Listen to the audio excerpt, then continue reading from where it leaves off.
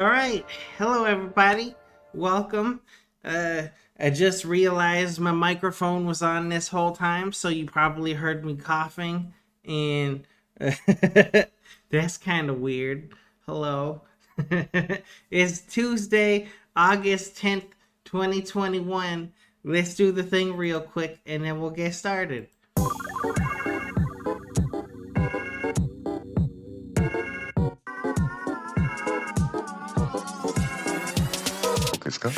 Fat Chaz. What's up, Fat Chaz? Hope you're doing well. It's good to see you.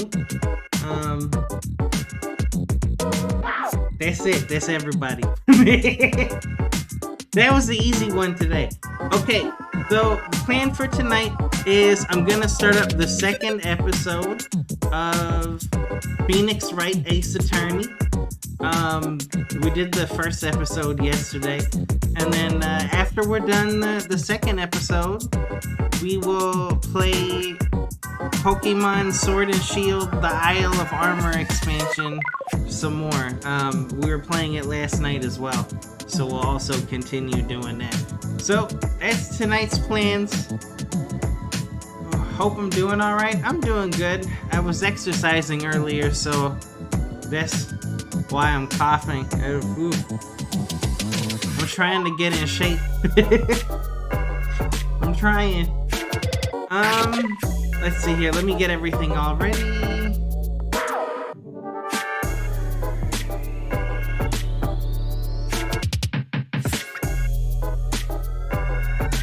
Just trying to take better care of myself. Any minute. Come on, Capcom.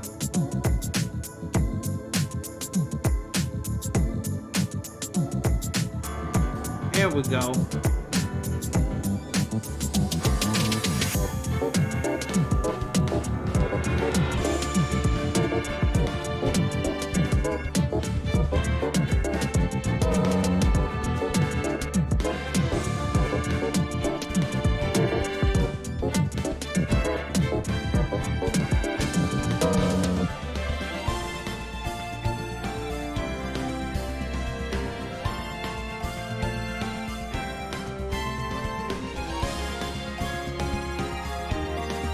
Okay, I think we're good to go.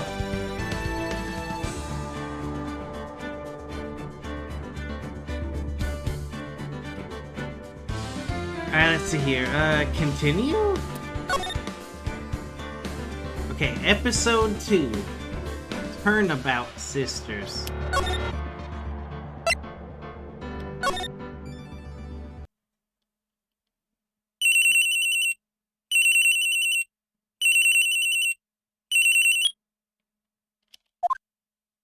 Hello? This is Maya. Hey Maya, it's me. Mia! What's up?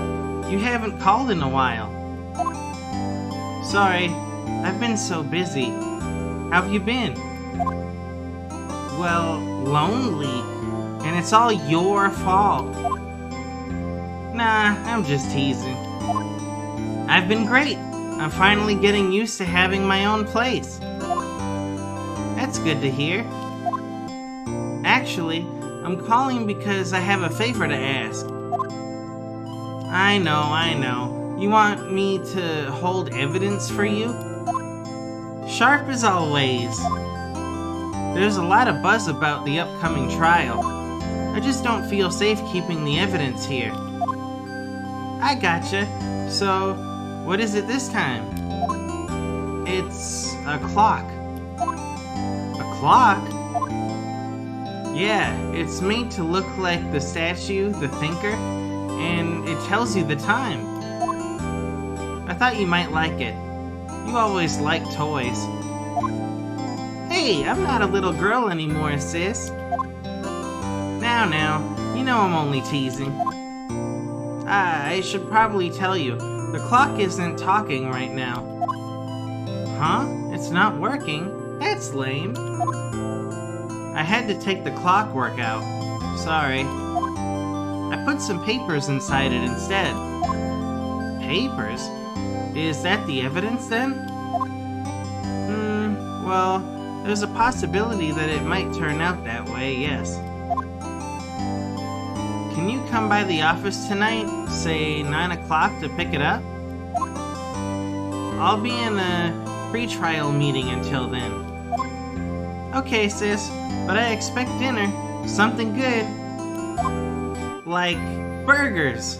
I could really go for a good burger. Okay. We'll hit the usual joint. Alright, it's a deal. Okay, sis. See you soon. Yep, I'll be waiting, Maya.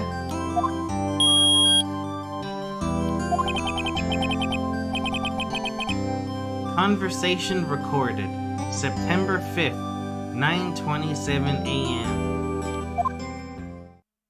Welcome to Good Burger, home of the Good Burger. Can I take your order? September 5th, 8:57 p.m. Faye and Co. Law Offices. Oh, this is when the sister's gonna show up. Now, Miss Faye, I'll take what's mine. The papers. I'm sorry, but I can't give you what I don't have. Miss Faye, you are a poor liar. Why, I see it right over there.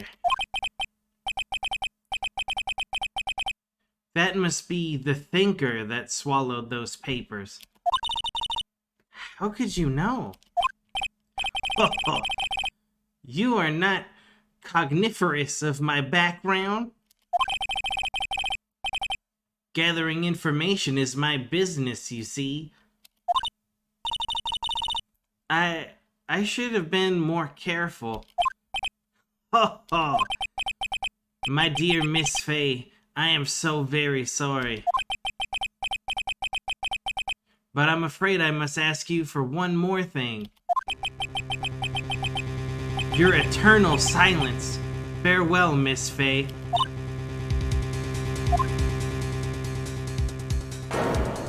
Oh shit! No! Oh shit! Who did that? Who is this asshole? He looked like a JoJo character. Red, white, blue.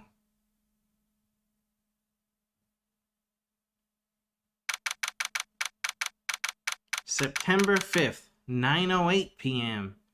Faye and Co. Law Offices. Uh-oh, I'm late. Huh, that's strange. Guess the chief left without me. She said her sister was coming over, so we should all go out for dinner. What's that smell? Blood? Mia! Maybe she's in her office.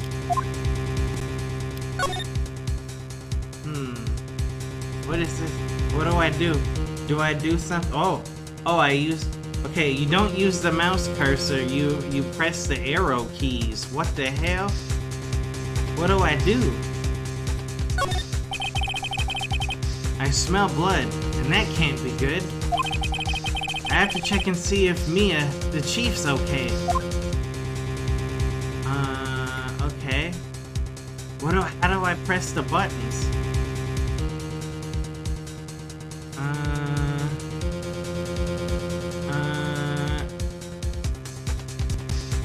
Door. Nope, no, I pressed the wrong button. Okay, let's figure this out, Phoenix Wright. Oh, I can also click. I don't have to use the arrow keys. Okay.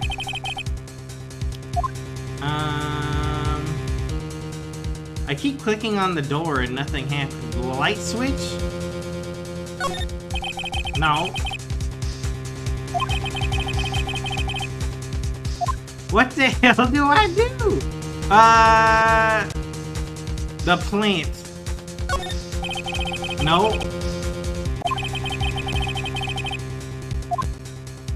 Oh my god, do I just... What do I... How the fuck... Options. Nope, that's not it either. Court record. Nope, that's not it either. How the hell?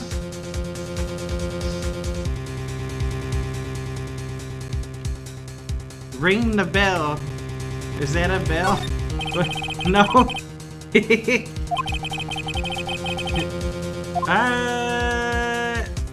What the heck? Why can't I open the fucking door?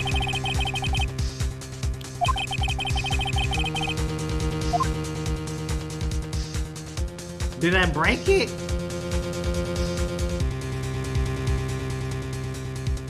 Dude, this door is just cracked open and I can't get in. Maybe it's not the door. Maybe it's something I'm missing. The drawers. Nope. Maybe it's a different button.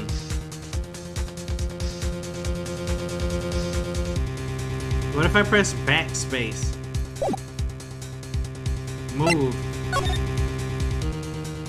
Oh, I had to press backspace. Office. That smell. Blood.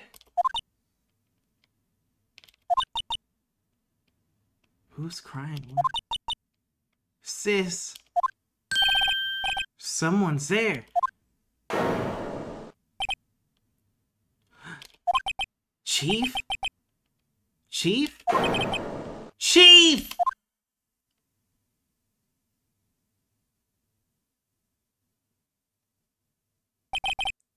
Who are you?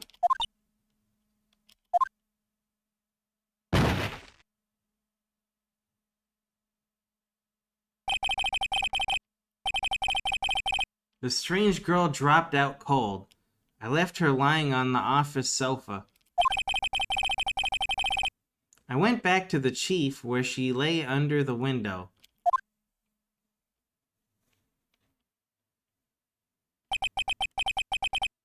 Her body was still warm.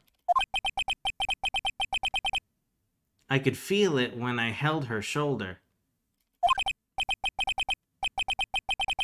Then, all too quickly, it began to fade. Until finally she was cold.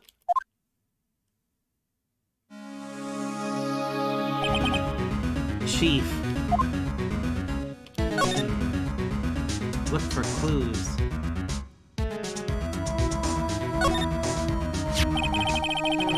It's encrusted with dried blood. How ironic that this became the murder weapon. Again.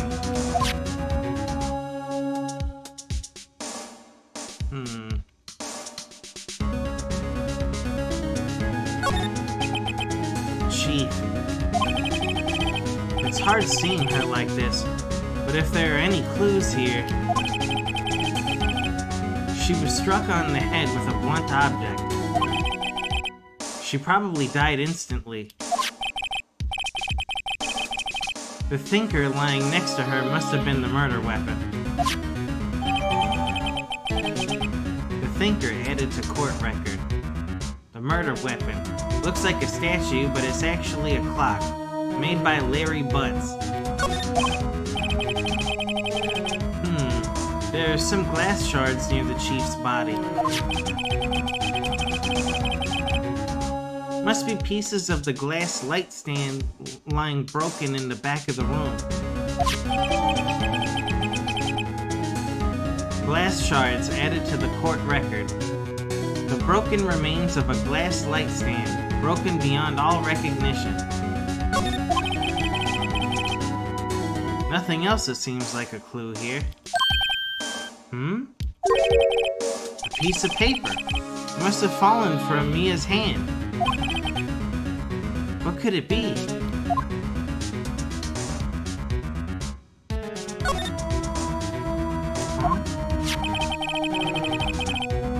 A word is written in blood on this scrap of paper.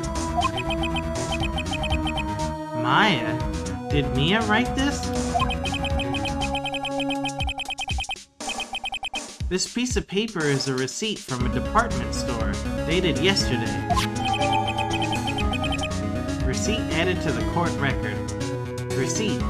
A department store receipt with letters written in blood on the back.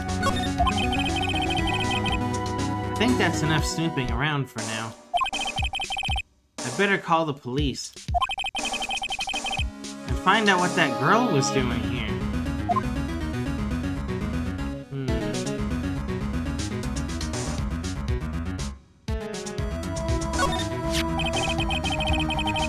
Some shards of glass are scattered on the floor. They seem to be the remains of a glass light stand.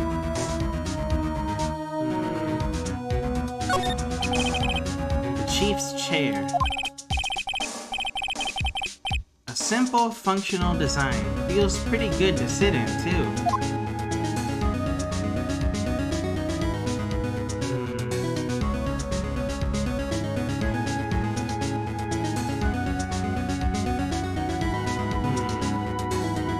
I think that's everything. Oh.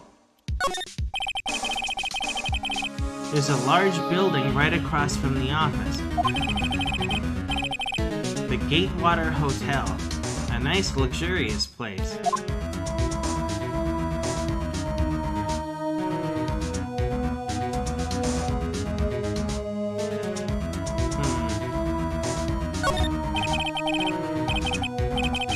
It's painful to look, but I have to for Mia's sake. It looks like she was hit in the head with a blunt weapon. She probably died instantly.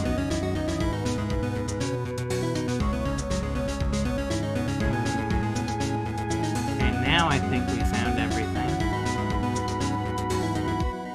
I'm not seeing anything else around.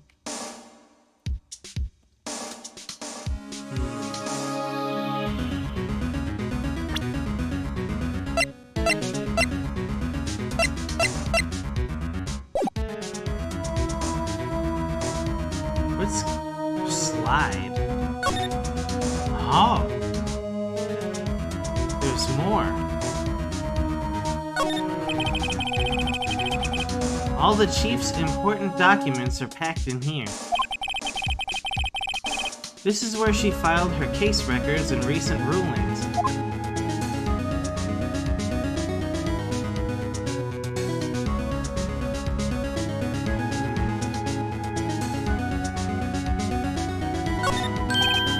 Right! I'd better call the police. Huh? That's funny. A few of the screws on the receiver are missing.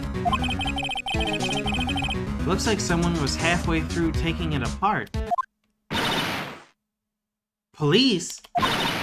Please, come quick! What was that? Someone screaming from outside the window? Huh? She's staring right at me. She's holding a phone in her hand. Oh no, she's gonna think I did it. Oh man, might as well find as much evidence as I can. Surprisingly, the chief was never good with machines. About all she used this PC for was email. She picked up this ancient model at some garage sale for practically nothing. Perfectly normal office desk. The chief had a very particular policy about office decor. Spend big on stuff the clients use, but keep your own stuff simple. The Fay & Co. ledger book.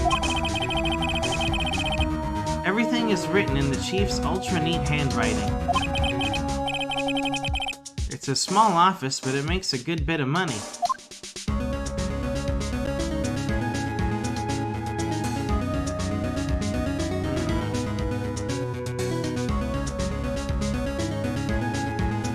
Alright, I think we found everything. Let's see if we can also call the police at the same time. And clear up this awkwardness. The phone's receiver is missing a few screws. I better not use it. Oh, okay, well, shit. I guess we're just gonna get in trouble.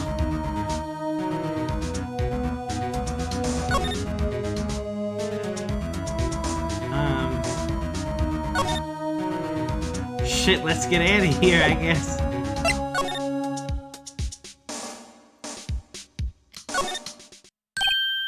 Huh? That girl just now. Where'd she go?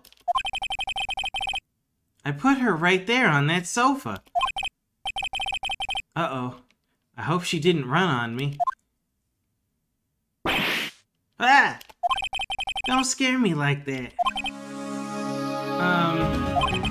Excuse me, but who are you? It's okay. I work here. Maya Fey. Maya Fey? Maya? So Mia was writing this girl's name. Maybe I should show her the receipt? Never thought there'd be a use for evidence like this outside the courtroom.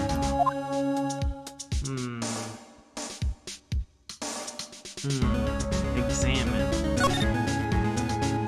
Oh, okay. Not what I thought was gonna happen, but this works too. You couldn't cram more legal books in here even if you wanted to. Few can gaze upon the shelves without feeling insignificant. We need as many clues as we can get. A large painting. I guess you'd call this modern art. I, on the other hand, call it a mistake.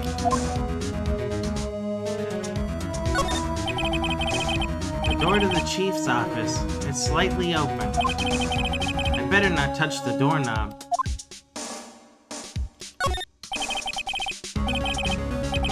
This sofa is for clients. It's leather. A real luxury model.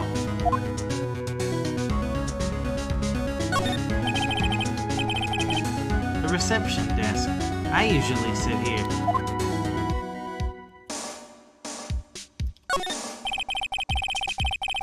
A small writing desk cluttered with office supplies. Well, nothing fishy in here.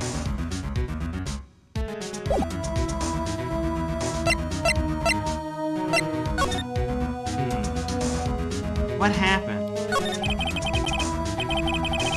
She seems to be in shock. I don't want to disturb her, but I have to know. Excuse me? Can you tell me what happened? I came in. The room was dark. And Sis... So she was already dead. You and the chief. So you're the chief's sister. I'm her younger sister. And you were here visiting? This late at night? Yes. She said she wanted me to keep some evidence for her. Evidence? Yes, it was that clock. It was the thinker.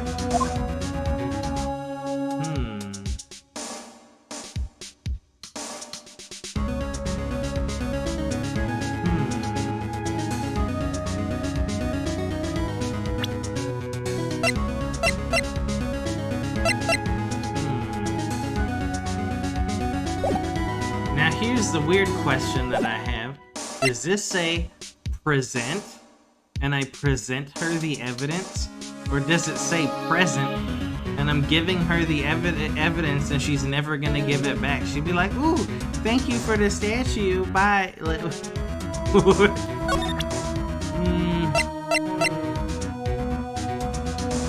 I'm gonna show her the receipt.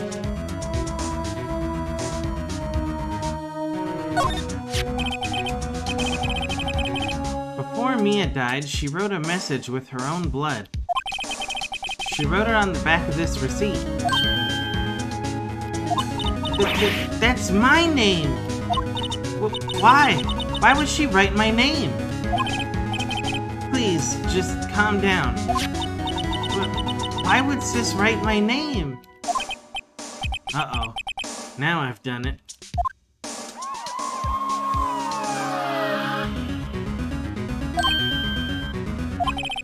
police!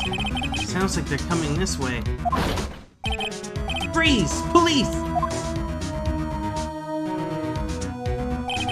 Alright, I'm Detective Dick Gumshoe, see? Dick Gumshoe?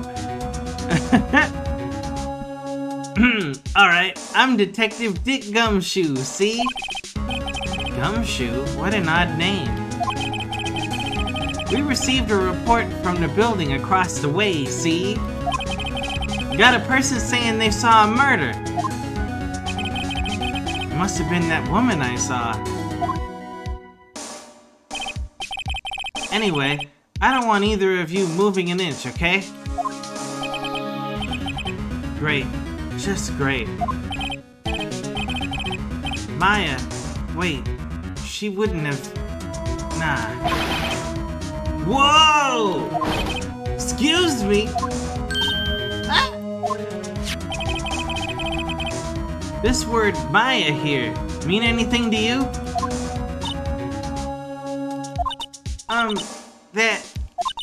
That's my name. What? The victim drew this here note in her own blood, see?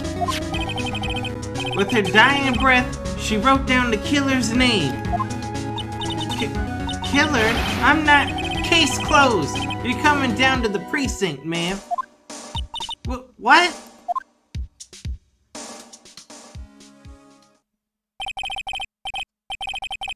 Mia's younger sister, Maya, was arrested on the spot.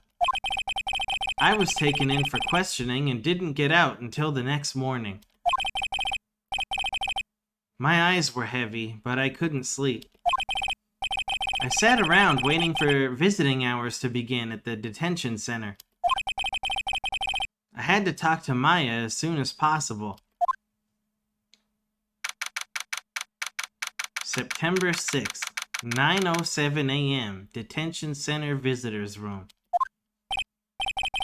Wow, they have poor Maya locked up like a criminal. Oh, it's you, the lawyer.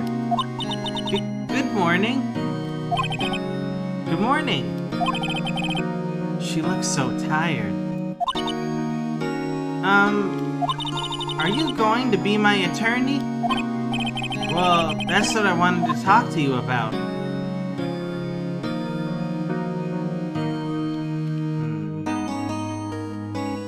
It's up to you.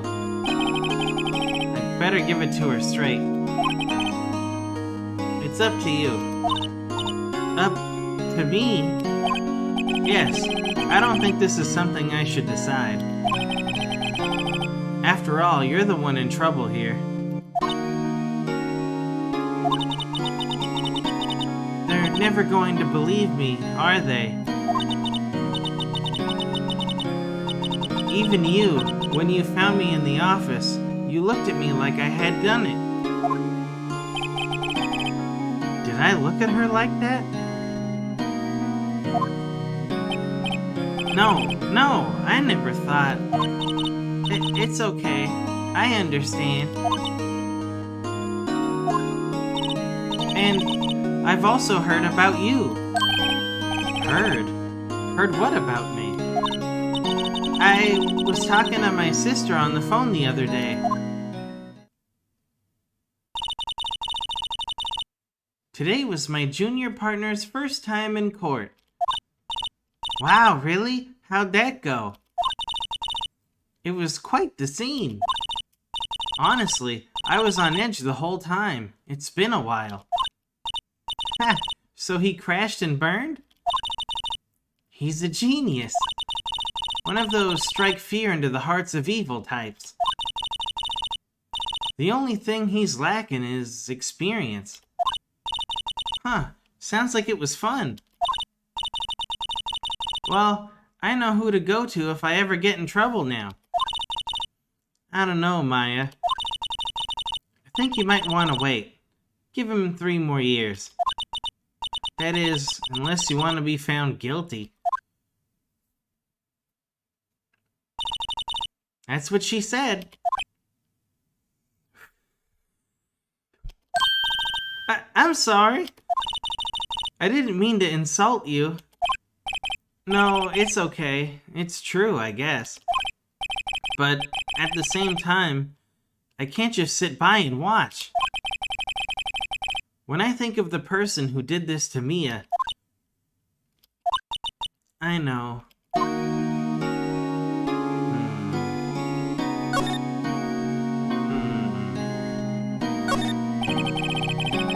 This guard monitors the visitor's room.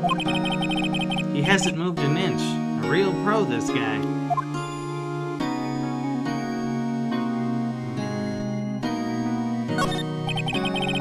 Smile for the camera.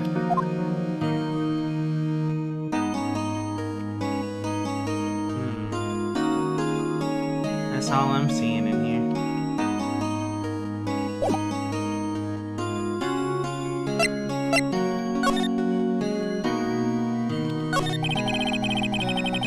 There's something I've been wanting to ask you. Yes? What's with that outfit? Oh, this?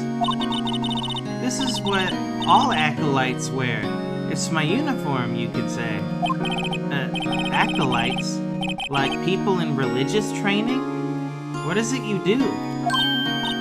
Oh, it's nothing. Nothing strange, really. I'm a spirit medium. In training. A spirit medium? I'm pretty sure that qualifies as strange. The day of the crime. Could you tell me about the day of the murder? Yes. Let's see. That morning, I got a call from my sister. She wanted me to hold on to a piece of evidence for an upcoming trial. Evidence? Yes, that clock shaped like the Thinker. The one Larry made. How could that have been evidence in a case? Right. She said something about that. I remember. Do you want to hear it in her own voice? Her own voice? Yes. I'm pretty sure our conversation is on my cell phone. You recorded it! Yeah! I forgot how to delete those things. Your cell phone. So, you say you have a conversation with your sister on your cell phone? Let's hear it. Right! Oh! I just remembered. That detective took my cell phone. Sorry. Oh, right. Of course. Next time I see Detective Gumshoe, I'll ask him for it. I'll write you a note so you don't forget, okay? Sure. Thanks. Maya's memo added to the court record. Conversation I had with my sister is recorded on my cell phone.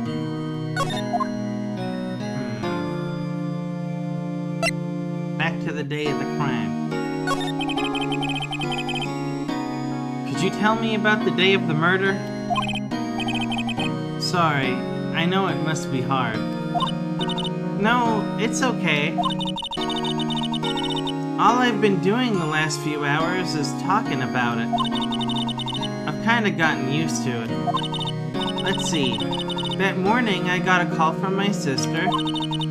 She wanted me to hold on to a piece of evidence for an upcoming trial. That's the Thinker clock that Larry made. It practically qualifies as a serial murderer by now. So then, when did you arrive at the office?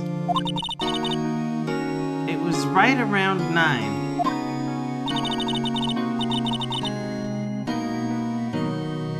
The lights were off and I could smell blood. Then I found her, my sister. Thanks, Maya. That's all I needed to hear for now. Damn, hold up a sec. We are dropping mad frames on Twitch. What? How bad is it? Hold on. I mean, it's not that bad. It's... You can't really tell because it's a visual novel.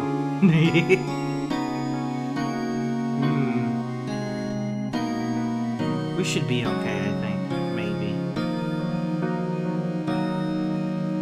We'll see if it happens again.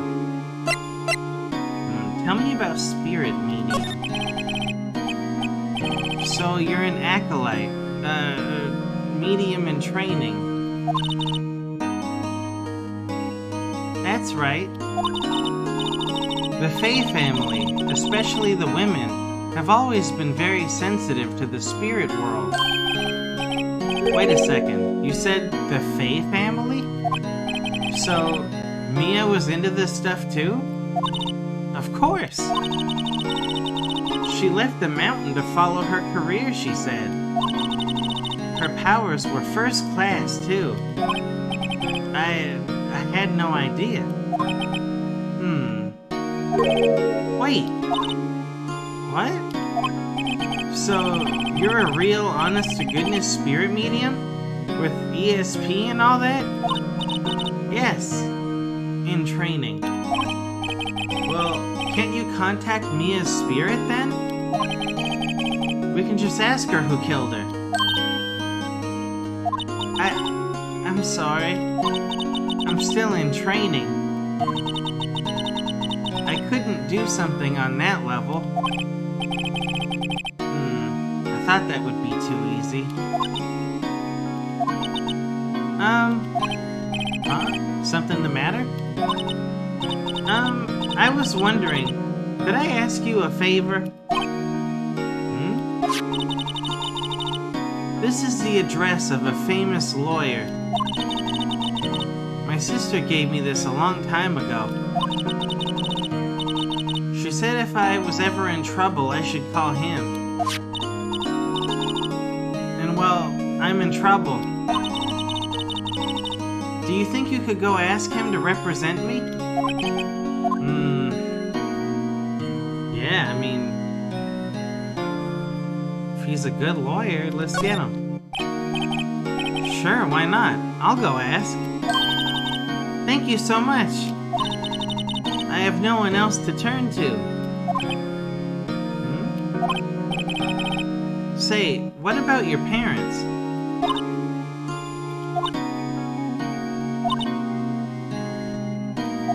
I see. Don't worry. Leave it to me. Thank you. The trial's tomorrow at 10 o'clock. What? Tomorrow? Tomorrow? What if this guy refuses? They told me that if I don't find one, the state will pick an attorney to defend me. When will that happen? They're giving me until 4 o'clock this afternoon. And visiting hours are almost up. I'd better hurry. Right, I'll be back. Let's get the hell out of here. Wait. Let me look at the court record. I didn't really get a piece of paper that told me what lawyer I'm even supposed to talk to, but okay, let's get out of here.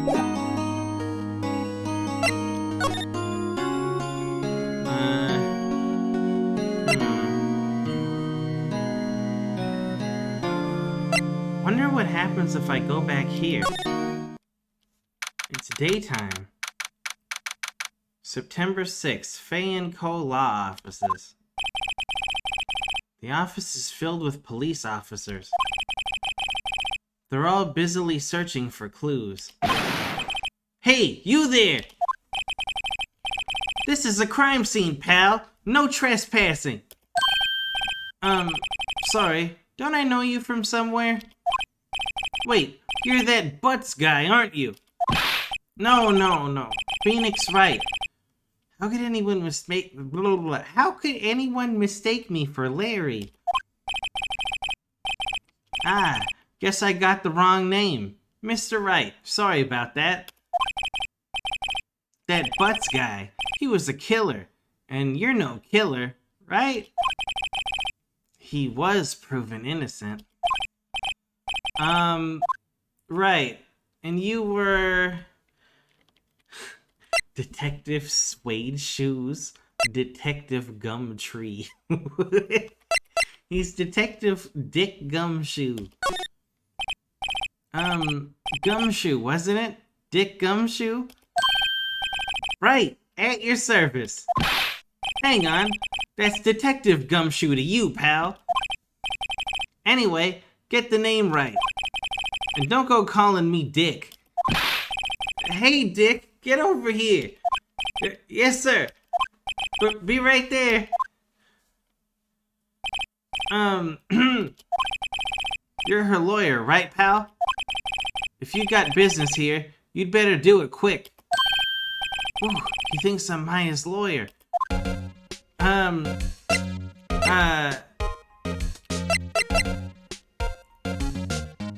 Yeah. Okay. Maya's memo. Since he has her phone, I was wondering, did you see Maya Faye's cell phone? Oh, that? I have that. Do you think you could give it back? Sure, I mean, wait a second, pal. Tricky lawyer. Uh-oh, he's on to me. Tell him straight. If I tell him why I want it, there's no way he'll give it to me. Something the matter? Oh, no, it's just, you know, detective. Nope, I know nothing, pal. That cell phone has a lot of numbers on it, like her boyfriend's. The cell phone holds all a little girl's sweetest and spiciest secrets. You're trying to confuse me. Sorry, pal. I already checked all the numbers in memory. Impressive. You're quite the detective. Uh-huh. Oh, here, you can have the phone back. There weren't any suspicious call records in there after all. Seems he didn't notice the recorded conversation. Maya's cell phone received from Detective Gumshoe. It says, holds a conversation between the chief and Maya. Check the court record to hear the recorded conversation. Oh, okay. Also, I'm just noticing now, I probably should have went to that lawyer's place first. Because I think time might be progressing, and uh-oh. I'm not gonna check it right now.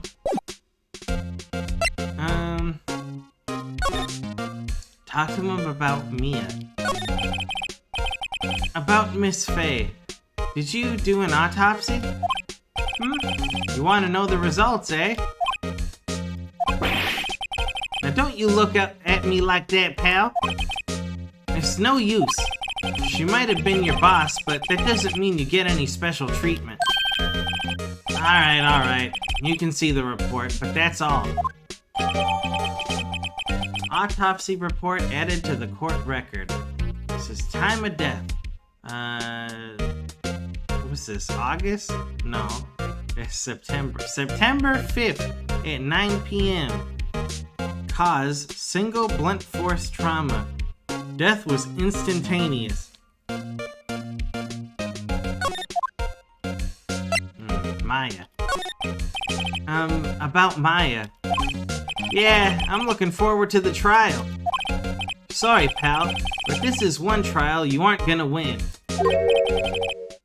Why do you say that? The city's put Prosecutor Edgeworth on the prosecution. Edgeworth? I'm sure you know what that means, you being a lawyer and all. I guess I've asked all the questions I need to. You all done, pal? Yes, thank you. I'll be heading out now. Oh, wait. One more thing I wanted to mention to you. I don't suppose you're planning on talking to that witness. Anyway, you'd better not. No influencing the witness with your lawyerly ways, pal.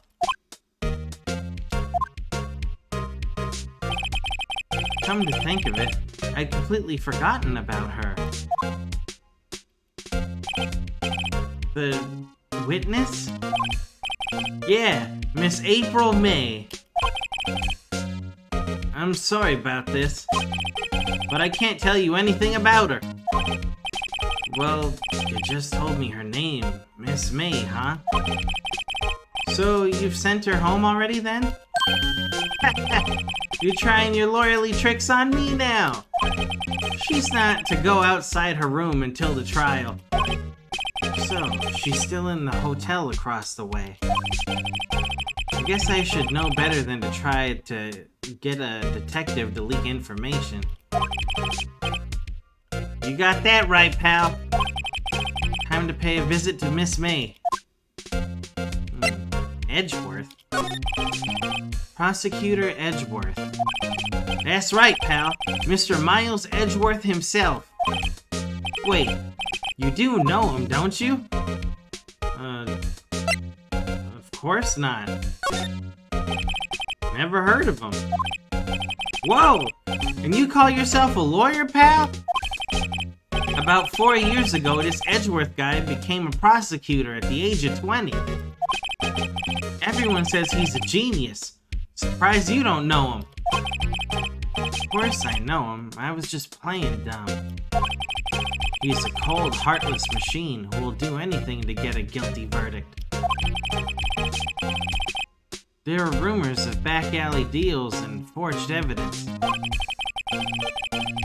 All I know for sure is that Edgeworth hates crime with an almost abnormal passion.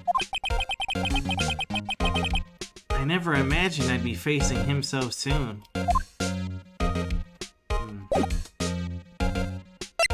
Any new clues in here? Since it's daytime, Mia's favorite potted plant. I remember it had this bizarre name no one could ever remember. Cordyline stricta, pal. Who is that?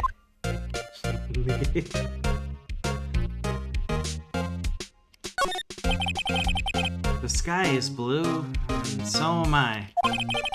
There's that hotel right across the way.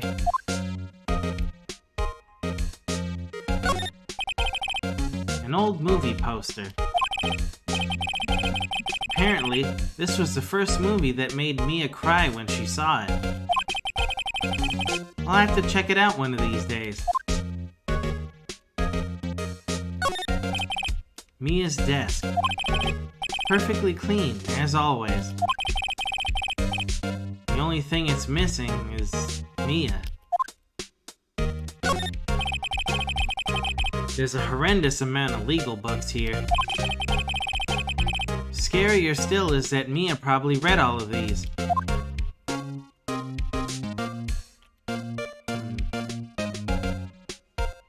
I think that's everything in here. Alright.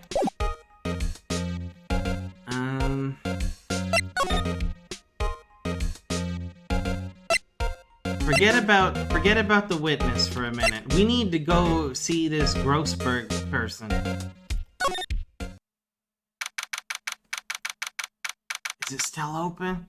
September 6th, Grossberg Law Offices. According to the receptionist, the big boss is out. She couldn't say when he'd be back. It must be hard to keep track of everything when you're a famous lawyer. Not to mention run an office like this. I guess I'll just have to come back later. Dude, how much later? They're gonna close soon. Oh no. What if he was here and then... Oh no, what if I messed up and I should have came here first? Oh no. Oh, I might as well look around. That painting has been bugging me ever since I stepped in here. The oil paint is so thick it's practically giving me a stuffed nose. I'm sure the price is nothing to sneeze at either, for that matter. An expensive potted plant. No idea what kind of plant it is, but it's probably the most expensive one available. A table for clients. An elegant ebony case. And if I'm not mistaken, that lighter's made of solid gold. Even I can tell someone here's got money to burn.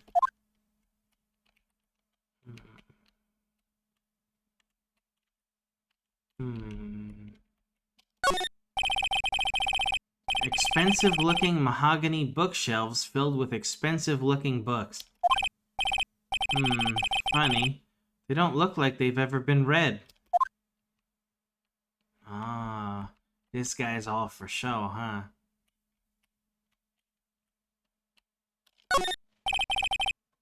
A solid mahogany desk. The wood's been polished to a deep luster.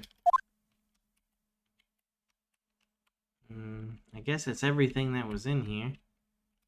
Not seeing anything else.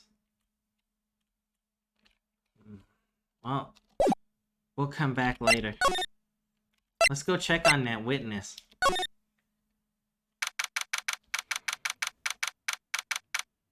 September 6th, Gatewater Hotel, room 303. Well, hello there, handsome. Hi. Smooth, right? Real smooth. You're the lawyer, aren't you? The detective told me. He said, don't say nothing to that lawyer, pal. Hehe. Memo to self. Thank Detective Gumshoe for making my job harder. Gee, this is all like something out of a movie. It's all so exciting, I can hardly contain myself. Oh, let me go freshen up so I can look the part of the beautiful eyewitness. I pity the lawyer that has to cross-examine this one. Oh, at this rate, it might be me. What do we got in here? The flowers are fake, as expected. I know sunflowers and tulips, but that's about the extent of my floral knowledge. Ah, a still scene painting. Wait, should that be still life? Whatever. One of those is hanging on the wall.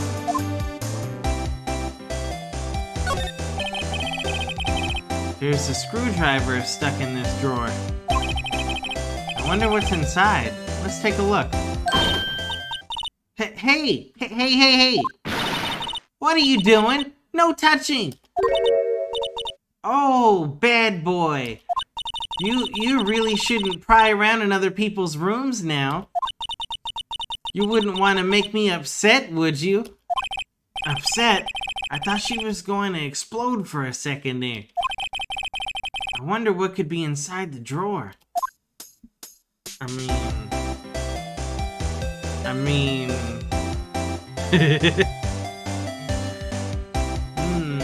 If it's a girl's hotel room and she's gonna have to stay here all the way through the trial, I can probably guess what else is in there.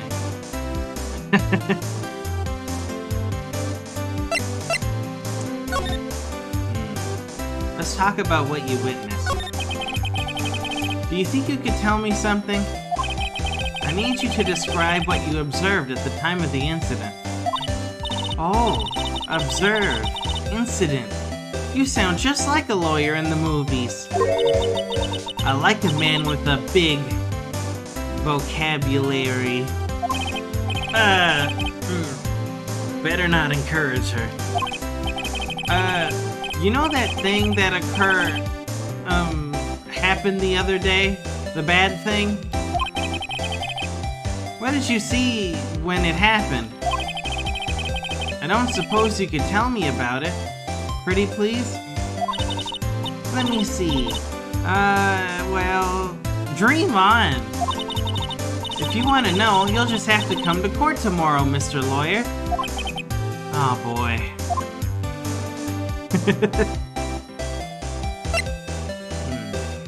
Let me ask her about herself. Could you... Just who exactly are you? Oh, Mr. Lawyer, are you hitting on me? No, hey, I'm just doing my job here. You know, you're cute when you blush. Believe me, this is the first time in my life I've blushed this much. Right, can you just tell me what it is you do? Well, no.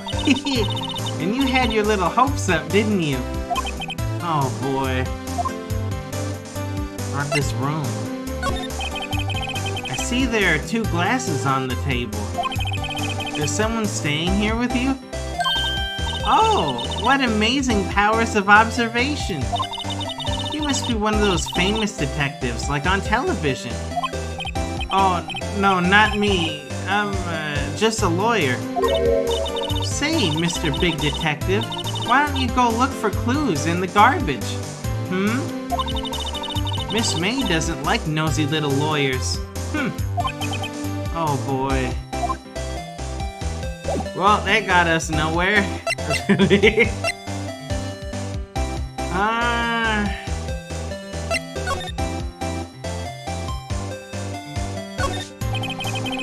A bottle and 2 glasses are on the table. Somebody must be staying with her. The late summer sunlight streams through the window.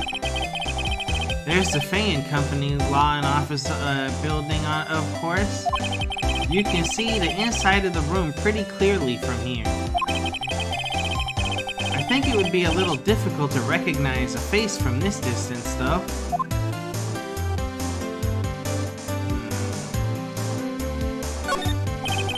A simple bed. It's been recently made. Nothing eye-catching here.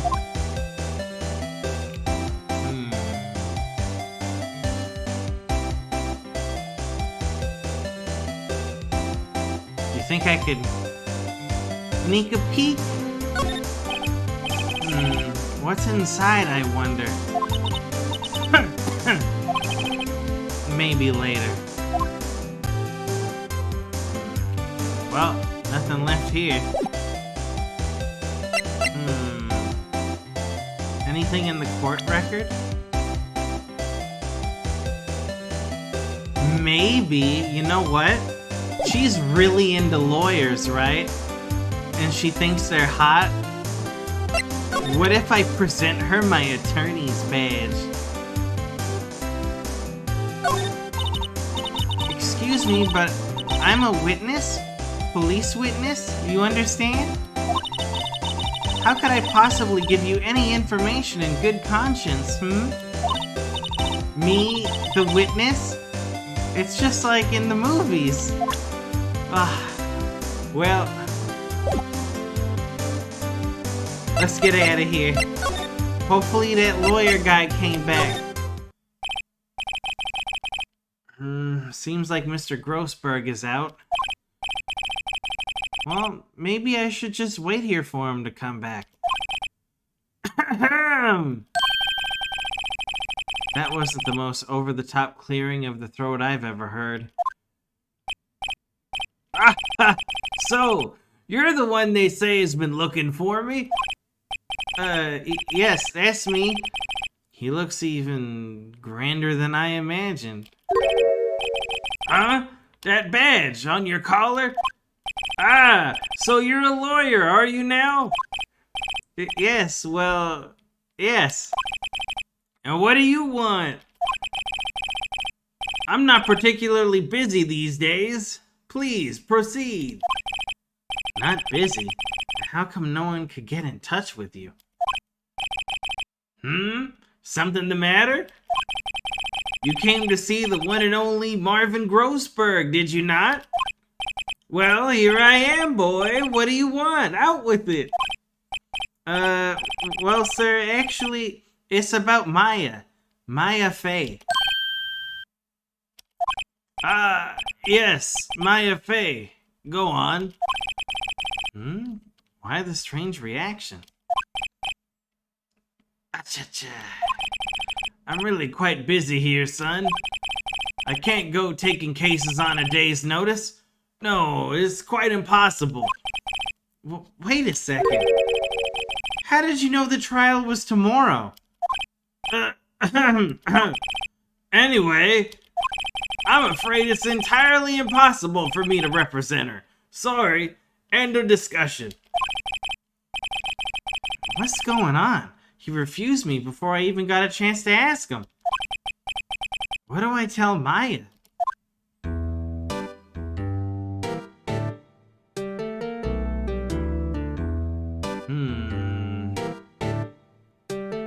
This man is extremely unlikable, isn't he? Anything that I missed on the first sweep? Anything new? Doesn't look like it.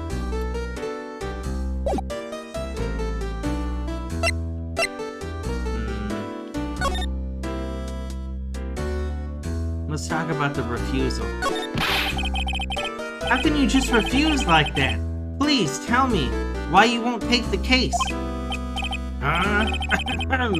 Well, you see, it's just I'm busy, you see? But the client is Mia Fey's sister. Mia trusted you. She knew her sister would be in good hands.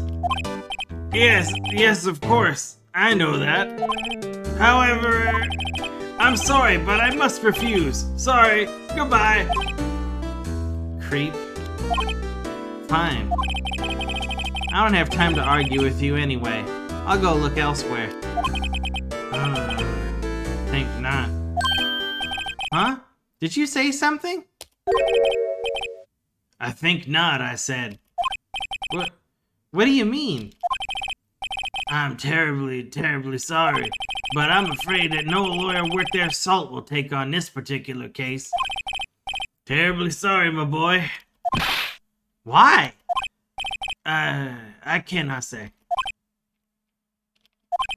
I beg your pardon, but could you leave now? I have nothing more to discuss with you. What's going on here?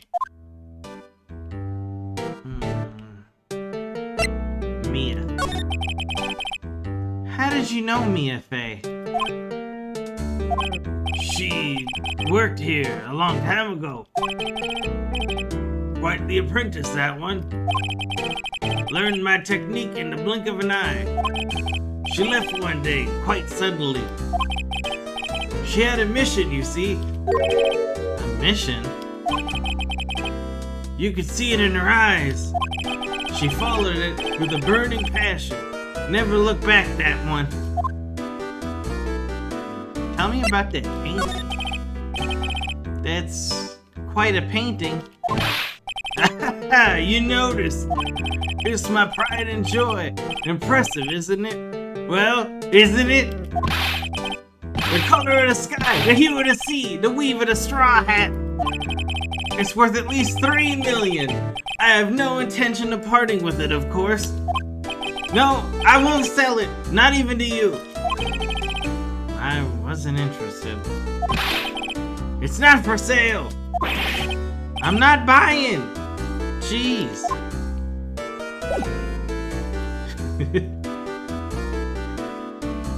I don't have anything I can show him, huh? Fuck it, let's get out of here.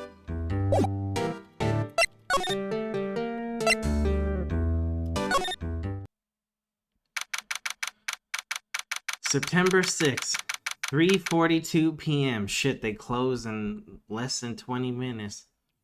Detention center, visitors room. Hiya. Oh, you're back. Did you find the lawyer? Well, what do I tell her? Well, see, just be honest. I really don't think you should use that guy. He didn't seem healthy. He was all skin and bones. What really happened? You don't mean he refused to help? I see. I've been abandoned then.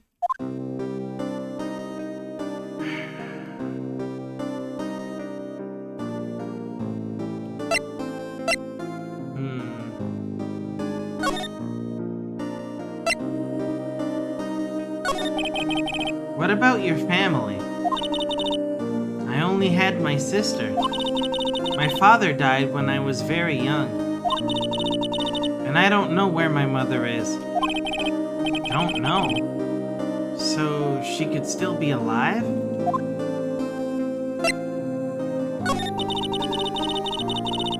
The women in my family have been mediums for generations. They say a lot of spiritual power runs in our blood. About 15 years ago, our family was involved in an incident. There was a man and he ruined our mother's life. Ruined? After that, she disappeared. Several years after that, my sister announced she would become a lawyer, and she left the mountain. So, you live by yourself? Yes, I've gotten used to it. Oh, also, I had to become independent, or I would lose my powers. I feel bad for her, all by herself up on that mountain.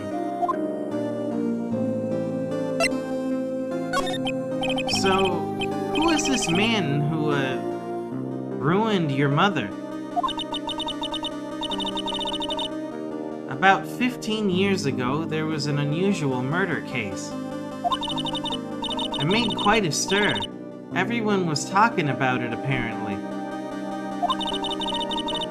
The police were running out of leads, and they were getting desperate. Wait, they didn't use a spirit medium, did they? The police convinced my mother to try to contact the victim. Wow, so what happened? The case was solved, we thought. You thought? The man my mother helped the police capture was innocent. The police's consultation with the medium had all been carried out in secret, of course. But a man found out about it and leaked it to the press. He told all the papers that my mother was a fraud, and the media jumped on it big time. My mother, became the laughingstock of the nation. I see. White. Excuse me? White? That was his name. My sister told me. White? Just a little longer now before the state-appointed lawyer comes, I guess. 4 p.m. Time's up. What should I do? Do I just leave her and go home?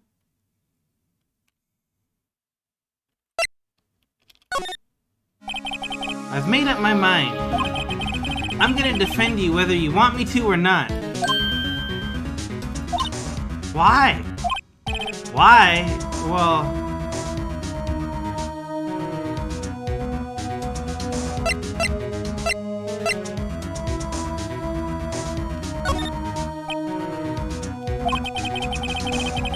No one is as sad as a person without any friends. I know. I've been there a long time ago. Why did I become a lawyer in the first place? Because someone has to look out for the people who have no one on their side. Maya, I won't abandon you. You can count on me. That's so kind of you.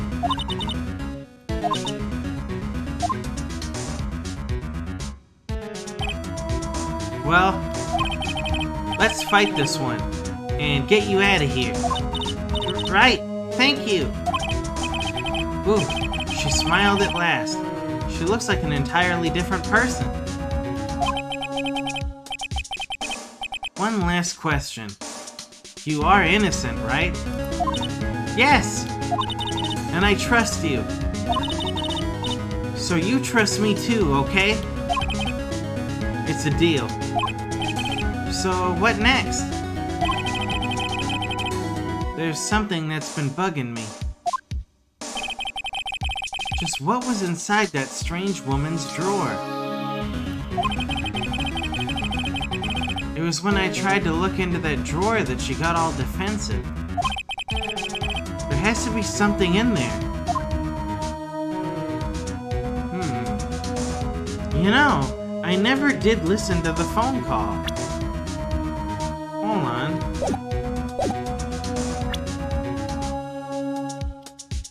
How do I do it?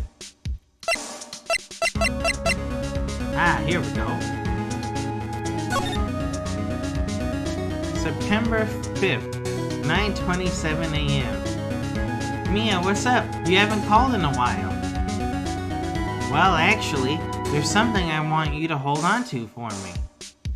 Again? What is it this time? It's a clock.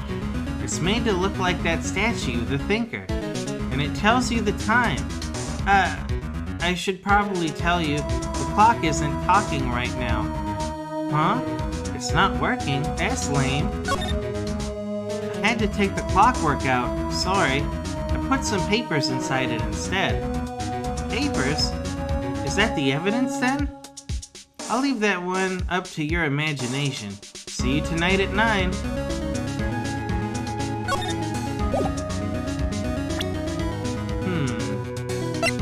There's papers inside the statue.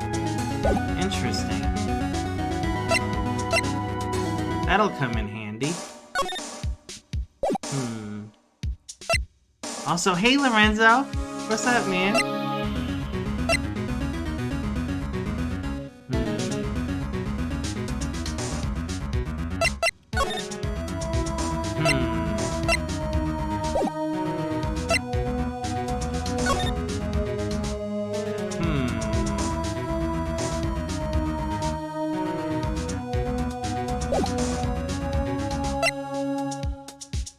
Maybe I should show her her phone.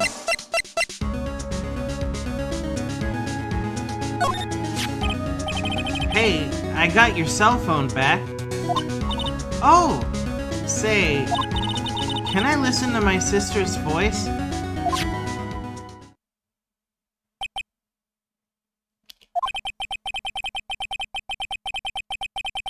Maya's eyes closed. She listened to every word with such intensity. Before long, tears began to roll down her cheeks.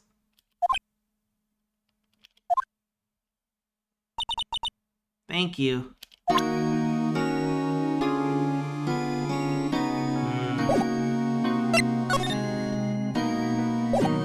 think I just made it worse. Then again, she did want to hear it.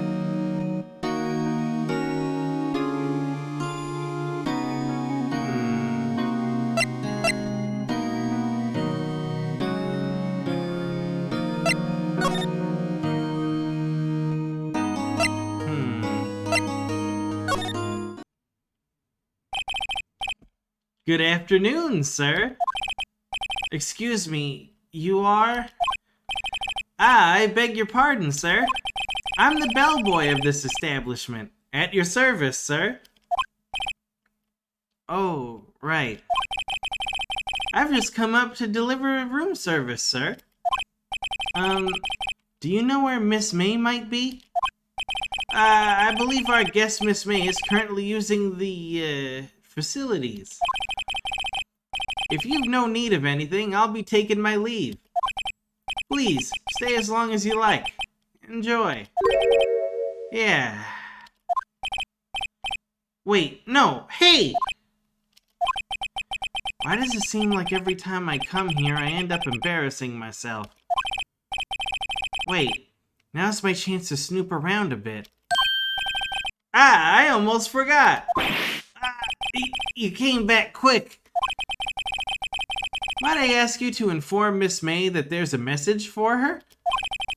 Please tell her that Mr. White of Blue Corp phoned. Oh, right. Sure. Mr. White of Blue Corp? Where have I heard that name? It's the guy that ruined the mom's life. That was his name. My sister told me. White was the name of the guy who ruined Mia and Maya's mother. Could it be a coincidence? Okay, real quick before she gets out of the bathroom. Maybe she's having a shower or something. We might have some time.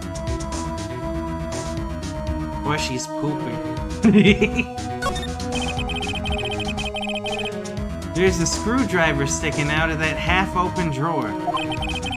Now's my chance to see what's inside. What do we have here? A wiretap? What would a woman like her be doing with a thing like this? Wiretap added to the court record. Found in Miss May's hotel room. There's definitely something suspicious about this Miss May. Why would she have something like this in her hotel room? There's a story behind all this, I know it. Alright. I'll be using this bit of evidence in tomorrow's trial, that's for sure. For Maya's sake. I'll get to this woman's bottom. Wait. I mean, you know what I mean. Oh, bellboy? Still there? Uh-oh. Time to scram. I look forward to tangoing with you tomorrow, Miss May. In court.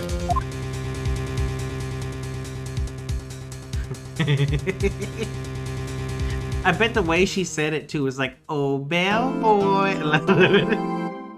Save up to this point? Yes. Oh, bellboy, you still there? Like, oh, shit. Okay, we'll save here. We good?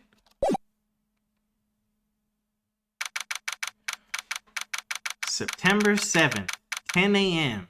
District Court, courtroom number 1.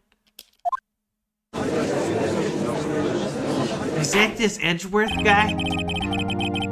Court is now in session for the trial of Miss Maya Fey. The prosecution is ready, Your Honor. The defense is ready, Your Honor.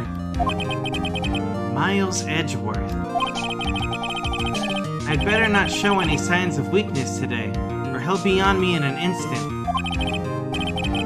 Mr. Edgeworth, please give the court your opening statement. Thank you, Your Honor. The defendant, Miss Maya Fey, was at the scene of the crime. The prosecution has evidence she committed this murder. And we have a witness who saw her do it. The prosecution sees no reason to doubt the facts of this case, Your Honor. I see. Thank you, Mr. Edgeworth. Let's begin then. If we may call our first witness, Your Honor. The prosecution calls the chief officer at the scene, Detective Gumshoe. Oh, it's Dick Gumshoe again. I like this guy, he's kind of funny. Witness, please state your name and profession to the court. Sir, my name is Dick Gumshoe, sir. I'm the detective in charge of homicides down at the precinct, sir. Detective Gumshoe, please describe for us the details of this murder. Very well, sir. Let me use this floor map of the office to explain.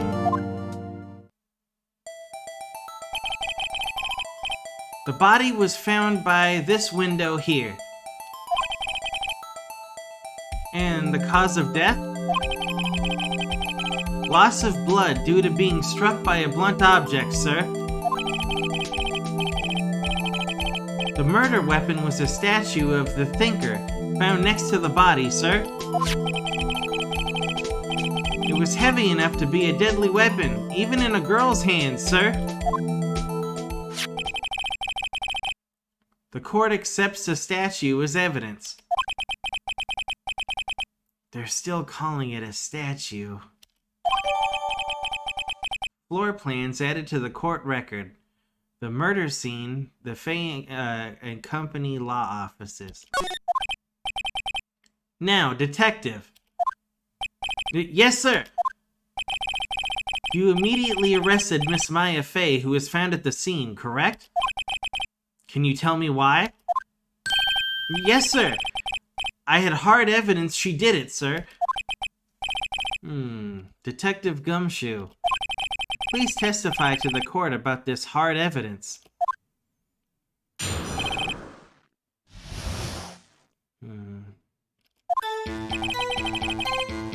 As soon as the phone call came in, I rushed to the scene. There were 2 people there already. The defendant, Miss Maya Fay, and the lawyer, Mr. Phoenix Wright. I immediately arrested Miss Maya Fay. Why? We had a witness account describing her. The witness saw Miss Maya Fay at the very moment of the murder.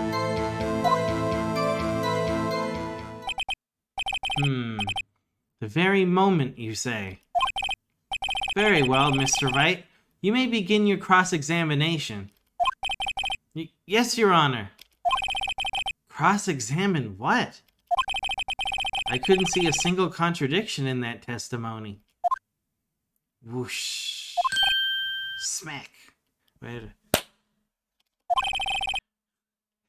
Hey, Maya just threw something at me. What's this? When my sister couldn't find any contradictions in a witness's testimony, she would bluff it and press the witness on every detail. The witness always slips up and says something wrong. It worked lots of times. I should have expected Maya to know some of her sister's tricks. Alright, let's give this a try. Something the matter? No, Your Honor. I'd like to begin my cross-examination.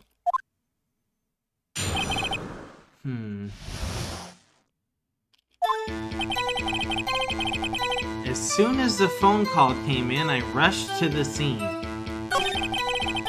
There were 2 people there already. The defendant, Miss Maya Fay, and the lawyer, Mr. Phoenix Wright. I immediately arrested Miss Maya Fay. Why? We had a witness account describing her. The witness saw Miss Maya Fay at the very moment of the murder. But I was there when she was screaming on the phone. Press. Hold it! Hold on just 1 second. Yeah? If I heard correctly, you said you arrested her because you had hard evidence she did it, correct? Huh? Did I say that? Me? I heard you say it. You did say it. You said it. Exactly what about this suspicious woman in pink? His claim is hard evidence. What? Miss May isn't suspicious, and she sure isn't a punk, pal. Wait, what? That's not what he said. Rewind. Miss May isn't suspicious, and she sure isn't pink, pal. Well, I guess she is pink. That's enough, Detective Gumshoe. Do you have any more solid proof other than her claims, Detective? I guess pressing can have its advantages. Yes. Sorry, I got the order of things mixed up in my testimony, Your Honor, sir. There was something I should have told you about first, Your Honor. Very well, Detective. Let's hear your testimony again.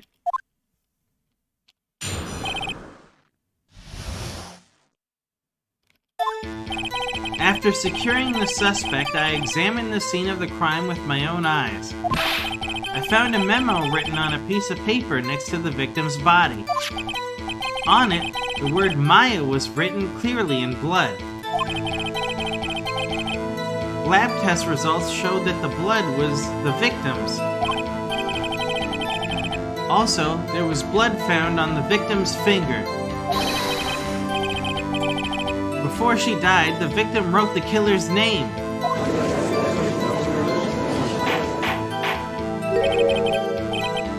How you like that?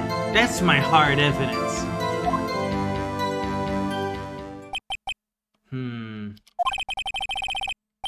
Before we begin cross-examination, I have a question for you, Detective. Your Honor? Why didn't you testify about this vital piece of evidence the first time? I know. I'm real embarrassed I forgot about it, Your Honor, sir. Try to be more careful. Very well. The defense may begin its cross-examination.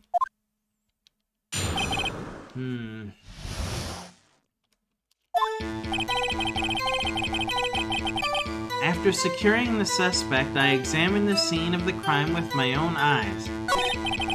I found a memo written on a piece of paper next to the victim's body.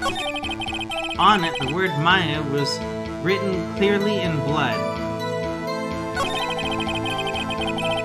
Lab test results showed that the blood was the victim's. Also, there was blood found on the victim's finger. Before she died, the victim wrote the killer's name.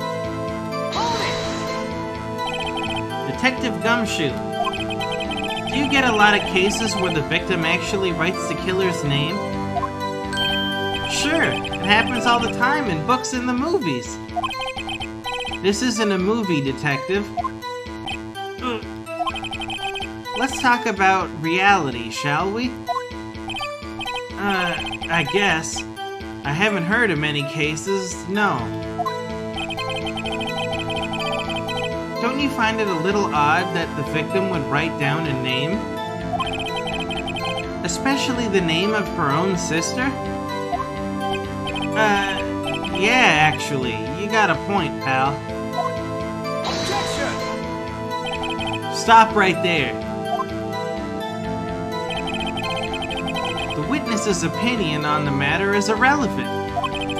The facts are clear. The victim wrote down the name of the accused. The victim told us the name of her killer. Order! Order! That didn't go so well. But that's right. What he said. That's his whole testimony. Okay, there has to be a contradiction in there somewhere. Let's find it. After securing the suspect, I examined the scene of the crime with my own eyes. I found a memo written on a piece of paper next to the victim's body. On it, the word Maya was written clearly in blood. Lab test results show that the blood was the victim's. Also, there was blood found on the victim's finger. Before she died, the victim wrote the killer's name.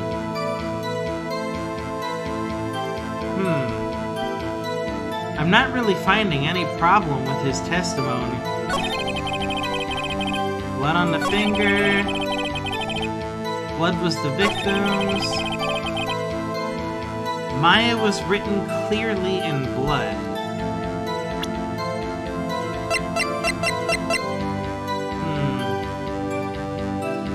That's right, it's a receipt.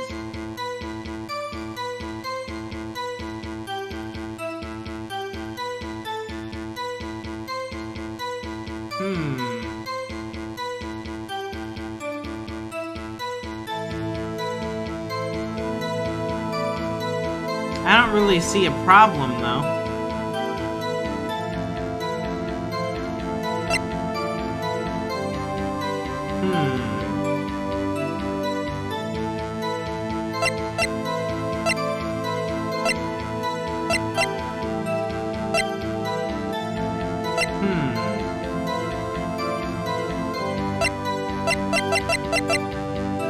I kind of want to bring up this receipt,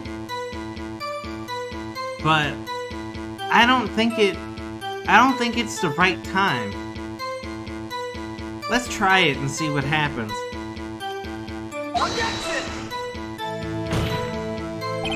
Your Honor, that statement contradicts the evidence.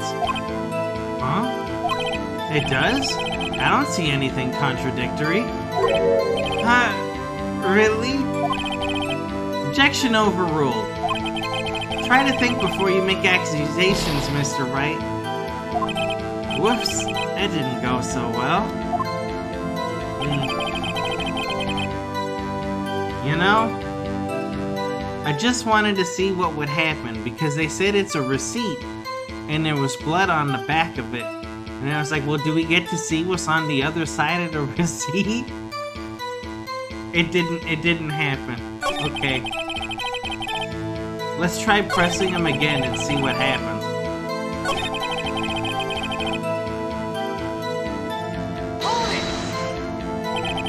Detective Gumshoe, do you get a lot of cases where the victim... Oh, we already did this earlier.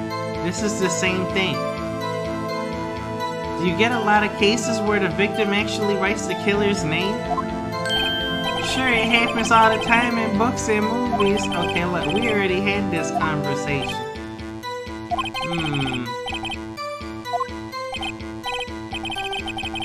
One moment.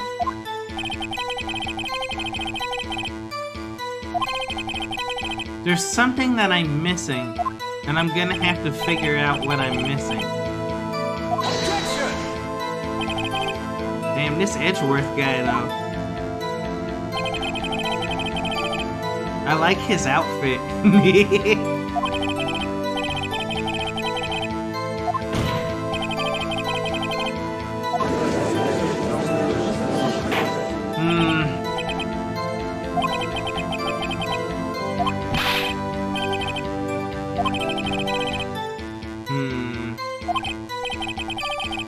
There has to be a contradiction in there somewhere. Let's find it.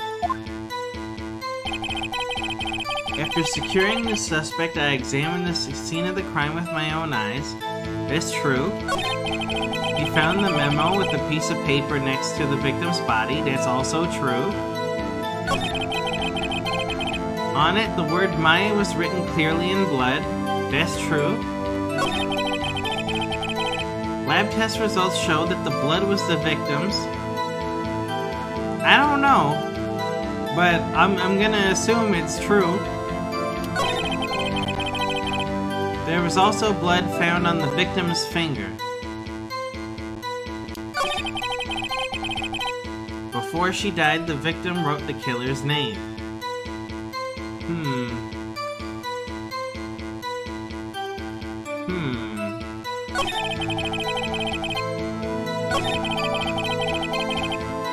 I'm not seeing anything suspicious.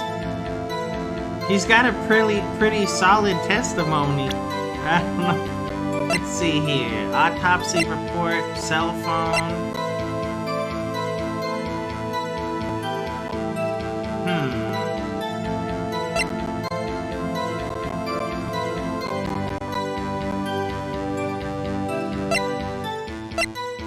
The receipt didn't do anything.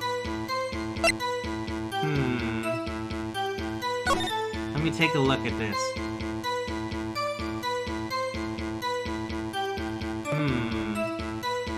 Checks out.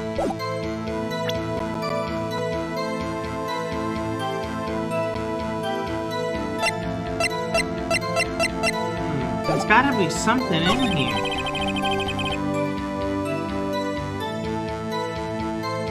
Did I forget the hint that the sister gave me? No! I've already pressed them twice. And it just repeated the same dialogue.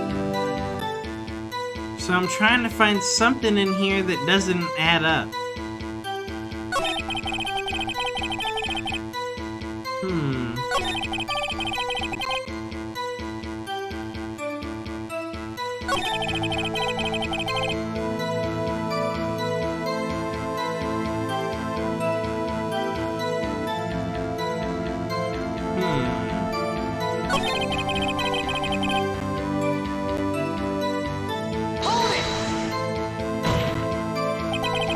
Do you have proof it was Mia who wrote that? Of course I do, pal. Uh-oh. He sounded pretty confident. This might not be good.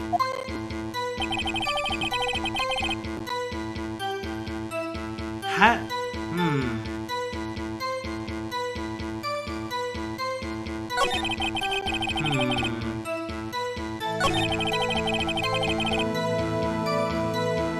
Let's go over the whole thing. This is all right.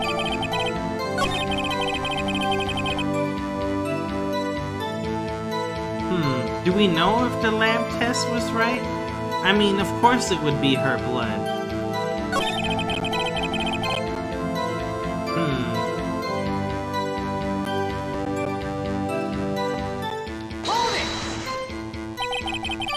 On which hand was the bloody finger, detective? The right hand. She was right-handed. Nice try. Uh-oh. I guess it wasn't too hard to see what I was getting at there.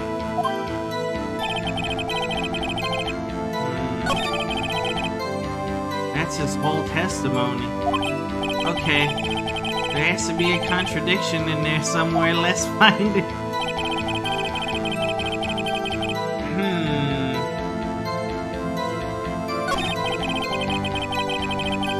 Wait a minute. This is wrong. He examined the scene first, and then he secured the suspect. Hold it!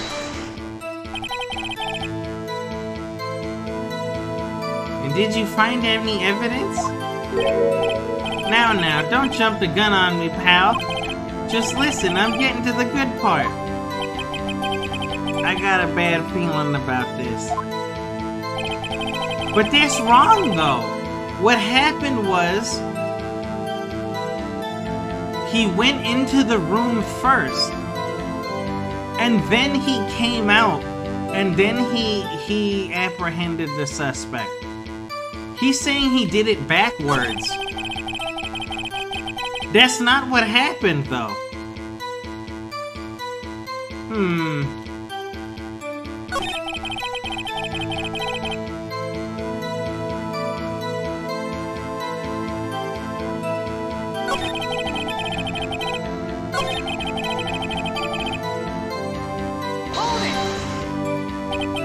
What kind of tests were these again? Huh? What kind? Well, I hear they take the, little bits in the blood. The, hermogoblins. Hermogoblin bobbin. I refuse to testify on this matter, pal. I'm no expert on blood tests. Yes, that was quite clear. You may continue with your testimony. But thanks, pal. I mean, Your Honor, sir. Detective Gumshoe. Yeah? I look forward to your next evaluation. As should you. Oh. That was a mess. Right, where was I? Also, there was blood found on the victim's finger. Okay, we press that one, we press this one.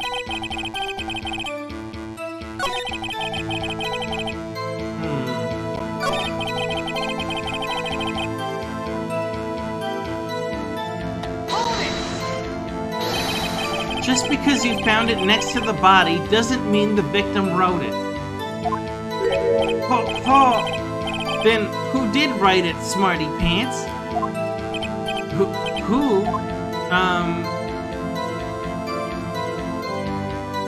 The killer. The killer. Anyone can see that. You're saying the killer wrote her own name? Buddy, please. She was framed. Objection! Hold on. If that's the case, where's your evidence?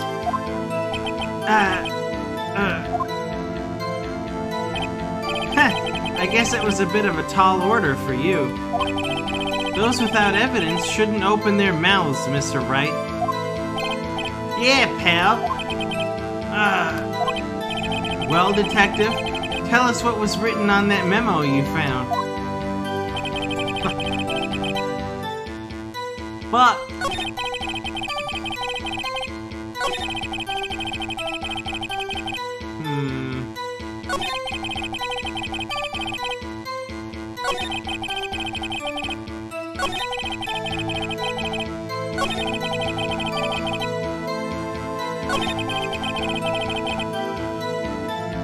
Dude, I wrote...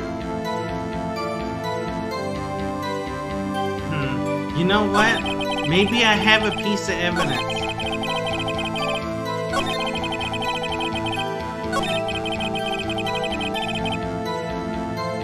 Do I have a piece of evidence?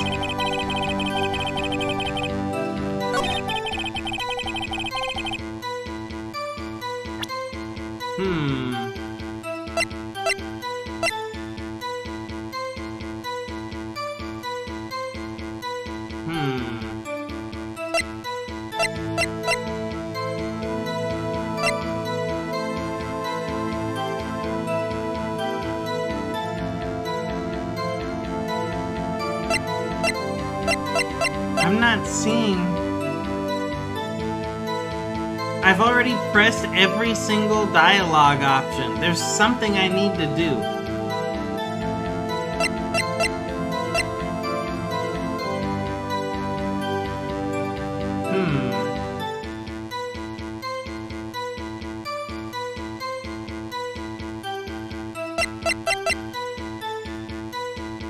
I didn't. I did, though. Okay, look. I press this. I press this.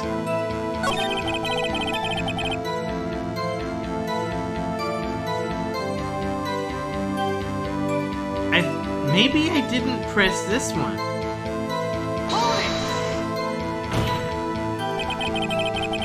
Oh, no, I did press this one.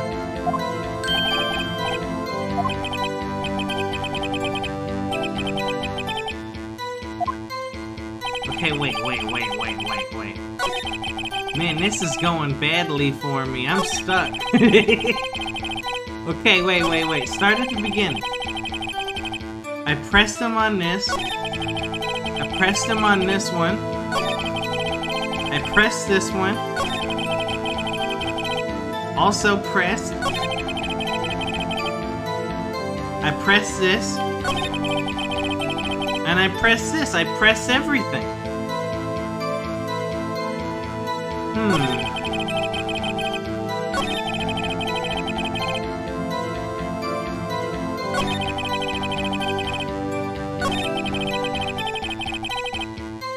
How about we press his entire conversation from the beginning? What's the worst that could happen? He gets tired?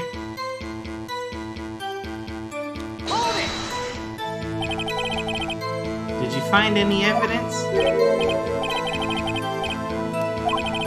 Don't jump the gun. We did this one before.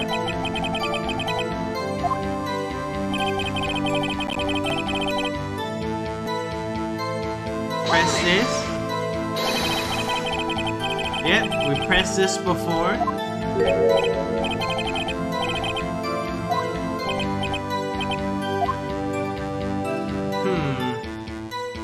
The killer. Yep, we've done this before. I think this is the option where I have to show a piece of evidence. But I don't know what to show. Objection!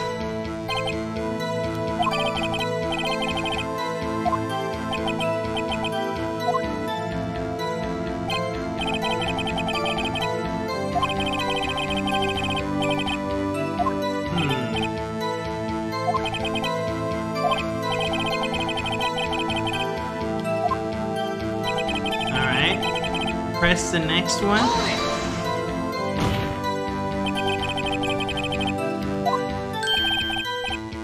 Yep, we've done this one before too.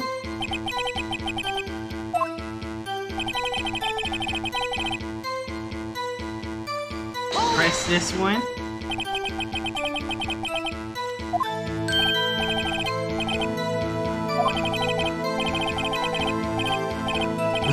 The hemogoblins.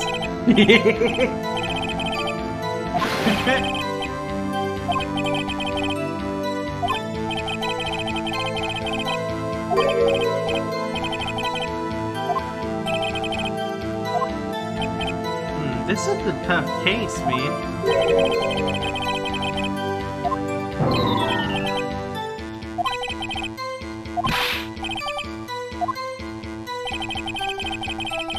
Alright, next one.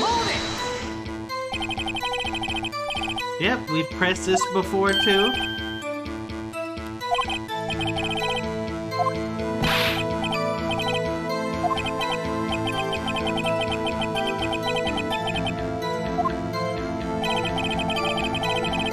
And then here's the last option, which I've already pressed before, but I'll press it again. Since Lorenzo told me that I didn't press everything, even though I know that I did, I'm doing it again. And this is why I don't listen to chat. Because I did check everything, and Lorenzo said that I didn't, and I did. Lorenzo!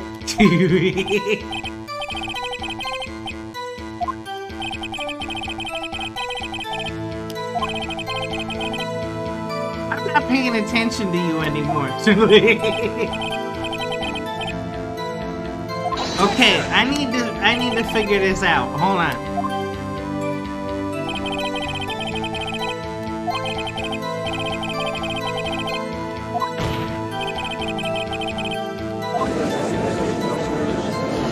I think I need to show a piece of evidence.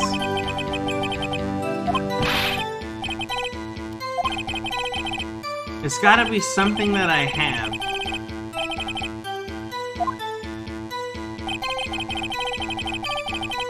Okay, here we go. Something that has to do with this. No, wait. This one. I have to show something. My badge isn't gonna be useful.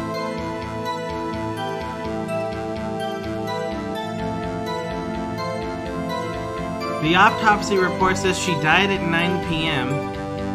The phone's not gonna help me because Maya was supposed to be there at 9 p.m. So the times on these match. So that's not useful. I'm not sure what the hell this glass shards is gonna do. That's not very useful. The thinker? I don't see how this would help.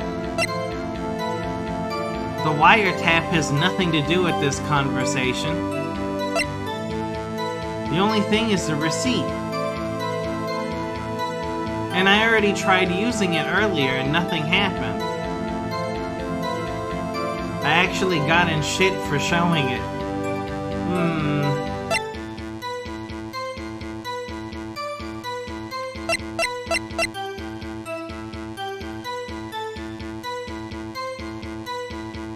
I'm not sure.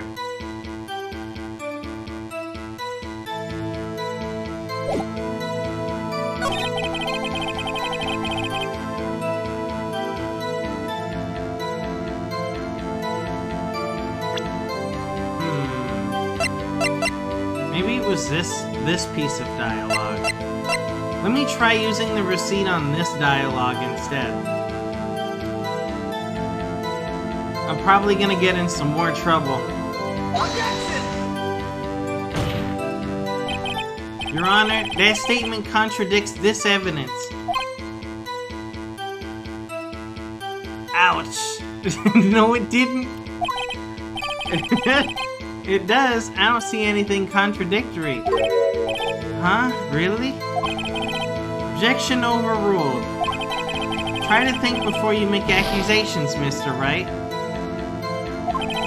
Dude, I did think. I've thought really hard about it. I don't know. Whoops, that didn't go so well. Okay. It's fine. We still have plenty of chances. I notice it takes off 2 bars every time you make a mistake. So I can technically make 3 more mistakes.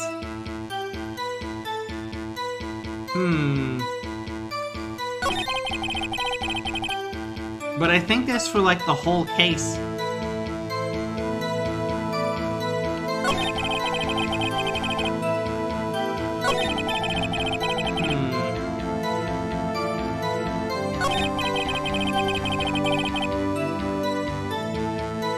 I mean, I could lie, but not only is that wrong, it's also against the law. I could say, instead of the options of the killer, Maya, or I did, I could say that I wrote it. They would be lying.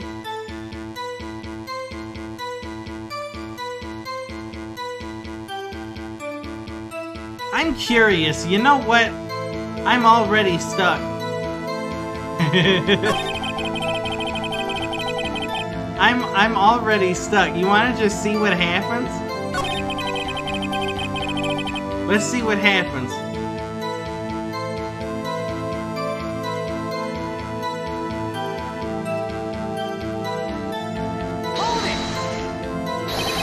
Just because you found it next to the body doesn't mean the victim wrote it. Oh, then who did write it, Smarty Pants? Who? I did! It could have been me! What? So it was you?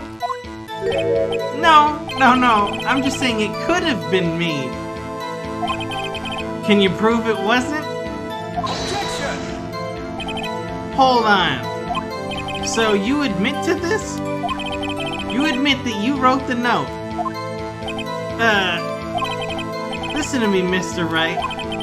This is a court of law, and I expect you to refrain from making thoughtless statements.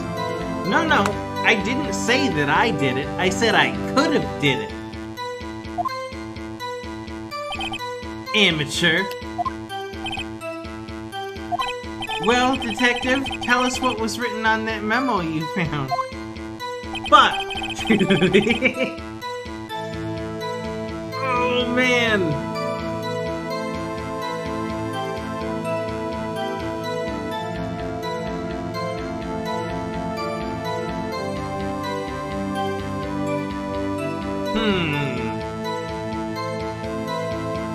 What if I say that Maya did it? Fuck it, it's the only option I haven't tried. It's the only option I haven't tried. Hold on. Just because you found it next to the body doesn't mean the victim wrote it. Then who wrote it, Smarty Pants? Who? Oh, what about Miss May? I thought I said Maya. What if Miss May wrote it? That doesn't even make sense, Phoenix. Well, it could have been the witness, Miss May. Hold on. The witness was in her hotel room, not the office. Try pulling the other leg, Mr. Wright. Yeah, while you're at it, pull mine too, pal. Well, detective. Fuck. I'm all out of options. Oh my god, I don't know. How long have I been stuck on this testimony?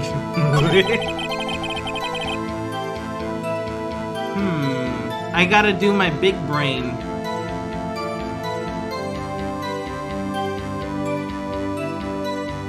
Gotta do big brain.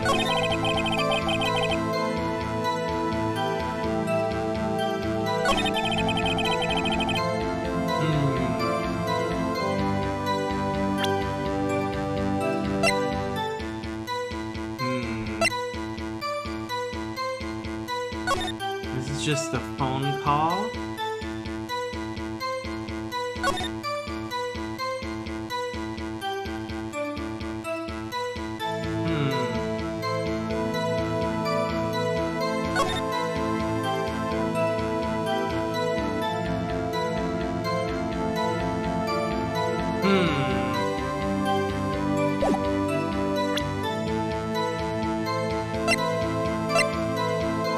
I feel like this isn't the time to be using these pieces of evidence.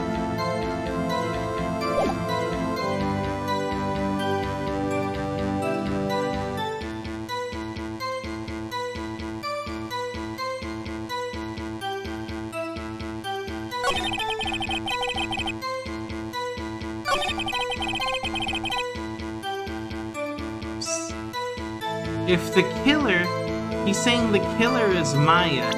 Do I have anything to prove that it's not Maya? The cell phone. Maybe. I'll try it. I have a bad feeling about this. Objection! Your Honor, that statement contradicts this evidence. No. No, it doesn't. Fuck. Dude, I am stuck. Big time stuck. Shit.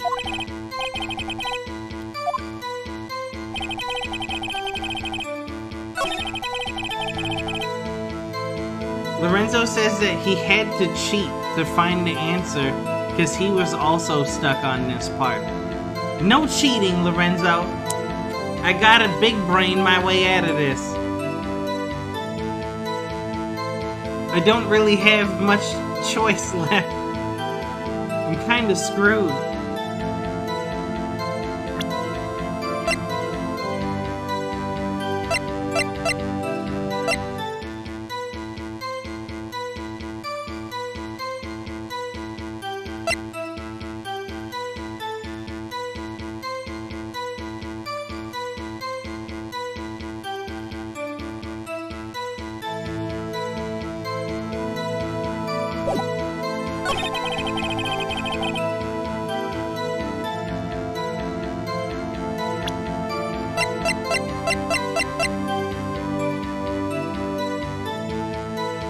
I really don't know.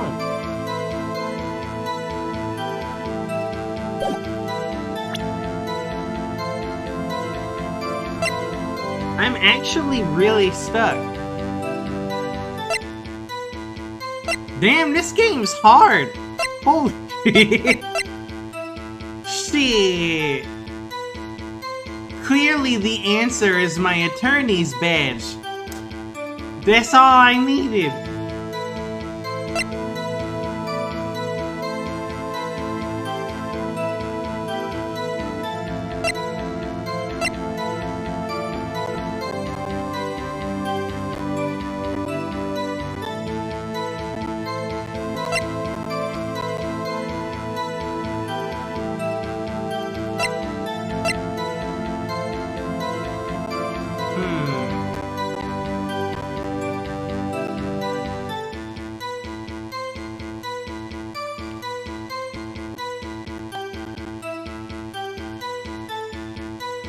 I don't see anything wrong.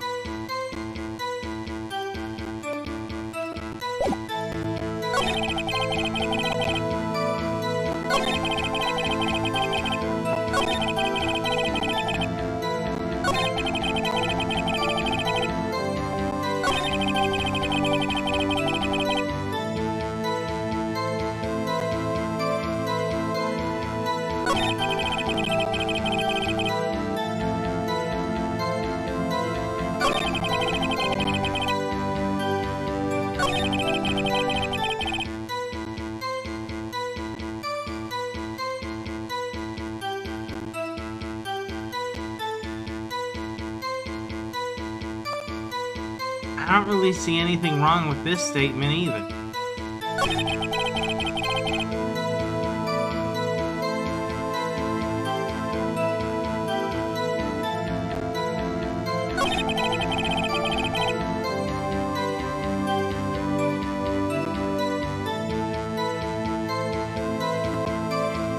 I don't know.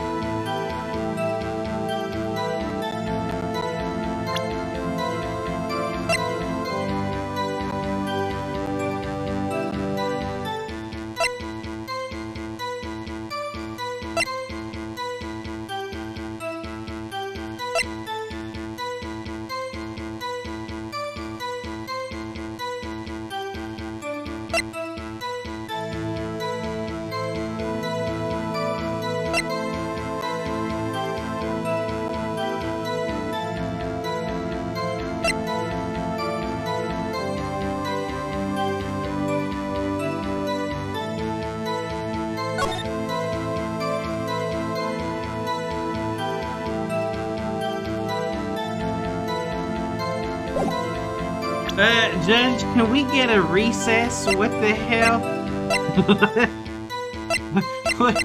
What the fuck is going on here?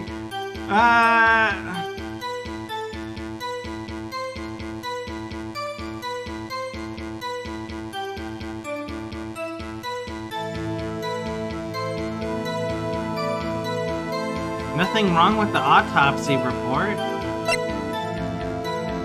This isn't useful.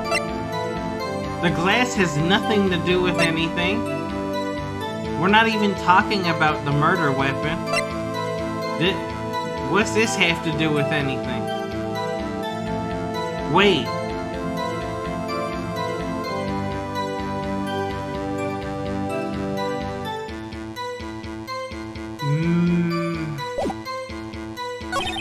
Maybe. Hold on.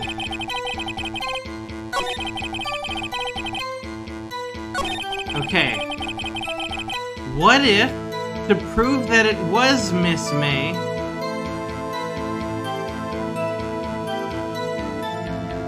even though it wasn't her, Miss May didn't do it, but we can prove that there's someone else staying in Miss May's room.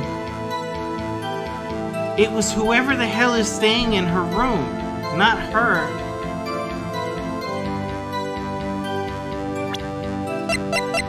What if I try the wiretap? Objection! The witness's statement is clearly faulty, Your Honor.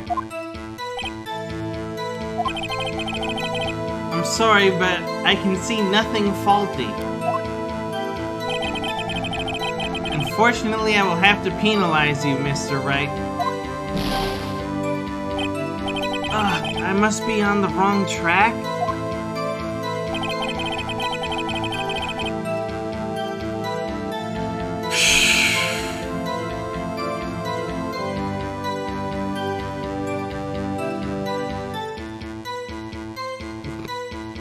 Well, I'm pretty sure we're about to fail this case.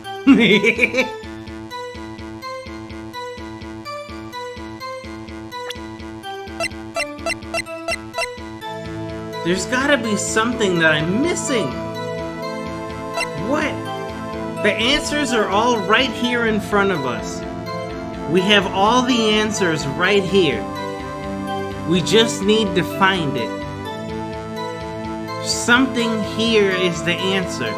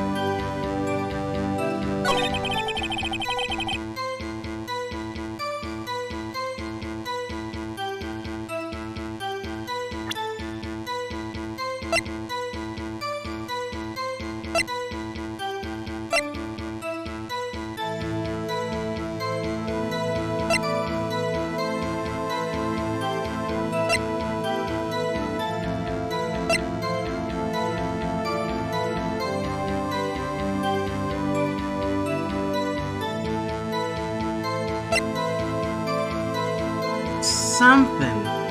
There's gotta be something.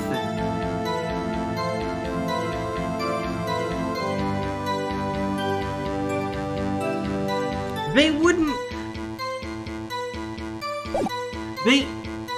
They would clearly hint at it somewhere in the dialogue or the items. It's gotta be something. They wouldn't hide it in a weird way to make you just try 1,000 times to figure it out. There's gotta be some clue somewhere. What is the problem?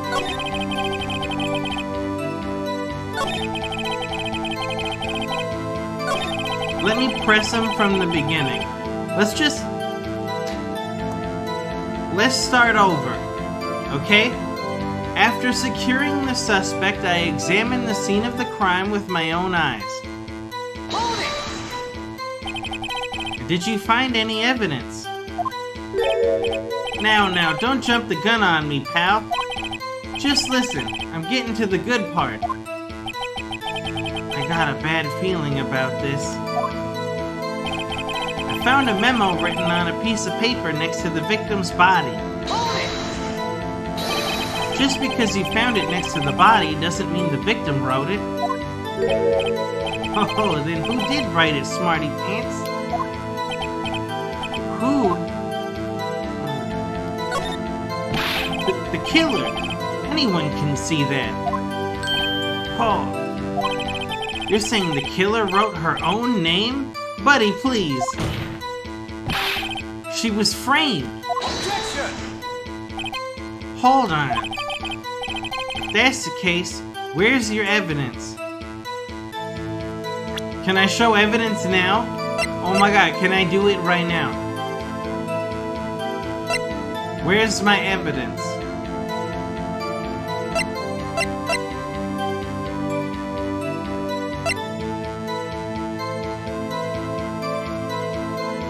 Here goes nothing.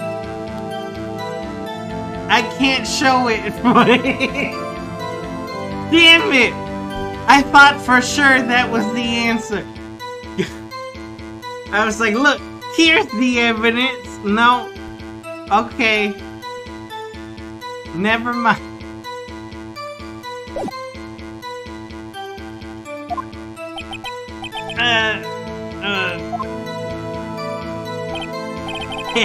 I guess that was a bit of a tall order for you.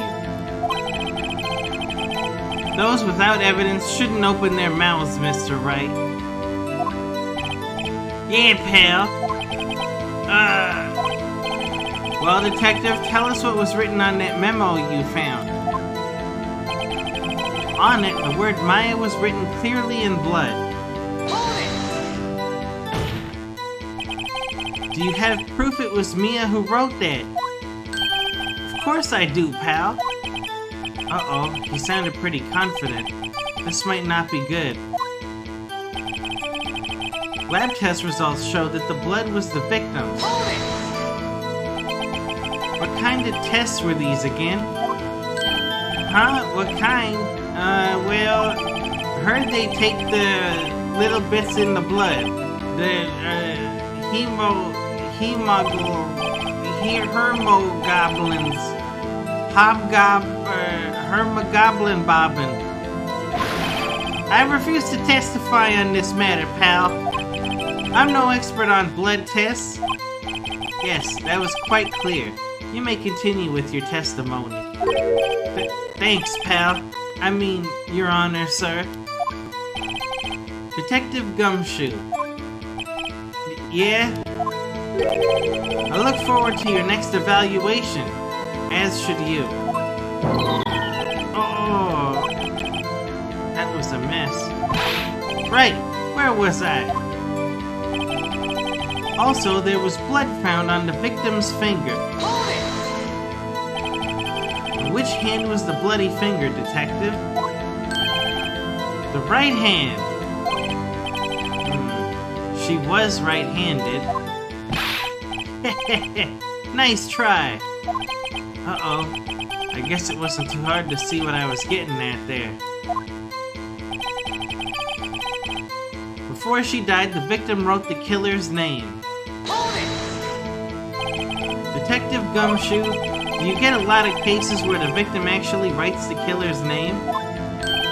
Sure, it happens all the time in books and in the movies. This isn't a movie, detective. Ooh. Let's talk about reality, shall we? I guess I haven't heard of many cases, no. Don't you find it a little odd that the victim would write down a name? Especially the name of her own sister? Yeah, actually. You got a point, pal. Objection! Stop right there. The witness's opinion on this matter is irrelevant. The facts are clear. The victim wrote down the name of the accused. The victim told us the name of her killer. Order, order. That didn't go so well. That's right, what he said. That's his whole testimony. Okay, there has to be a contradiction in there somewhere. Let's find it. Bro, there was no contradiction. Phoenix, what are you talking about, man? Let it go. Next witness. Next witness.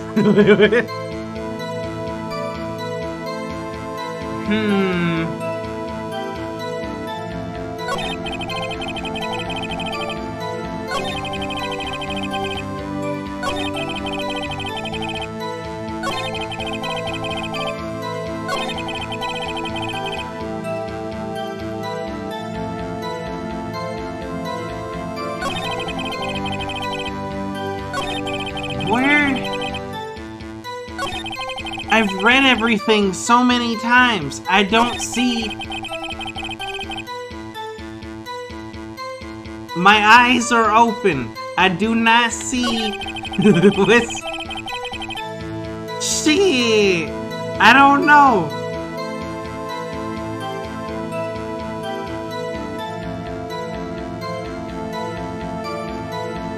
The only thing that ever bothered me was this first part, where he says, after securing the suspect, I examined the scene of the crime with my own eyes. And I know that that's not what happened. What happened was, he went in the room and examined the scene first. And then he came out after he found the note. But there's no way I can prove that. There's no options for that. So maybe this is just a translation thing. Or him just saying shit out of order.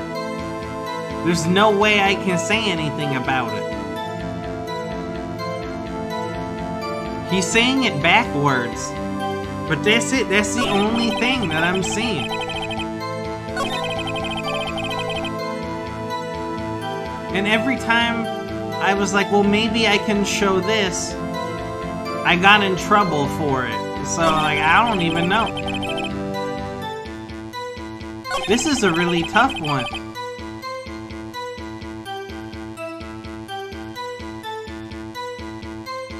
Chat, do you guys see it? Don't tell me the answer.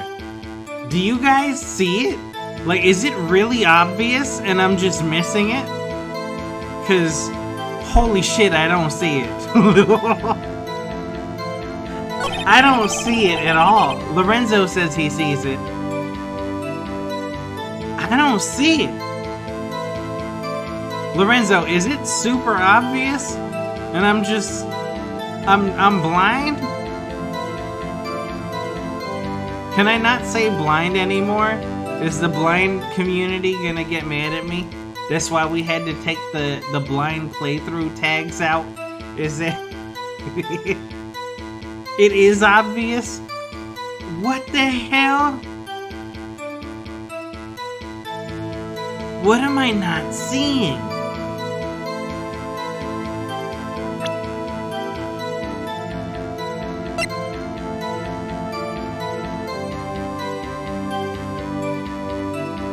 Wait a minute. She can't write the name. The death was instantaneous. If death was instantaneous... Wait a minute. Objection! Detective Gumshoe. There's one thing I want you to clarify for me here. You say that the victim, Mia Fey, wrote this note. That she was accusing the defendant, Maya Fey? That's really what you're saying. What? This isn't one of those lawyer tricks now, is it? Of course she wrote it.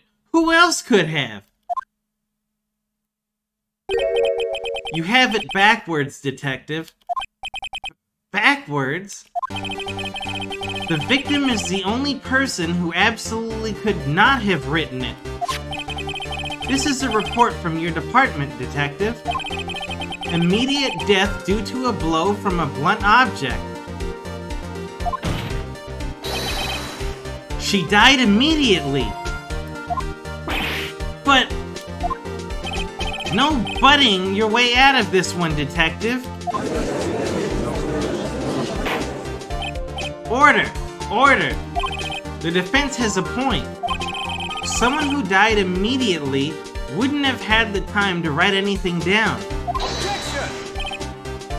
Mr. Wright, I beg your pardon, but when exactly did you obtain that autopsy report?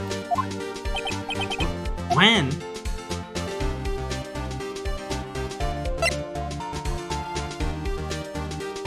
The day after the murder. It was the day after the murder. The prosecution's point being... that autopsy report is outdated, Your Honor. What? A second autopsy was performed yesterday at my request. Death was almost immediate due to a blow from a blunt object. But there is a possibility the victim lived for several minutes after the blow. I received these results this morning. No way! Your Honor, it's quite easy to imagine that the victim did have a time to write... What? It's quite easy to imagine that the victim did have time to write Maya. That is all. I see. Damn you, Edgeworth. I should have known you'd have something up your sleeve. Why, Mr. Wright? You look shocked. Something you want to say?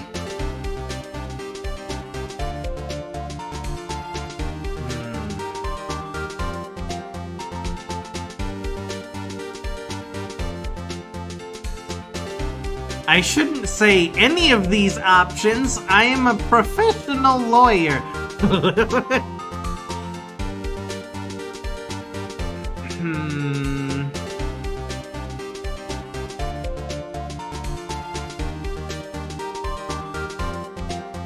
The only person I should call a sham is myself. What?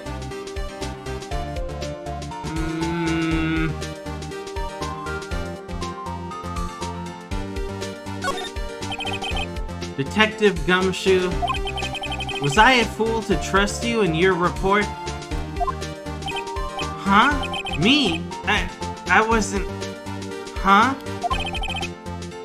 Detective Gumshoe. I'm disappointed in you handing him the wrong report like that. I'm sorry, sir. You are at fault, Detective. This isn't going to look good on your evaluation next month. What? But... Your Honor, I submit this report to the court. Understood. The court accepts the evidence. Let's see. Autopsy report updated in the court record. Died from a blow by a blunt object. May have lived for a few minutes after being hit. Well, Your Honor, the evidence strongly suggests the victim was identifying the killer. I suppose that's the obvious conclusion, yes. Darn, this isn't good. The prosecution would like to call its next witness. This poor innocent girl saw the murder with her own eyes. Let the witness, Miss April May, take the stand. Exactly what part of her is innocent?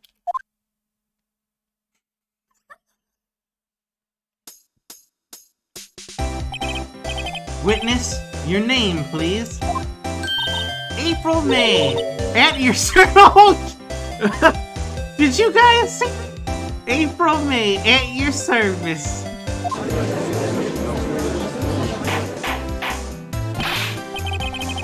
Order! An introduction should not require any reaction from the crowd. The witness will refrain from wanton winking. Yes, Your Honor. This is not good. She's already captured the heart of every man in this courtroom. Tell us, where were you on the night of September 5th when the murder occurred? Gee, I was, like, in my hotel room. I checked in right after lunch. And this hotel is directly across from the Fay & Co. law offices? That's right, big boy. Please testify to the court about what you saw.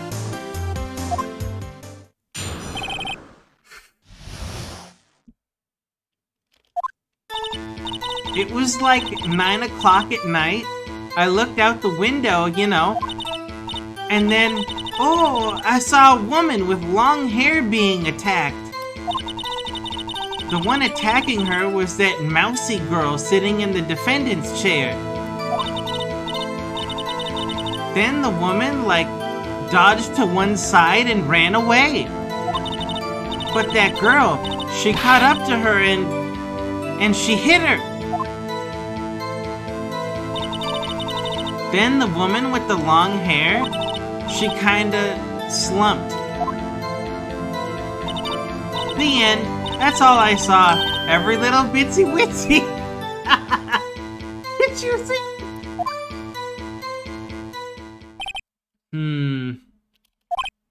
Well, Your Honor, I see.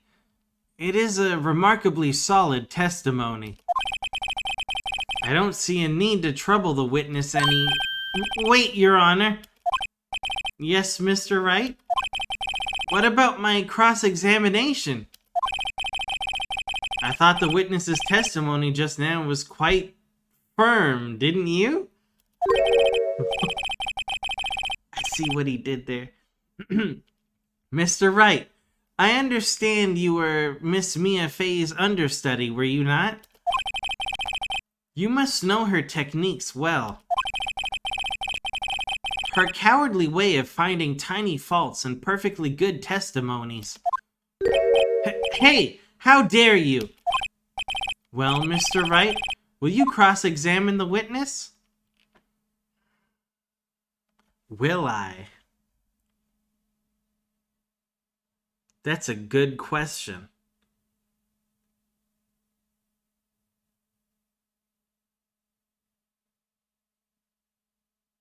Maybe I shouldn't.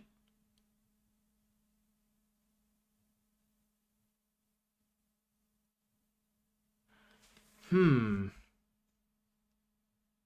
trying to think. Okay, all the things she said. Is there some... Maybe if I press her for information. You know what? I'll gladly proceed with the cross-examination. If only because I have a feeling Edgeworth doesn't want me to. She has to have some weakness. Very well, you may begin your cross-examination.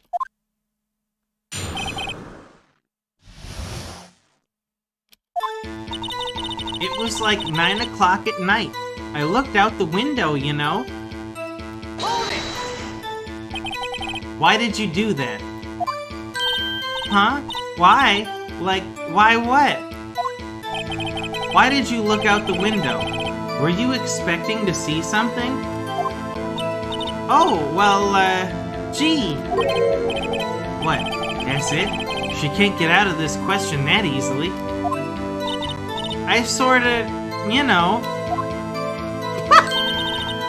I had a feeling! Well, I have a feeling she's trying to avoid the question. Maybe I should press a little harder on this one. Go for it. Let's see how far I can run with this. Surely you must have had a reason to look out your window at that time of night. Oh! Objection! Mr. Wright, I will not have you badgering my witness. Badgering? You insist on needling her with these trivial questions. I really don't think it should be allowed. Yeah, stop him! The poor girl! Order! Mr. Wright, you have been warned. Poor girl? What about poor me? You looked out the window. What did you see next? Man, everybody just wants to, like, grab this chick's titties. That's all they care about. Pay attention to what she's saying. Stop looking at her boobs. And then, oh, I saw a woman with long hair being attacked. The woman with long hair. That was Mia Fey? Slender, sorta. Well, some people might say pretty, if that's your thing. Your thing? And the person attacking her? The one attacking her was that mousy girl sitting in the defendant's chair. Hold it! How do you know she was the defendant? Huh? Well, you know, she had a girlish physique. Women know these things. Look, I just know, okay? There was only one person at the scene of the crime with a short, girlish figure. The testimony is bulletproof, Your Honor. He's right.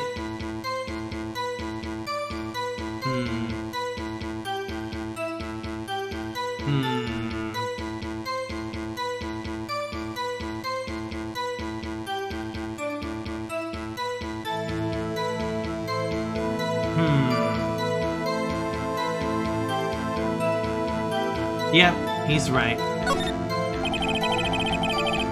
Her testimony certainly does make sense. And everyone in the court keeps siding with her. I better not press too hard on this one. So then tell us what happened to the victim. Then the woman, like, dodged to one side and ran away. Hold it! She dodged? Dodged what? Well, the attack. Please, continue your testimony. But that girl, she caught up to her and she hit her. Hold it! How did you know it was my client? Huh? Well, Gee, first of all, she had a girl's physique. And secondly, she was small. Who else could do it? Who else could it be but her? She has a point.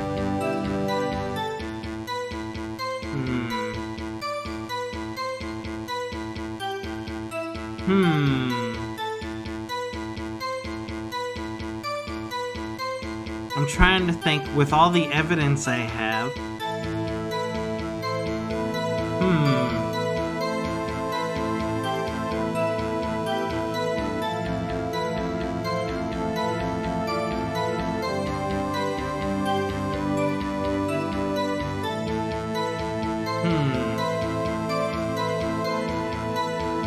You're right. Her testimony certainly does make sense, and everyone in the court keeps siding with her. I better not press too hard on this one. Maybe I should just listen to the testimony again.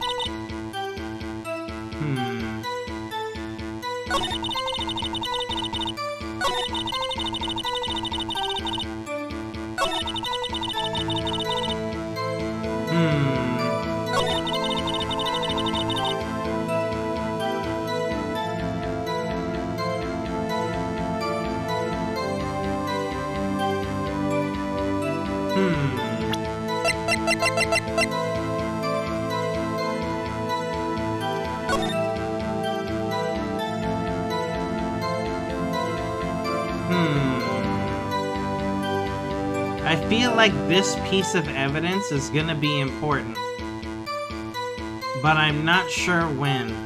I might have to pressure the witness a little bit.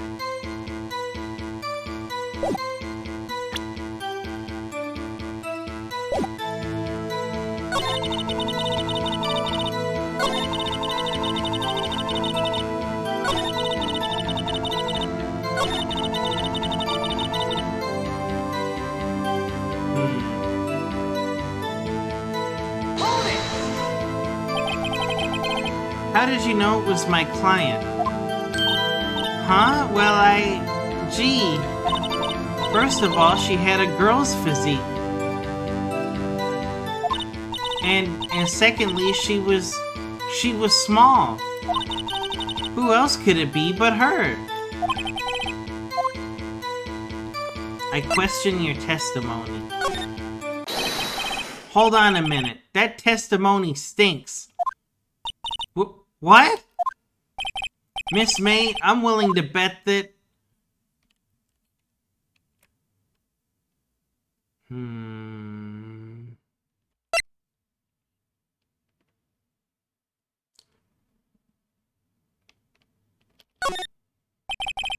Are you telling the truth? Did you really see the defendant?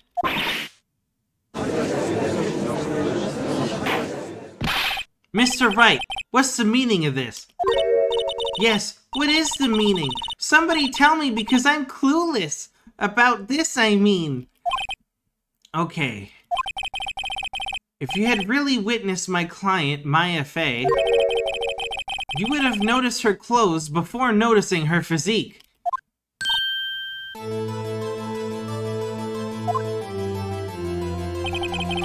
No one wears clothes like this on a daily basis, except her. And I'm no expert on fashion, but her hairdo looks far from normal to me. However, the witness's testimony mentions neither of these things. The testimony is bogus. But... Still, we don't know if she was dressed that way the night of the murder. She was, Your Honor. I saw her. And so did Detective Gumshoe. What do you say to that, Miss May? What are you trying to say? You mean lawyer? I saw what I saw. I just didn't think all the trifling little details were necessary, darling. Miss May, the court would like to remind you to please omit nothing in your testimony. I'm sorry, Your Honor. I'll be a good girl, I promise. Your testimony again, if you would. Damn, I almost had her. Shit. If I make one more mistake, we fail the case. I did see everything. I did. The victim, the woman, dodged the first attack and ran off to the right. Then the girl in the hippie clothes ran after her. And she hit her with that weapon. I saw it. I did. That clock. That kind of statue-y clock. The thinker, I think. Well, does the accuracy of my report not startle you? Hehe. I see. I only wish you had been so detailed from the beginning. Please begin the cross-examination.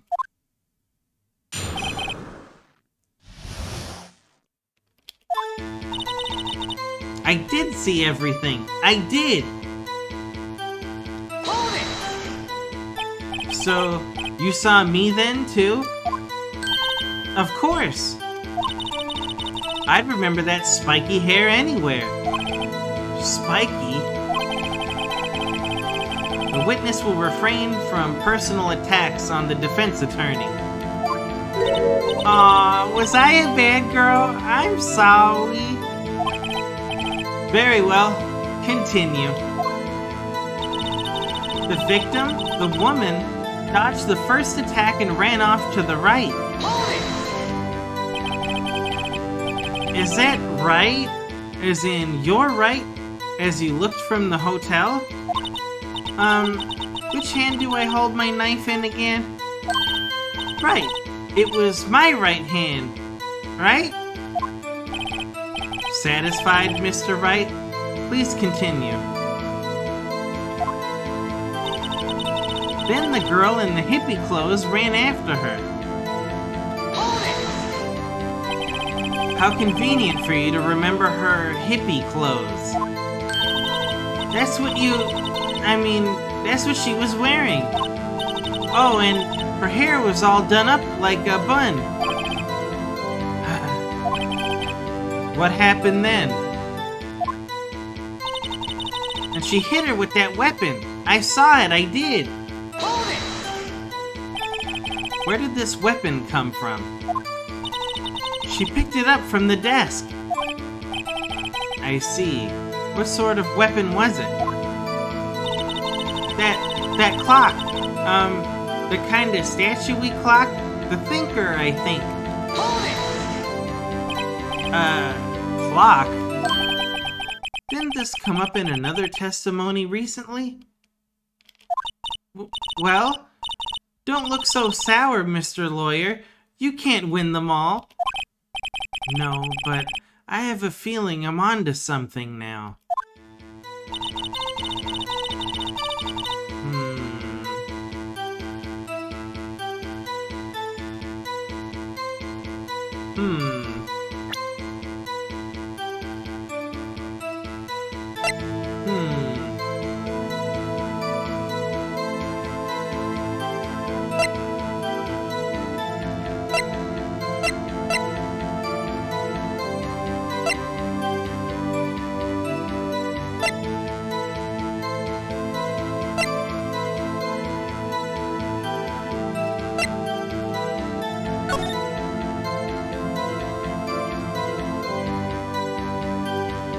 If she dodged to the right,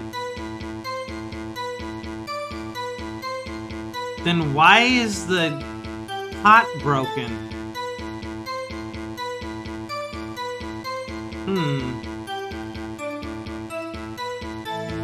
That doesn't make sense.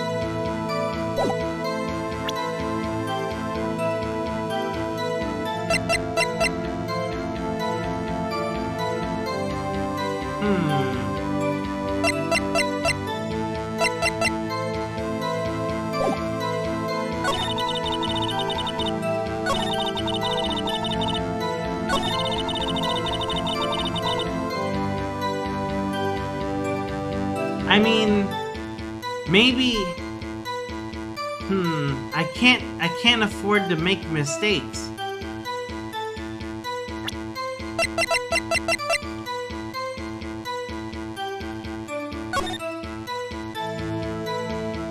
Okay, so it was to Miss May's right. So I guess you can see my mouse cursor, right? So she dodged this way and was like over here, and then she got hit. But then, like, how'd all this shit get broken? I guess because the scuffle was here.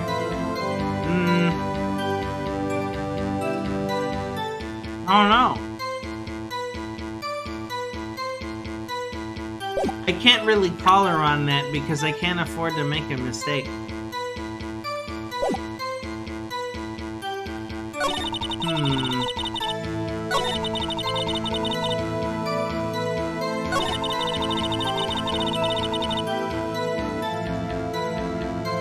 And I can't really bring up the statue. How did she know that it was a clock? Nobody said that it was a clock.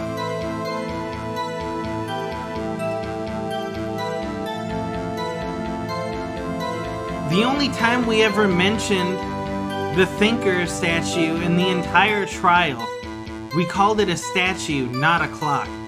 But she said that it's a clock. How does she know that? It's the only one that exists. Well, no, there's two of them. The only other person who has one is Larry Butts, who made it himself. So she wouldn't have just known what it was.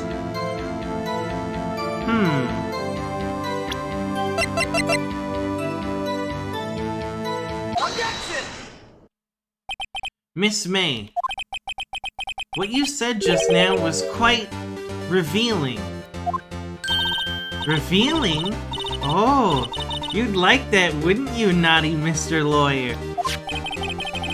You just said that the statue of the Thinker was a clock. But there's no way of knowing that just by looking at it. Another person in much the same position as you recently called this a clock too. And he was found guilty of murder. Order! Order! Miss May, can you explain how you know this was a clock? Oh, the witness saw the murder with her own eyes. That's all that's important here. The defense is trying to confuse the issue with trivial concerns. Yes, of course. You will withdraw your question, Mr. Wright. Objection! But questions are all I have, Your Honor. And as you may recall, I've caught murderers with these questions before. Well, only once.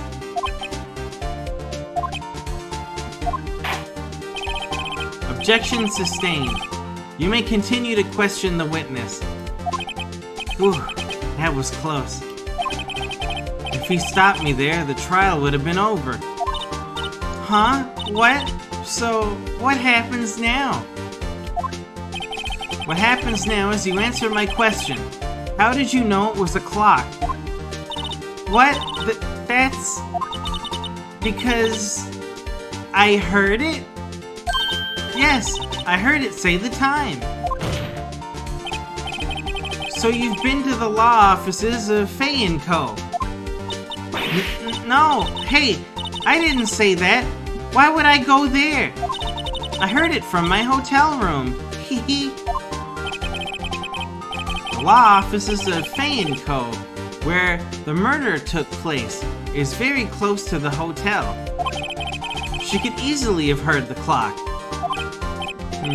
Well, Mr. Wright, are you satisfied? No, Your Honor. I can't give up now. I'm not satisfied because...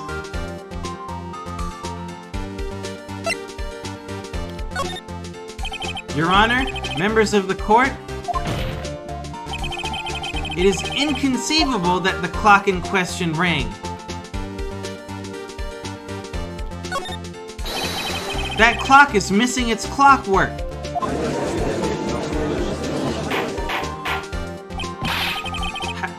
How could you possibly... Just take a look. Right now. Oh. See anything interesting, Your Honor? It is as the defense says. This clock is missing its clockwork. It's quite empty. Mr. Wright, would you care to explain to the court the meaning of this? It is as you can see. The clock was empty. It couldn't have rung. Therefore, this witness is a big fat liar. Fat? Well, Miss May?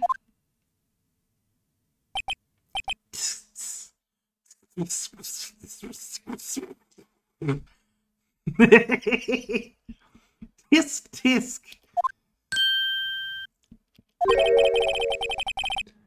Quite a show you've put on for us, Mr. Wright. He knew the clock was empty. Somehow, he knew. I'm afraid you've forgotten one thing, however. Indeed, the clock is empty, as you say.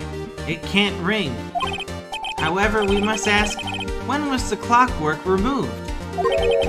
If it was after the witness heard the clock, then there is no contradiction. That's true. That is a possibility. The clock might have been emptied after she heard it. And that is exactly what happened, Your Honor. Well, Mr. Wright, can you prove when the clockwork was removed? Oh, impossible, of course.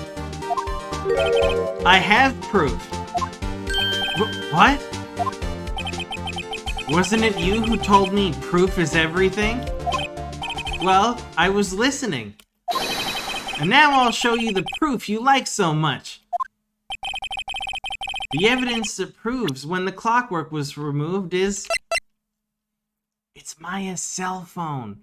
Because if you listen to the message, it says, Mia, what's up? You haven't called in a while. Well, actually, there's something I want you to hold on to for me. Again, what is it this time? It's a clock. It's made to look like that statue, the thinker, and it tells you the time. I should probably tell you the clock isn't talking right now. Huh? It's not working? That's lame. I had to take the clockwork out.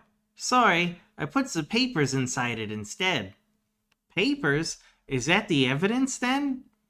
I'll leave that one up to your imagination. See you tonight at 9.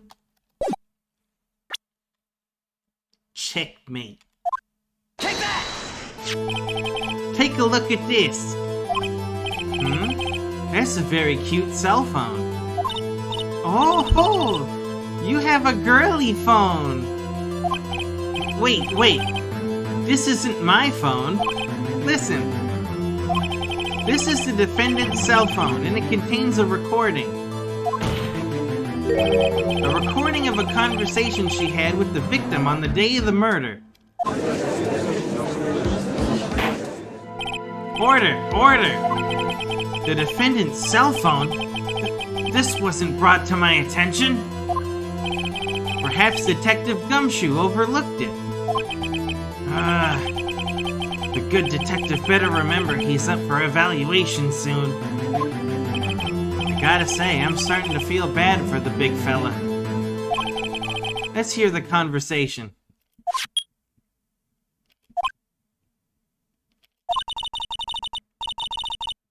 So you just want me to hold on to the thinker for you then? If you could. I should probably tell you, the clock isn't talking right now. Huh? It's not working? That's lame. I had to take the clockwork out. Sorry. September 5th, 9:27 a.m.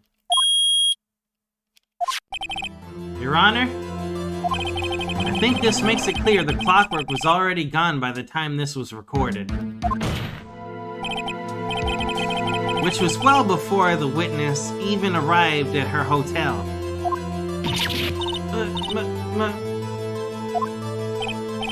Well, Miss May, would you care to explain this to the court? Just how did you know that weapon was a clock?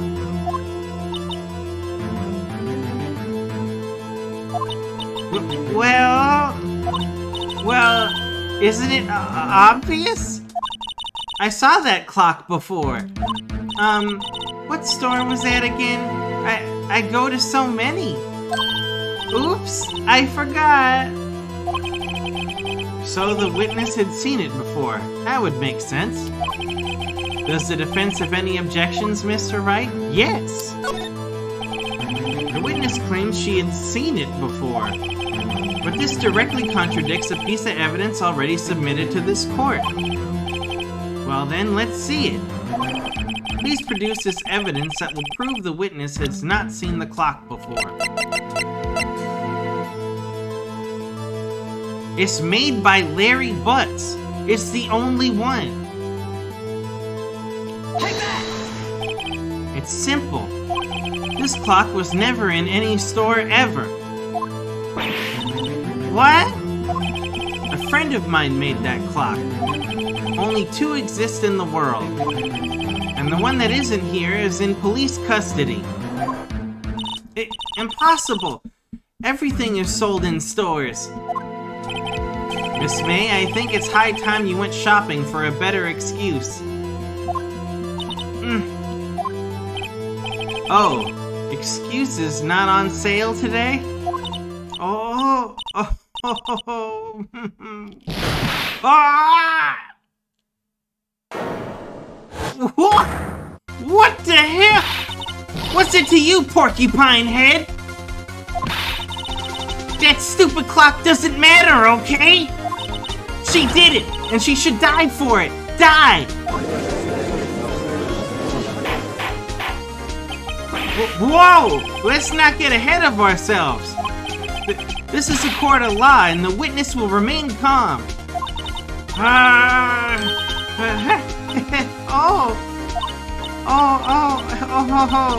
Silly me. Did I, like, lose it? I guess I did. Scary. Miss May, let me ask. Tell me, how did you know the weapon was a clock? Oh dear. Does the defense have an opinion on this behavior? Okay, this is it. Yes, Your Honor. Allow me to explain how I see the truth of the matter. Miss April May, you knew the weapon was a clock because you had heard about it. The witness had never held the clock in her hand. However, she had heard that it was a clock. She heard? That is correct, Your Honor. There was no other way she could have known the thinker was a clock. And I can show you the proof. Well, this is interesting. Let's see it then. Show me evidence proving that the witness had heard the murder weapon was a clock. Wiretap. Found in Miss May's hotel room. Take that! Have a look at this. That... I found this in Miss May's room. Mr. Wright, please explain to the court what this is. Miss April May, you were tapping the victim, Miss Mia Fey's phone, were you not?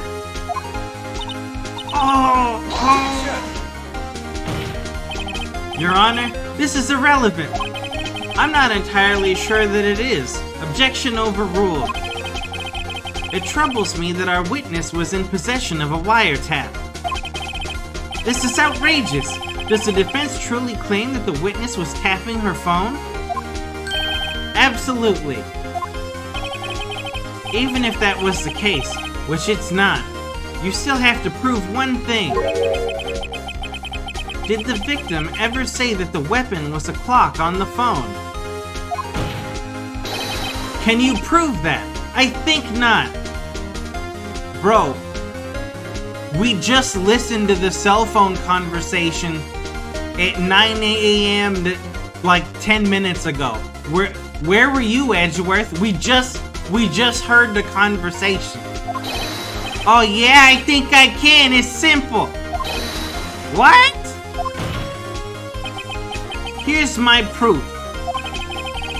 The proof that the victim said on the phone that the weapon was a clock is right fucking here.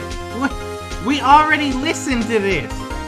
Take that! I present the defendant's cell phone. Yes, we've seen that. Listen once more to the conversation between the defendant and the victim. Mia, what's up? You haven't called in a while. Well, actually, there's something I want you to hold on to for me. Again? What's it this time? It's a clock. It's made to look like that statue, the Thinker, and it tells you the time. Miss April May, you used a wiretap to listen to this conversation. That's how you knew the Thinker was a clock. Am I wrong? Objection! Your Honor, this is ridiculous. Your Honor, look at the witness's face. Does she seem amused to you? The defense demands an answer.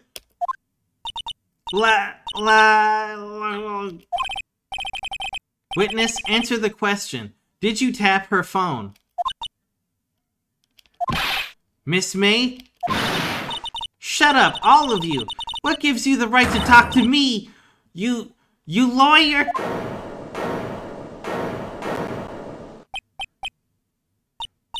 It's not fair! All of you ganging up on me like that! Oh, so I'm the bad girl, is that it? Is that it? That did it. The court's seen the real Miss April May now. Now to deal the final blow.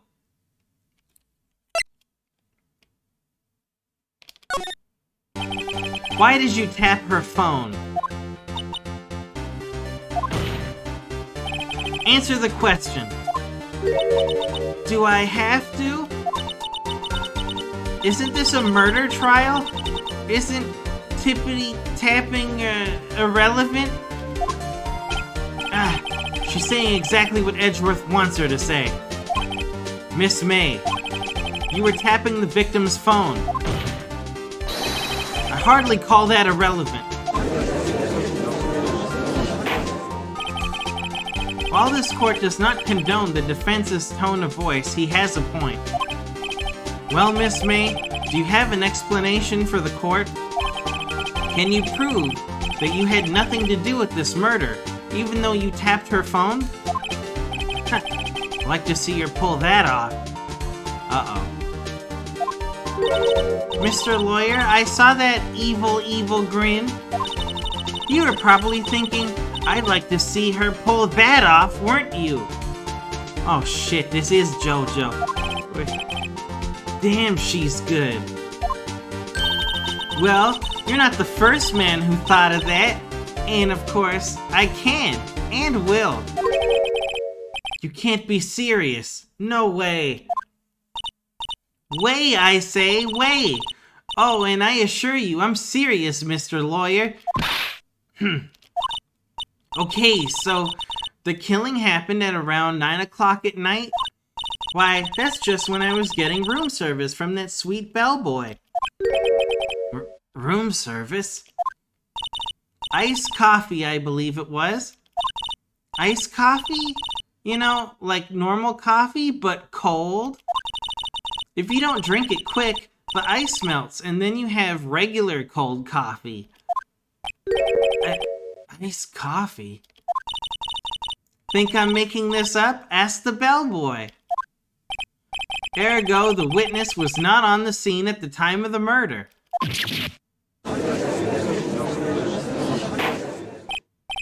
So where does that leave us? It is my great displeasure to inform you that the witness appears to have been tapping the victim's telephone. However, that is a separate crime with no bearing on the current case whatsoever. Her testimony stands.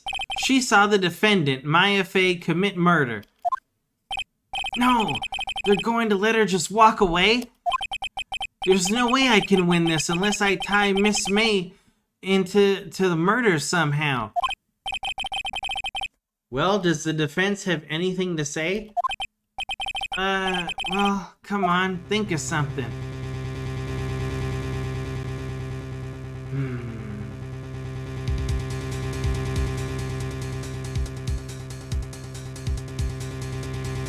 Who is staying in her room? There's somebody staying in the room with her because she had 2 glasses at the table.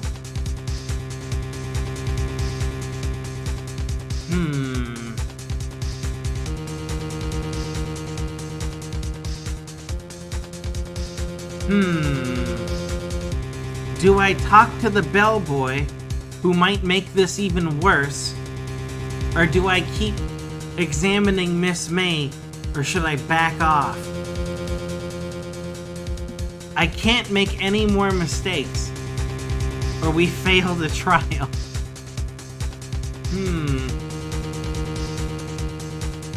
I need to think about this. Hold on. I don't know. Think, Glow, think. What do we do?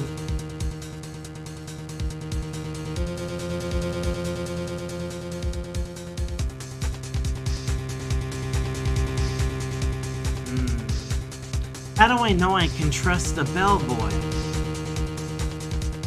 Also, hi Mayfly. Did I even say hi to Tomo when he came in?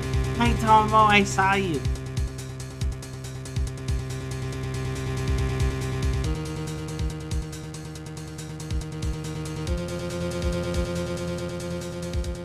Maybe she's bluffing about the bellboy. Or maybe not. Maybe she set up the bellboy as what's the word I'm looking for? Like when you say that you're somewhere when a crime happens, but you weren't really an alibi.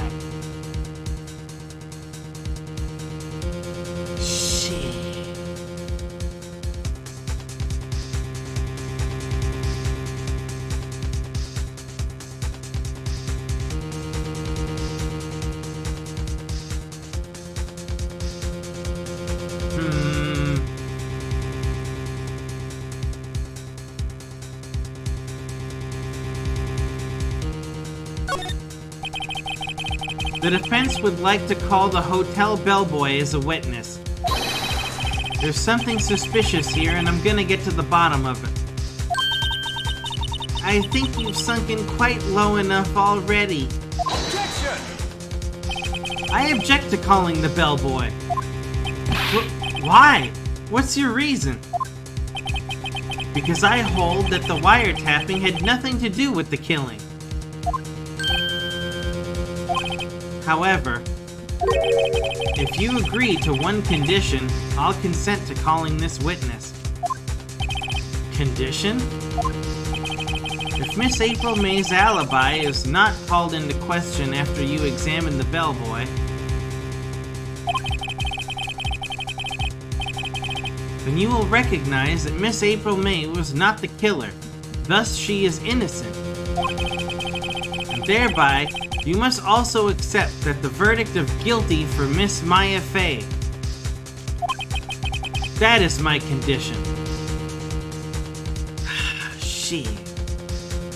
If I fuck this up, she walks. I'll take the risk. What? I better find something suspicious in that bellboy's testimony. Otherwise, Maya will be declared guilty on the spot. What should I do? Alright, I've got nothing to lose except for, well, everything. Understood. I accept your condition. Fool. You fell right into my trap. Uh-oh. Wait. Very well. The court calls the hotel bellboy to the stand.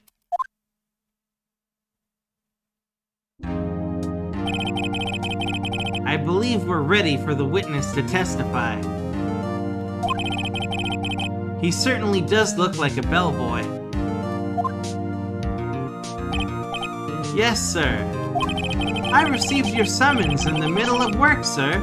I'm happy to be of service. That tea set looks rather heavy, so without further ado, the witness may begin his testimony. Very good, sir.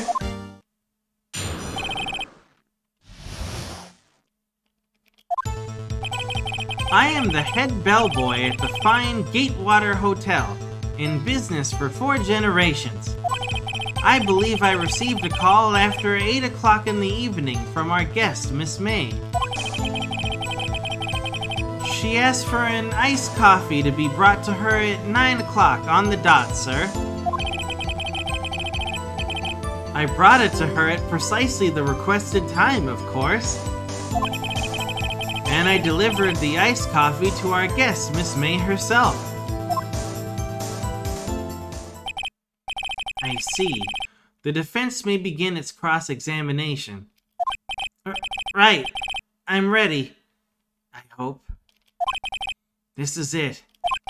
If I can't prove Miss May was involved with the murder now, Maya will be finished.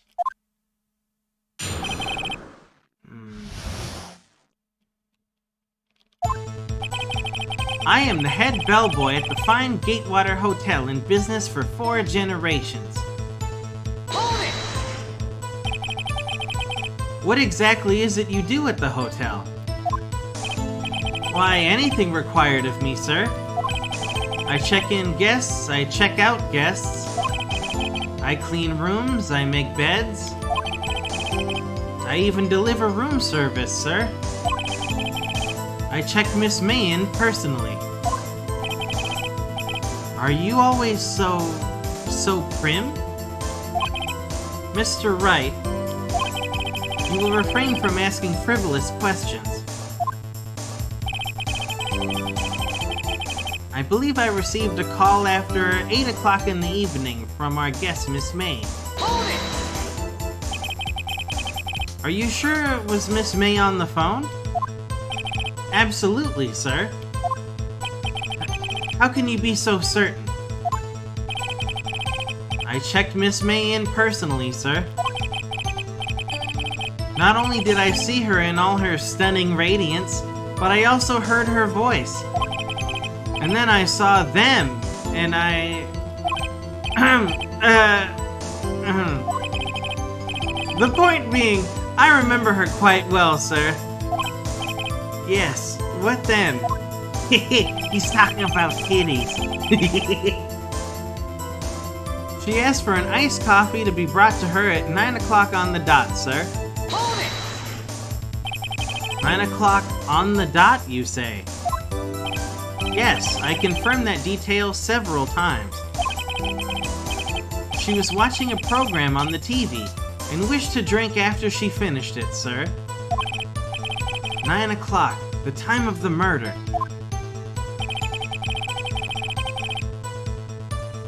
I brought it to her at precisely the requested time, of course. Hold it! Precisely 9 o'clock, then? Precisely, exactly, and most definitely, sir, 9 p.m. How can you be so sure? Wait a minute. If she was answering the door to get her iced coffee at 9 p.m., and she said she had to drink it quickly, otherwise it would melt and just be regular cold coffee. If she was getting her coffee at 9 p.m., how would she be looking out the window? That doesn't make sense.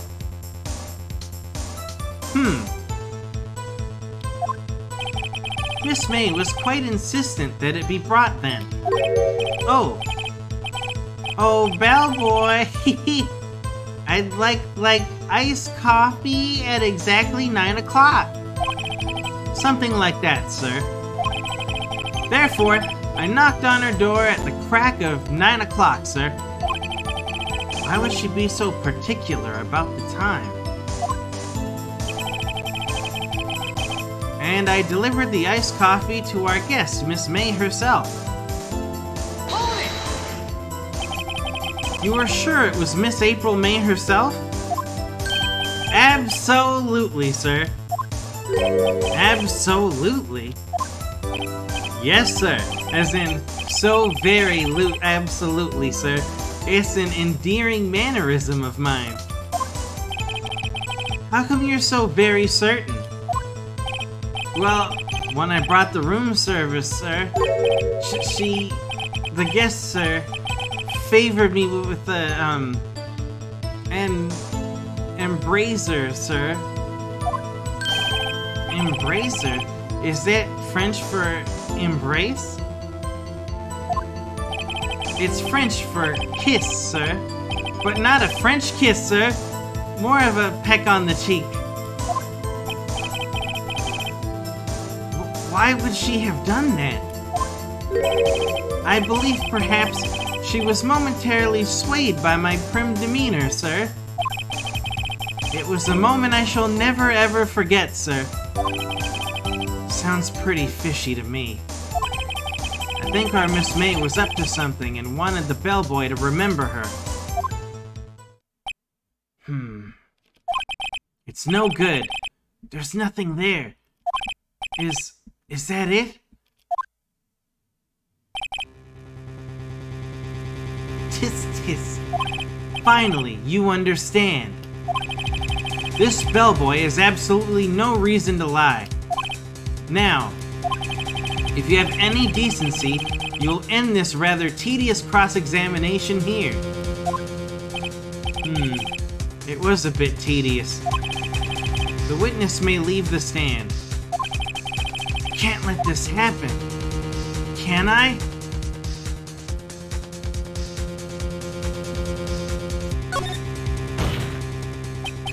Wait! Please wait! Yes? Does the defense have something to add? One last question. Let me ask one last question. Objection! Your Honor, I must object. This charade of justice has gone on long enough. Now, Mr. Edgeworth. Alright, Mr. Wright, I'll give you one more question. That's all. Okay. This is really it now. This is my last chance. What do I ask him about? Check-in, room service, bed making.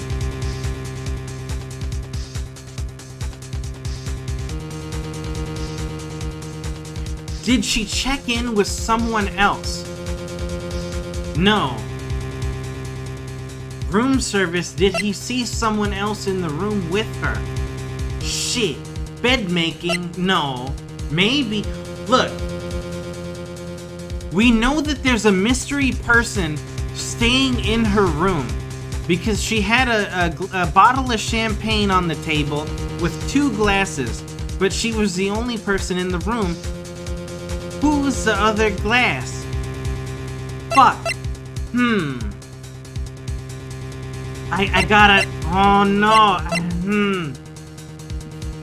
Bed making? Was she fucking somebody? Did you find... Was there semen stains in the bed sheets? Room service?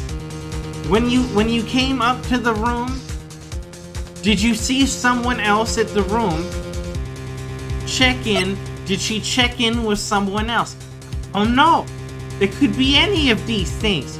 Probably not the bed making. I was just fucking around on that one. But, I don't know.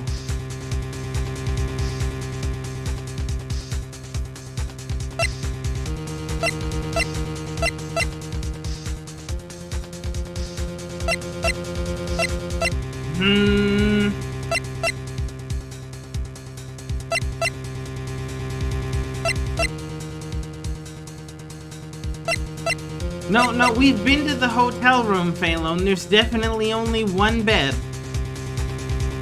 There was only one bed in the hotel room.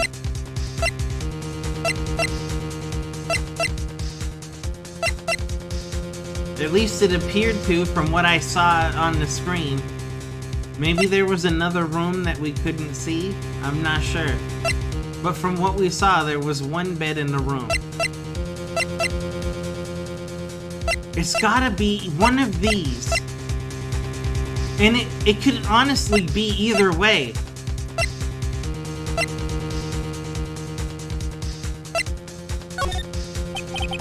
Tell me about check-in. Tell me about when you checked in, Miss May.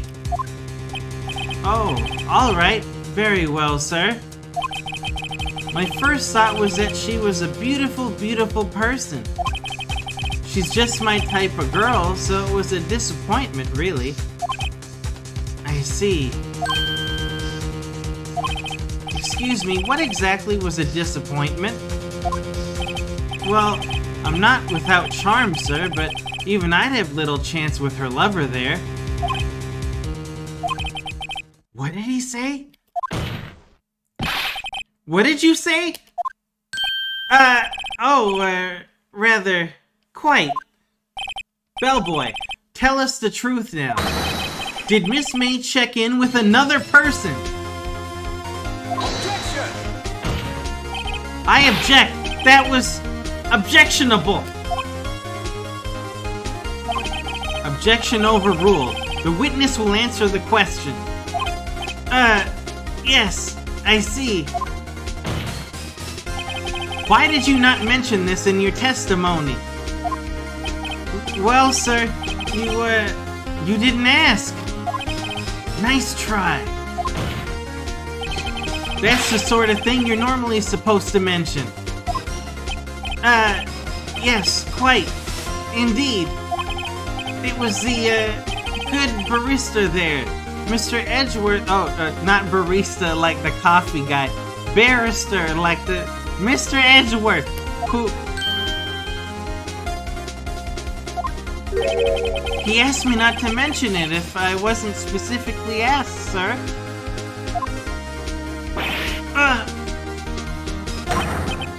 You fool! Yo, this Edgeworth guy plays dirty.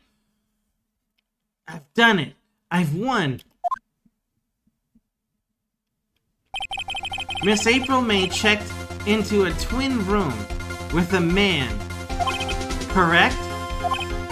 Yes, sir. Then, when you brought them room service, you didn't see that man in the room? That's right, sir. Your Honor, we have just learned of another person involved who may have been the murderer. In light of this new fact, I hold that it's impossible to judge the defendant. Wouldn't you agree, Mr. Edgeworth? And who, Mr. Wright? Who is this other person? Simple. It was...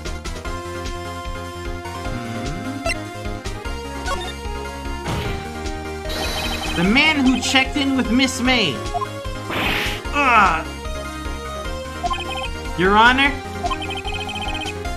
as has been previously revealed, Miss April May was tapping the victim's phone. Yet Miss May herself has an alibi at the time of the murder. However, that does not clear the man that was with her. The bellboy saw no one else in the room at the time of the murder.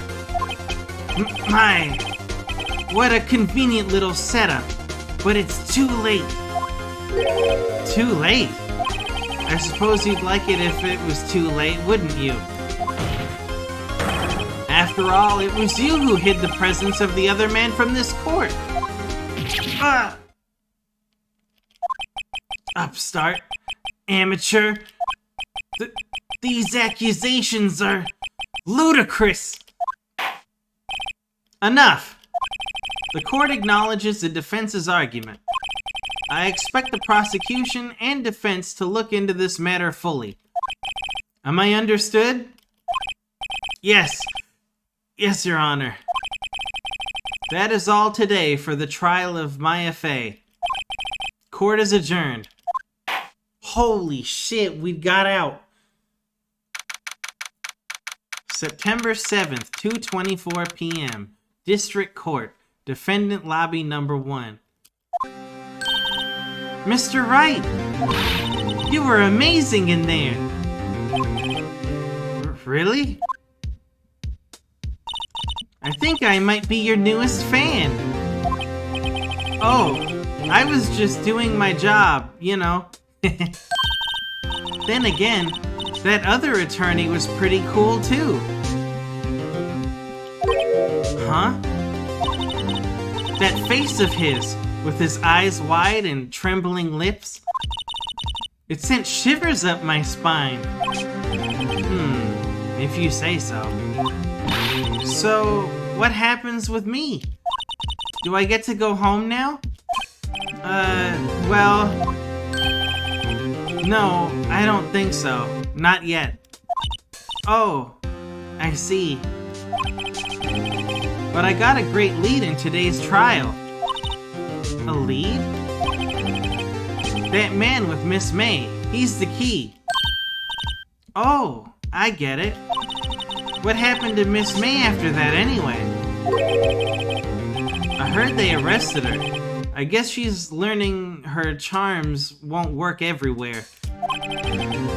She's probably at the detention center now. I may have to go down there later. Anyway, this case is far from closed. Yes, sir. I'm gonna find out more about this man. Do you think he was the one who... Maybe so. Sis. Don't worry, I'll find him by tomorrow, I promise. I'm counting on you.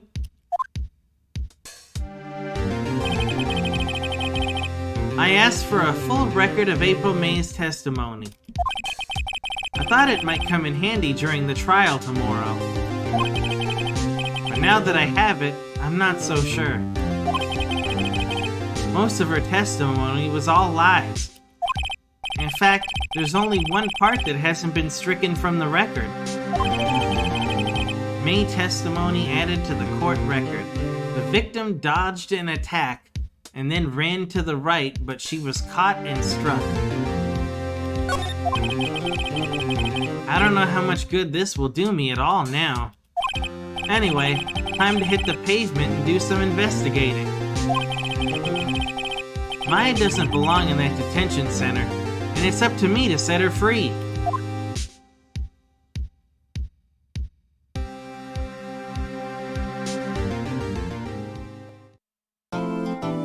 Holy shit, we got out of there. I think we're still doing episode 2, by the way. Episode 2 is really long. Compared to episode 1. Dude, yeah, Lorenzo, we only had... If we made one more mistake, we would have failed the whole trial. We did it. Oh, I need to breathe. Okay, we're still not done episode 2, so I guess we'll continue. How do we continue? Did I even save it? Let me make sure it's saved. Hold on.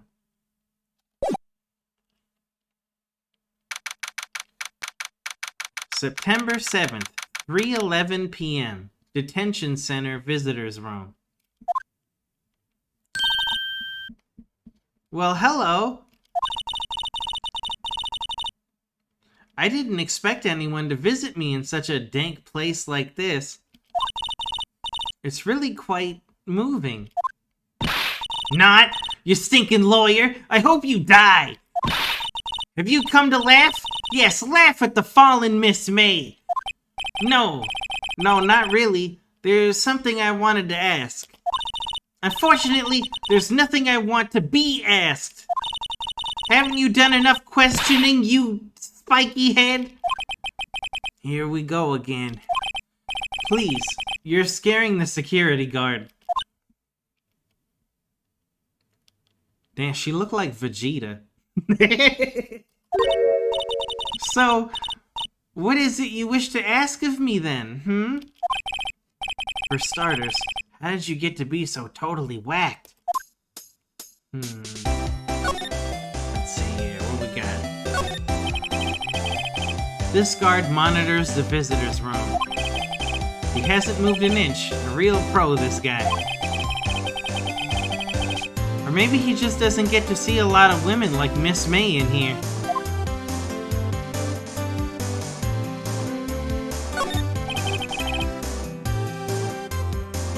Smile for the camera.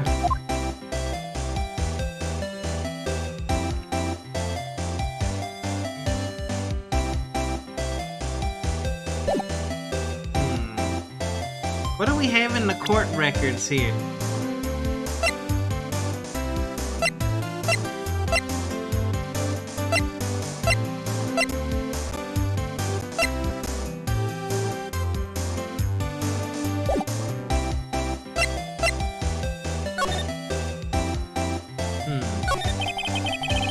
About the man who stayed with you in your hotel room. Can you tell me about him? Where is he? Come on. No way, Jose.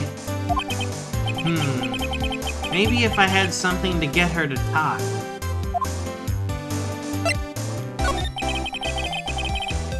Why did you place a wiretap on Mia's phone?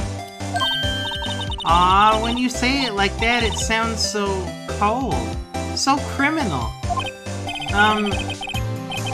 Tapping people's phones is a crime, Miss May. Oh? And I suppose you learned that in lawyer school, Creep. This woman is impossible to talk to. Say, why are you so angry? I mean, you don't look like a bad person. Oh! That does it, bottom-feeding, scum-sucking lawyer! Bottom? I can't tell. Does she have a thing against lawyers, or just against me?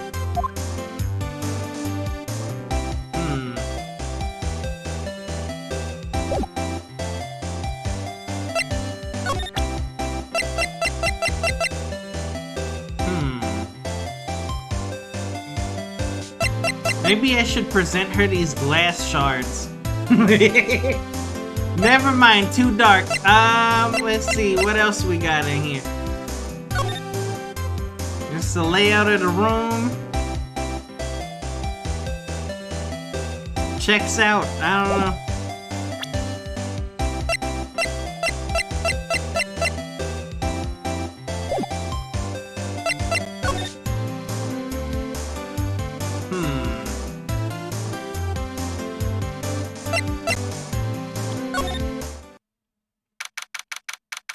September 7th, Grossberg Law Offices. Huh. Looks like Grossberg is out today. Again.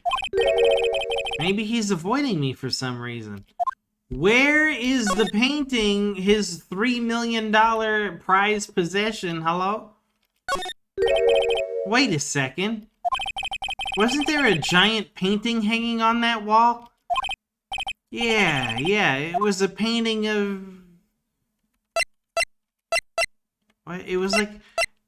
Was it a fisherman? There was a guy with a straw hat. There was a guy with a straw hat on like a farm or something. It wasn't Marvin Grossberg. Was he a fisherman? There was a guy. There was one guy, not fishermen. Sunflowers. Was there sunflowers?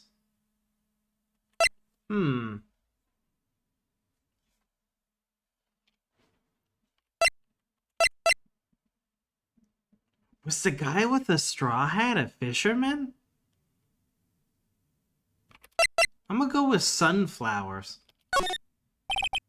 Wasn't it? It wasn't a very memorable painting anyhow.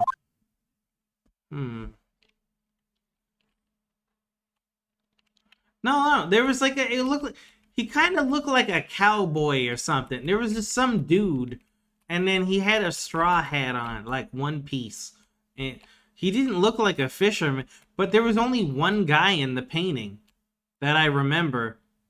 He didn't look like he was fishing. Was he fishing? I don't remember. Whatever. I'm sure it wasn't important. Let's see here. An expensive potted plant. No idea what kind of plant it is, but it's probably the most expensive one available. A table for clients. An elegant ebony case. And if I'm not mistaken, that lighter's made of solid gold. Even I can tell someone here's got money to burn. Expensive-looking mahogany bookshelves filled with expensive-looking books. Funny, they don't look like they've ever been read. I wonder if these two things are different things. A solid mahogany desk. The wood's been polished to a deep luster. Aha. What's this? Old photos? There are two lying here. Something's been written in pencil on the backs. DL6 Incident, Exhibit A.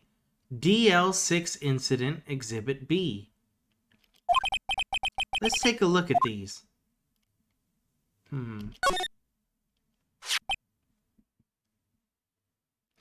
Wait a minute. Is that Mia and Maya's mom? I'm sure I've seen this person somewhere. Perhaps I'll borrow this photo. I'm sure no one will miss just one little photo. And it might be a valuable clue. I'll take it for now. Photograph quietly added to the court record. On the back of, On the back, the words DL6 Incident Exhibit A are written in pencil. A photo lies on the desk. Maybe I should switch it with the one I took? Leave it alone. Hopefully it's still here when I come back. Let me swap. I think I'll swap them. Photograph added to the court record. On the back are the words DL6 Incident Exhibit B are written in pencil. I feel like the picture of the man is what I need for the... Just trust me on this. Let's see here.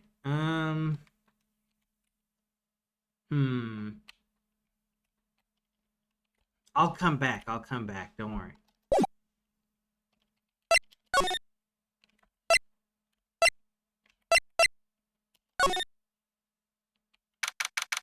September 7th, Fay & Co. Law Offices.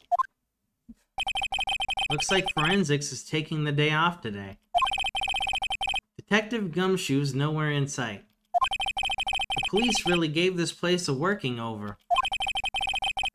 I doubt there are any valuable clues left. Suppose it can't hurt to take a look around, though. The sky is blue, and so am I. There's that hotel right across the way. Mia's favorite potted plant. I guess I'll have to water it now.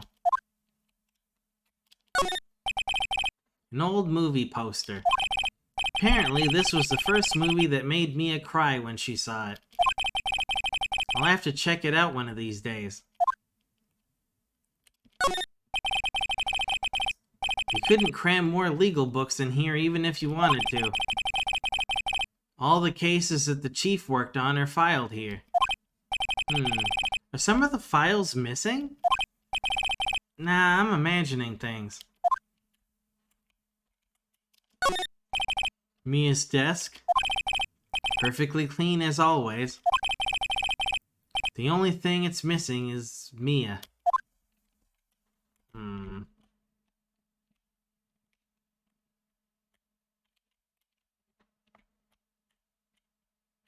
Somebody took some of the files and left. Interesting.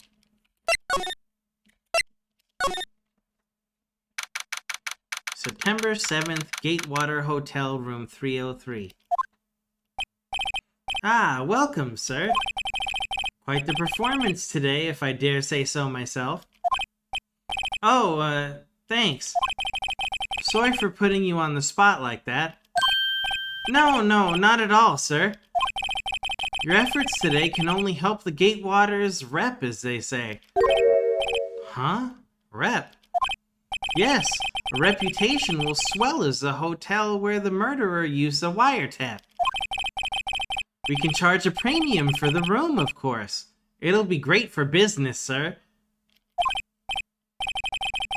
Whoa. Miss May hasn't been charged with murder. I, too, will become famous. The bellboy who brought the murderer iced coffee. Why do I feel like we're both stuck in the same bad dream? So, you are our honored guest. Please let me know if there's anything I can bring you.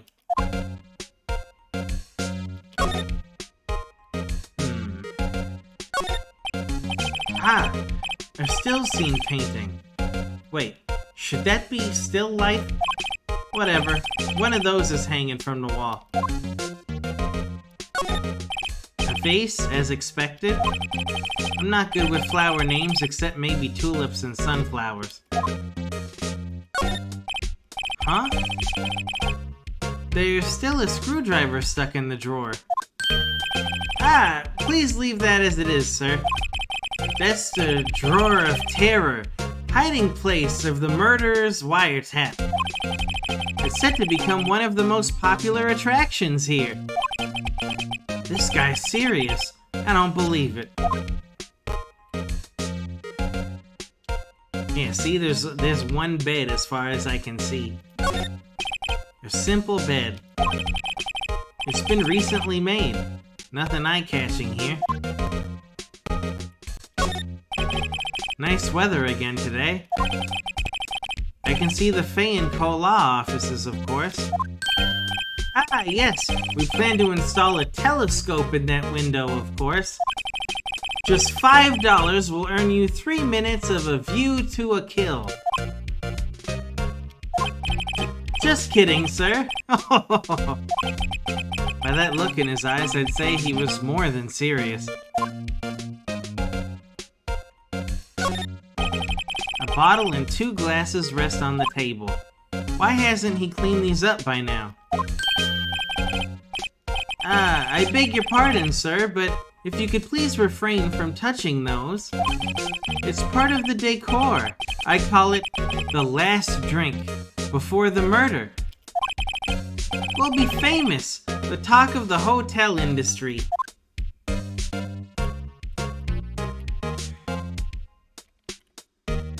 Well, after all this lawyering, I'm gonna be right back. I need to pee.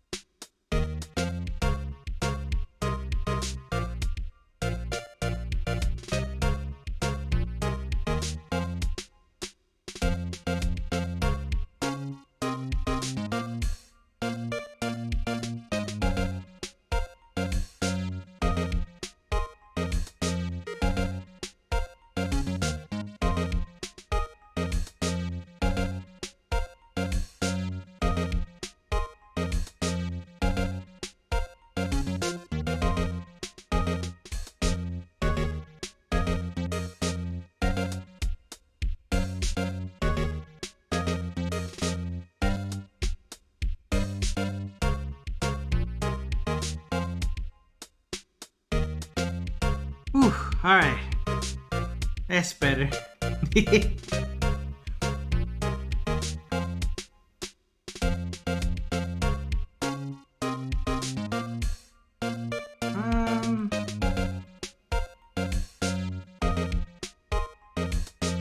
Okay, I'm ready.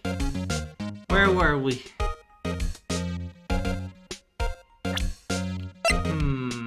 Maybe I should show the picture to confirm if it was the man who was staying with Miss May.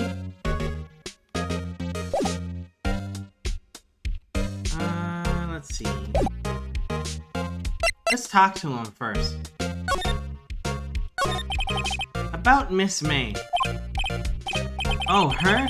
Sir, not to boast, but I knew the moment I saw her. She'd do it, I said. Do what? I'm starting to think the most suspicious person here is this guy. The man with May. I wanted to ask you about the man who was with Miss May. Ah, yes. He struck me as a real lady killer, if you'll pardon the expression. I knew it from the moment I saw him, sir. He and I are of the same ilk. We both carry the scent of danger. There we are in the total agreement, Mr. Psycho Bellboy. If you had a photo of that man, I'm quite sure I could identify him. A photo?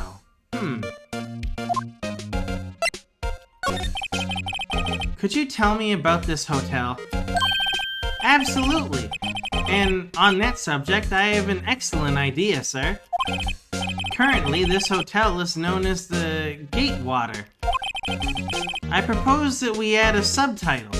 A subtitle? The Gatewater Hotel. Murder Manor. Well, what do you think? Sounds great. Whatever floats your tea set.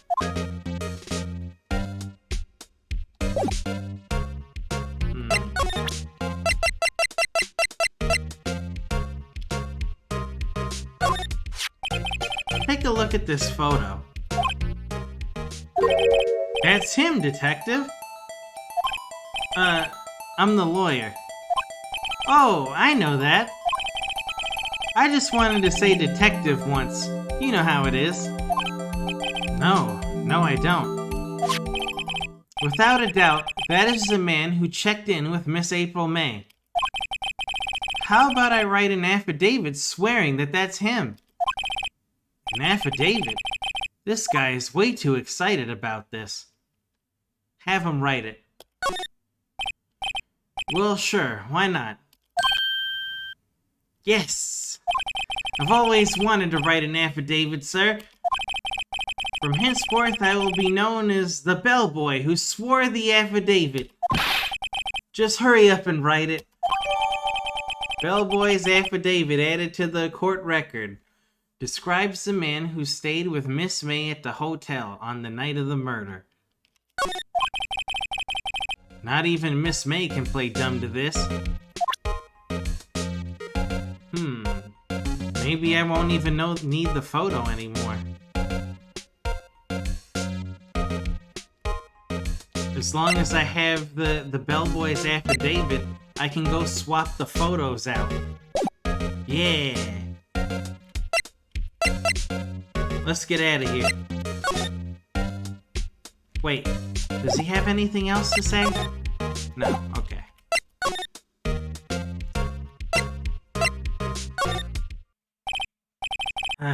He's out again? Huh? No more photos on the desk. Shit.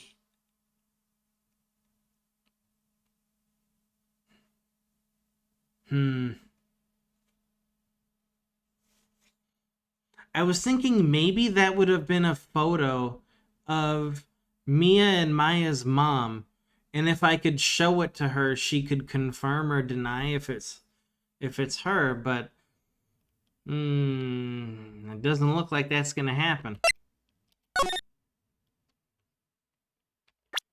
Whoop. Anything different? No. Looks like we already checked everything.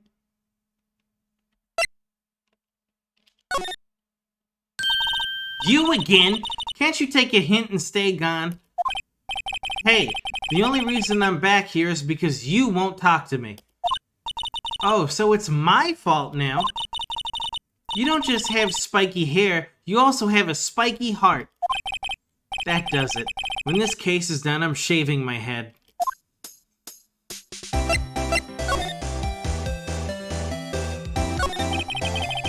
About the man who stayed with you in your hotel room. Can you tell me about him? Where is he? I'm not telling. Look, he's being accused of murder. I don't think you want to be protecting him. Would you have sold out the late Miss Faye to the cops? No. See? Damn. Maybe if I had something to get her to talk.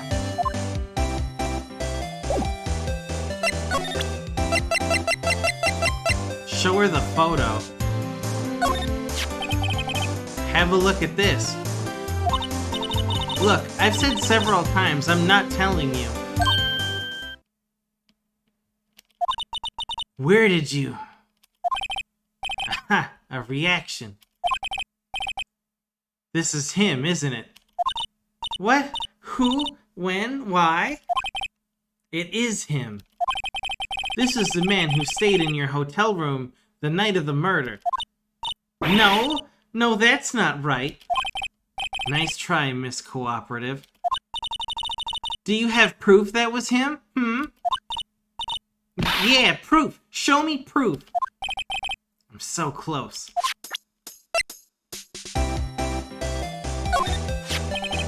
Did you have a look at this? What's that? The bellboy's affidavit. It tells us everything he saw. Such as the man you checked in with. It was most definitely this guy. Now I'm getting somewhere.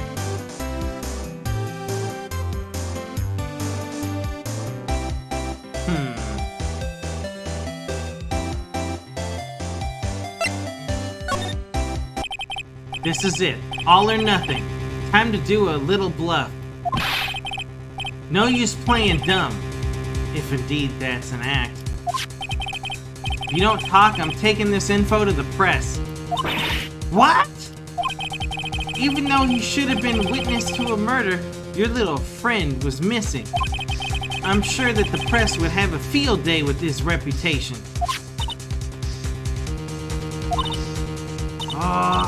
Fine, I'll talk. You win, lawyer. Yes, man, that felt good. It's great to be alive. Why are you pumping your fists in the air? Now, tell me about the man you were with.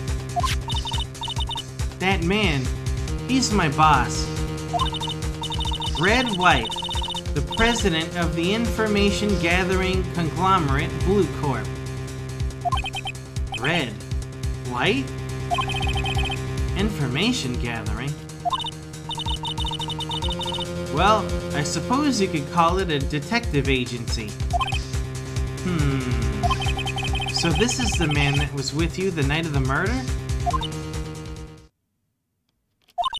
I'm scared to talk. I don't want to end up like her.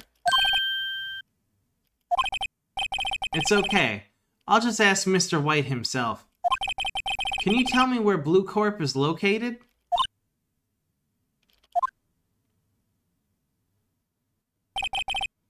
Mr. Red White, at last. Finally, a lead on this guy.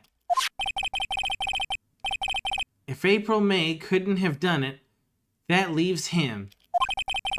Time to take action. Bellboy's affidavit discarded. I don't know, I think I should have kept it, but alright. As long as we can prove it's this guy, We're good. It's fine.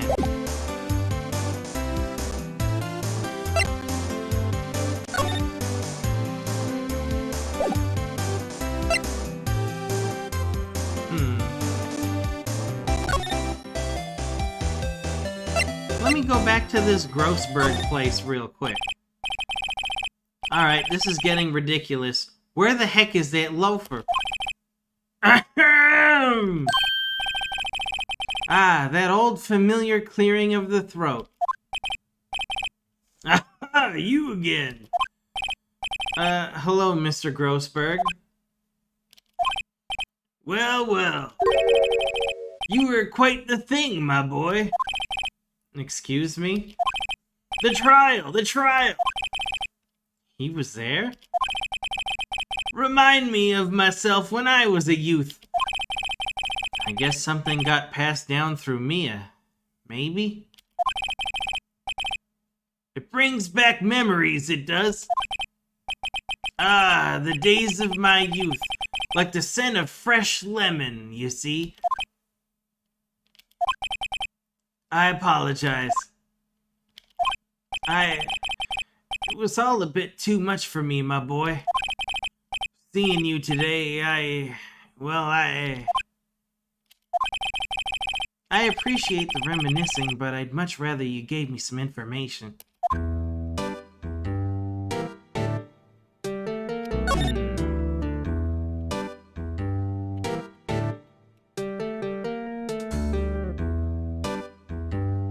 I wasn't expecting him to be here.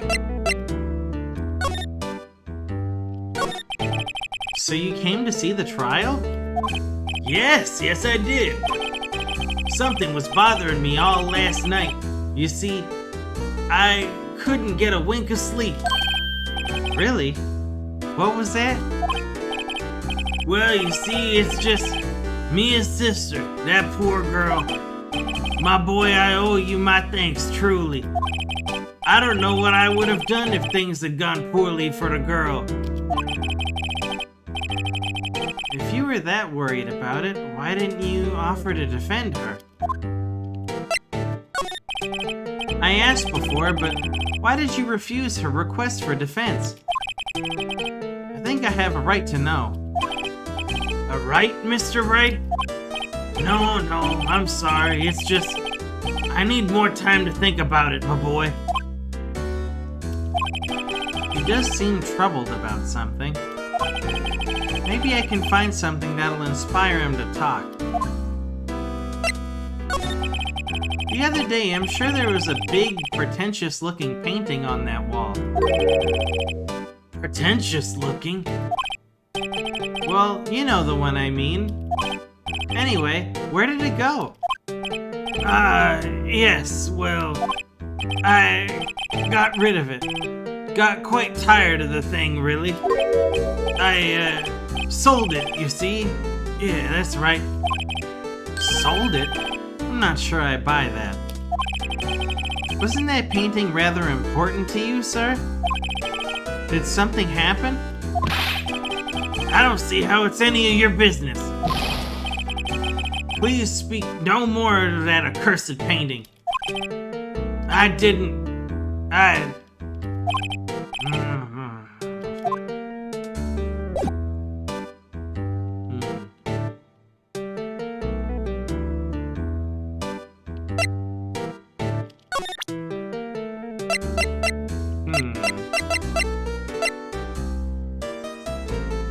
You want to tell me about this?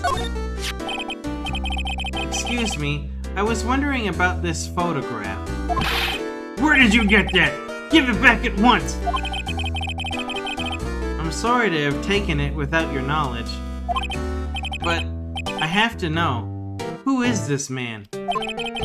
He was most likely in April May's room the night of the murder. What's that you say? Are you quite sure, my boy? What has him so flustered, I wonder? I beg your pardon, but I must ask you to leave. I need to be alone.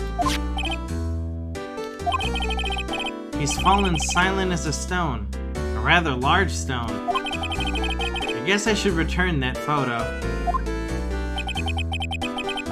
Photograph returned to Mr. Grossberg.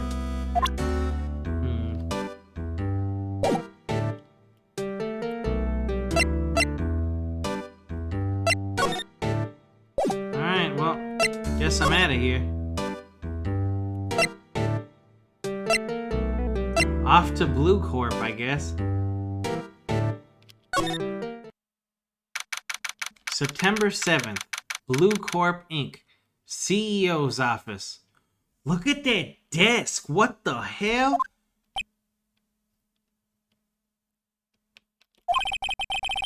What's with the surreal decor? Wait a minute. The painting.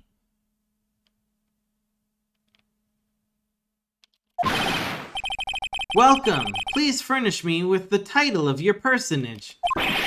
What the? Your name. What's your name?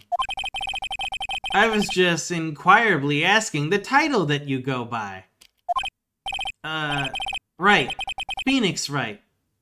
Inquirably? Mr. Wright, is it? Right, I see. Splendiferous. Perhaps I have intimidated you with my giantesque vocabulary. What is this guy's problem? I'm Red White, CEO of Blue Corp. You know, corporate expansion official. My business dealings bring me into contact with the elite of the elite. So I'm afraid I am not used to conversing with the worldly challenged. Oh, the wordily challenged. He's not even using real words, man. What a fruitcake. Let me guess. You are an attorney fresh out of law school, are you not? That's the only explanation for why you would come to meet me like this. What does he mean by that? No matter. So, what business does a mighty lawyer have with a man such as myself? Yikes, this guy's arrogance meter is off the scale.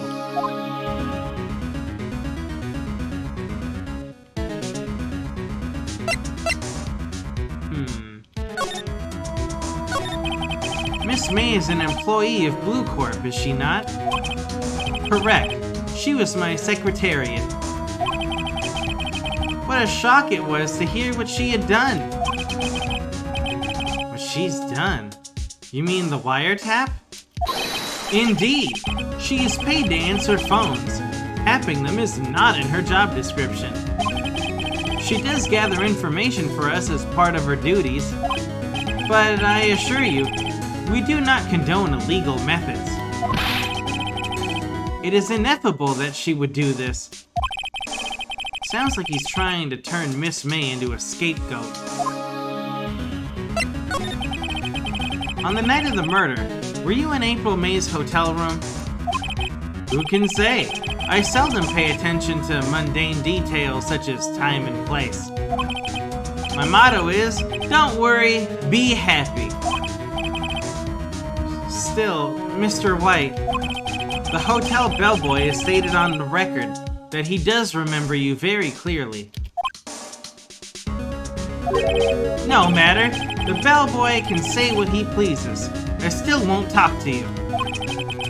If you want me to speak, put me on the witness stand. Although I doubt you'd be capable of doing that. He raises a good question, actually. Why didn't the prosecution call him as a witness? You should have seen the same thing as April May. Oh, the police, the courts. To me, they are mere toys, playthings for my amusement.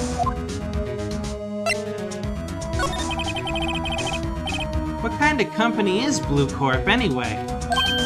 Ah, excellent question. We buy and sell various kinds of information. We are a company of the future. You might say we are the future. Sell information. In just 10 years, I've built this business up into the grand office you see now.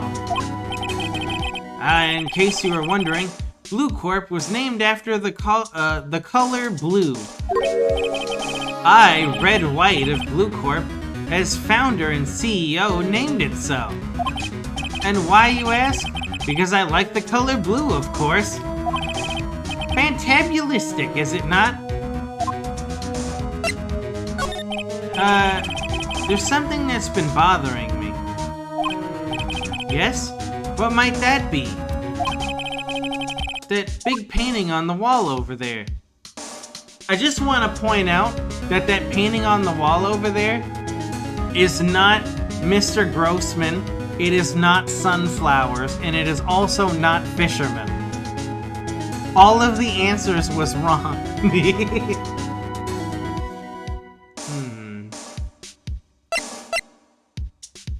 When did you get it? Say, when did you get that painting? No idea. I forgot. I've seen that painting before. Yesterday, in fact. Why do I find that painting here today? Mr. Wrong, was it? Right. It appears you do not fully grasp your position here. I ask again, who are you?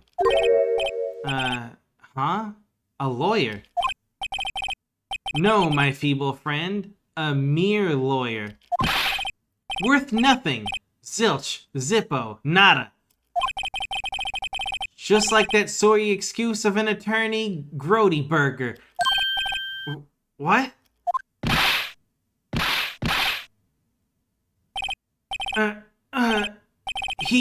He punched me.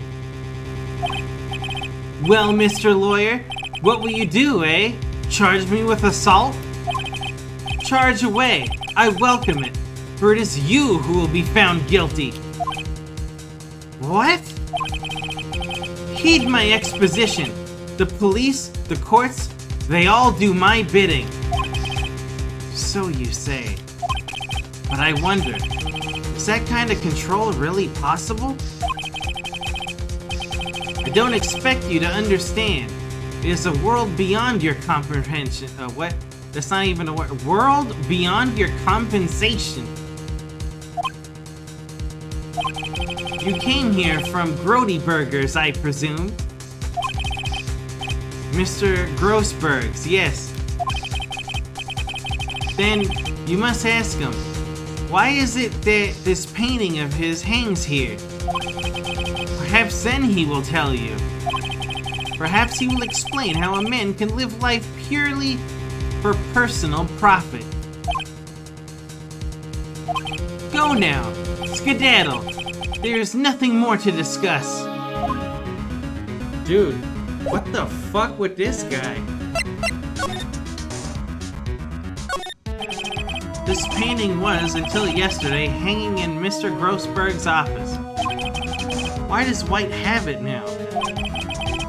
It's not hard to imagine a few possibilities. I'm guessing this is supposed to be a desk? My, this is quite the thing. A statue of a man holding up the world.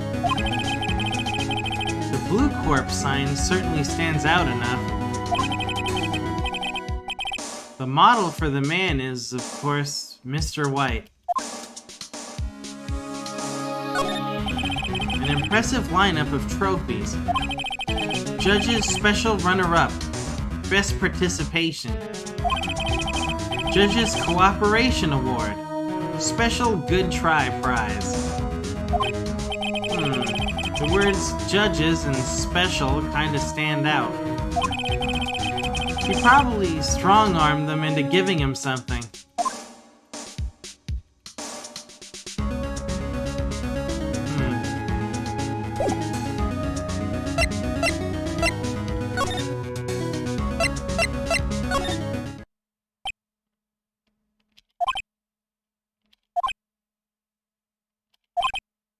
Huh? I don't think he's noticed me standing here. Maybe I should Clear my throat? Jump into holes of fast! Oh, you! What's wrong? You look so pensive, like an old man at the end of his days. I'm not senile yet. I was just thinking about this whole mess. Something's really bothering him, that much is clear.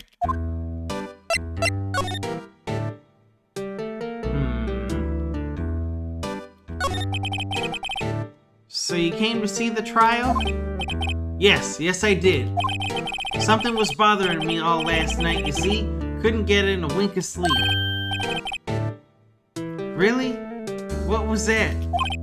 Well, you see, it's just Mia's sister, that poor girl. My boy, I owe you my thanks, truly. I don't know what I would have done if things had gone poorly for the girl. I asked before, but why did you refuse her request for defense? I think I have a right to know. A right, Mr. Wright? No, I'm sorry. It's just I need more time to think about it, my boy. He does seem troubled about something. I'm starting to have a feeling I know what it is. So I paid Blue Corp a visit. Oh, I see. Mr. Grossberg, I have to admit, something has been bothering me. Oh, what is it? Well, out with it, my boy. You see, it's just...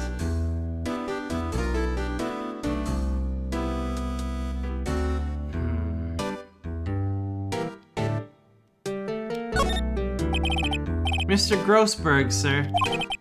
There was a giant painting hanging right there the other day, was there not? The one you said you had no intention of parting with? Well, I saw it. Today. It was in the CEO's office at Blue Corp. Red White's office. So, you noticed. I suppose I should have guessed you would. It is a large painting. Mr. Grossberg, I know you and Mr. White are connected somehow. Connected, you say? Yes, and I know what it is.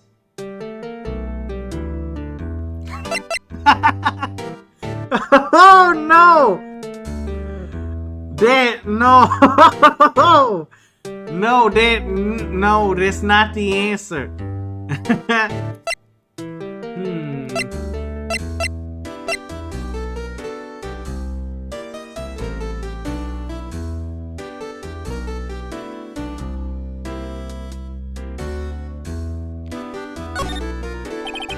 Mr. White has something on you, doesn't he? Blackmail? I think that painting is fairly gaudy proof. Very well. This may be the chance I've been waiting for. Maybe it's time to get this off my chest so I can finally rest easy again. After all, you were Mia's understudy. Perhaps it was fate. What's he talking about? Red White is a man who makes his living through intimidation. Blue Corp is a company that excels in finding people's weaknesses, I'm afraid. I've been paying them for 15 years now. 15 years? All because of the DL6 incident, as you may have guessed. The name on the back of those photographs. As you suspected, I could not stand in defense of Maya because of this. White would have destroyed me if I did. So that's the connection. It is hard for me to tell you this, my boy, but arresting Red White will be nigh on impossible. Impossible? Why? He has information on everyone. It gives him an iron grip. He owns judges, attorneys, prosecutors, police, and politicians. What? They are bound, unable to do harm to themselves, and therefore, to him. Don't look at me like that. What you see is nothing more than the weight of many years. And many donuts. What is the DL6 incident? DL6 is nothing more than the sorting code the police gave the case. It was 15 years ago now. I received a request from a medium, a spirit medium. A medium? Her name was Misty Faye. Faye! Indeed, she was Mia's mother. She had been investigating a murder at the bequest of the police. And she failed.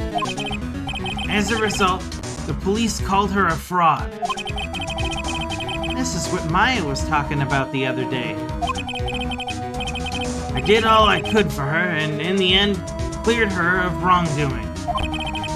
That murder case, however, remains unsolved to this day. That case is the DL6 incident. But why were you blackmailed over this, Mr. Grossberg? The DL6 incident was top secret at the time. It made sense. The police didn't want people to know they were using a medium. They couldn't let people know. But one person found out. I told him. You told Wright? He offered me riches. It's an embarrassment to me now. Because I talked, the police were mocked far and wide. In secret, they began looking for the one who sold them out. Of course, Wright heard about it, and he came to me. Only this time, the offer was blackmail. I see. Wright controls the law of this country as he sees fit. Yet if you would still challenge him, have a close look at Mia's office. Mia's office? She followed his every move for years. She may have recorded something of what she found. There's files missing at the office.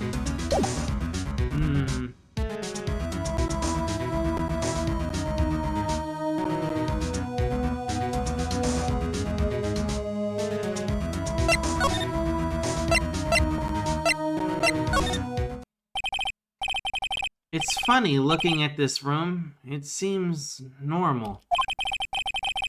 Hard to imagine a murder took place here.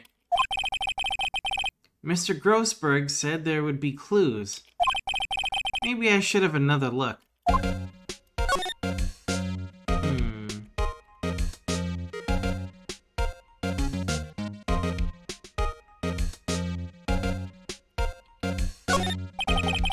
All the cases the chief ever worked on are filed here. They're in alphabetical order. Let's take a look. Which file should I look at? File A to I. Let's see if there's a record in this file that catches my eye. A, B, F. Misty Faye. That's Mia and Maya's mother. Should I take a look?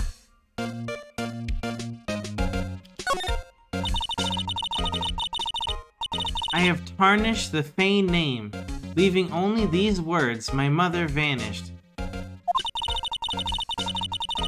I was determined to find the ones who had made my mother blame herself in this way. Using the power that runs in my family, I held an audience with the dead. Finally, the names of two men surfaced. One was Marvin Grossberg, a lawyer who sold my mother's information for riches. The other was the man who sold that information to the press. This parasite who makes his fortune on threats and coercion. His name is... the record stops there. So Mia knew Grossberg. Let's look at the files. J to S. Let's see. J through S. Nothing much in here. Maybe I'll just skim some of this? Well, no harm in flipping through a bit, I guess. The biggest part's here. At the end of an S. Suicide? Ew. She has a collection of suicide reports. There's politicians, policemen.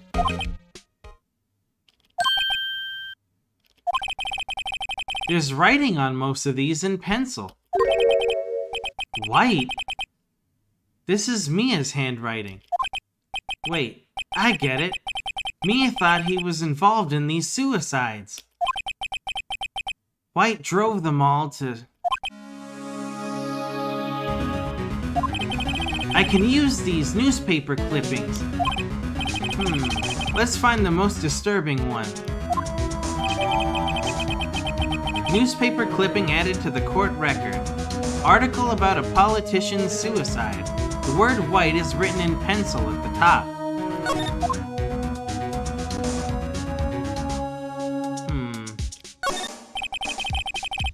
Shall I check Mia's files once more? Check them. Let's check T through Z. T, U, I know, W, White. The entire W section is missing. Was it taken?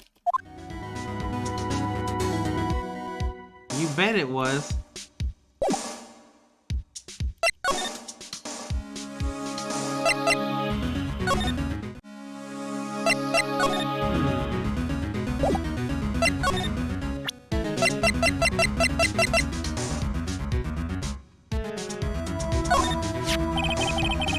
This in Mia's files.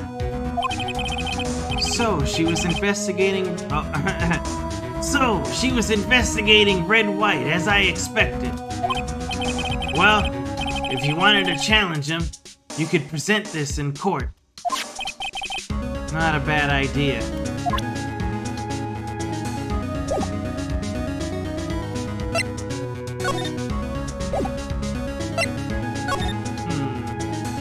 Where to now?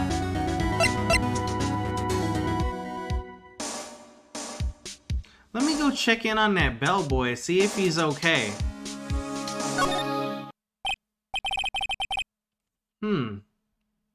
The bellboy seems to be out. Huh? The sound of water coming from the shower. La-di-da, money making, I got the money making blues. Someone seems to enjoy washing the showers. A bottle and 2 glasses rest on the table. I better not touch them. Not telling what the bellboy would do to me.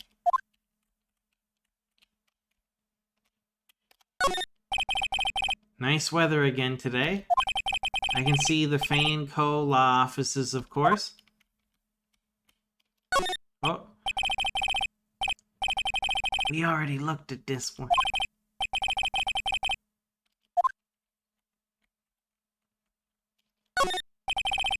Screwdriver is still stuck in the drawer.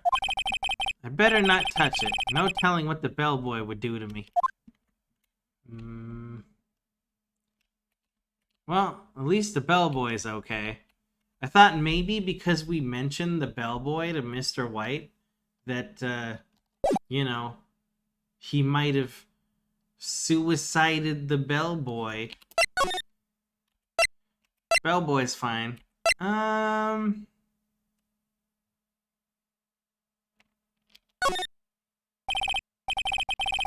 Apparently, Miss May is in questioning. I doubt they'll let me talk to her today. Man, look how still he's standing. It's almost like this whole background is an image and the police security guy is actually just a part of the still image. Okay, let's get out of here. I'm not sure where to go. I guess back to Blue Corp. Well, aren't you persistent? Sorry, but there's something I have to ask you. Mr. Lawyer, I really hate having to repeat myself. But it seems the message has not yet penetrated your thick skull. Stop bothering me.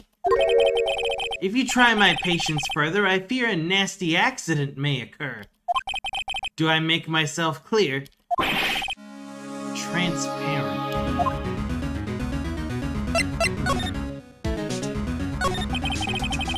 I think we're past needing to talk about April May. I've got to put this guy on the spot and quick. What's the matter? You seem distressed. This guy's a pro at pulling the wool over people's eyes. I've got to put him on the spot and quick. Stop that! Your hot gaze is giving me goosebumps.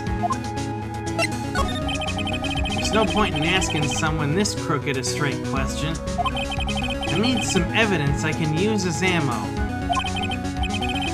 What's wrong? Is something stuck to my face? Why, yes. There's my eyes and my nose and my mouth. But of course, I jest. You need not restrain your mirth, my friend. It is okay to indulge in my cosmopolitan sense of humor. I will not think less of you. This guy, oh.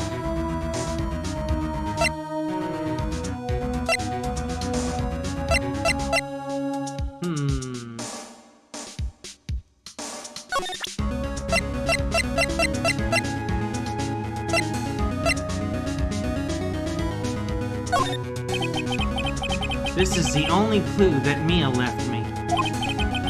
I better make this one count. Mr. White, see this? It's an article describing the suicide of a politician. He was embezzling secret government funds. Then, one day, word got leaked to the press. That very next day, he took his own life. And this concerns me how? I found this article in Mia's office. Miss Mia? She had a file filled with articles like this. Every one of them was labeled with a single word. White. Mr. White, I know what you did to this politician. You were blackmailing him. Blackmail? Not just him either. You were threatening and coercing hundreds of others. You were involved in all of the suicide cases that Mia investigated. This company is built on blackmail. I'm right, aren't I? What a bizarre accusation. Mr. Wrong? What is it that you should be doing now? Investigating me? No, I think not. You should be searching for the one who killed Miss Mia. Secretary's office? Hello? Mr. Wrong will be leaving now. Yes, sir. I'll send someone right away. Wait a second, Mr. White.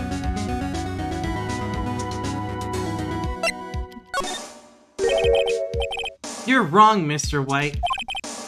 Excuse me? What I should be doing now is going after you. Just what are you insinuating? Mia was onto you. She was keeping tabs. For this reason, you had April May tapping her phone. Then, Mia was murdered and all the documents about you mysteriously disappeared. So the culprit would be... Even a child could work it out, Mr. White. You did it.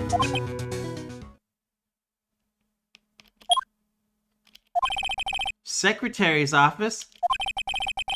We won't be needing an escort for Mr. Wrong. Instead, please connect me to the public prosecutor's office. Of course, sir. One moment, please.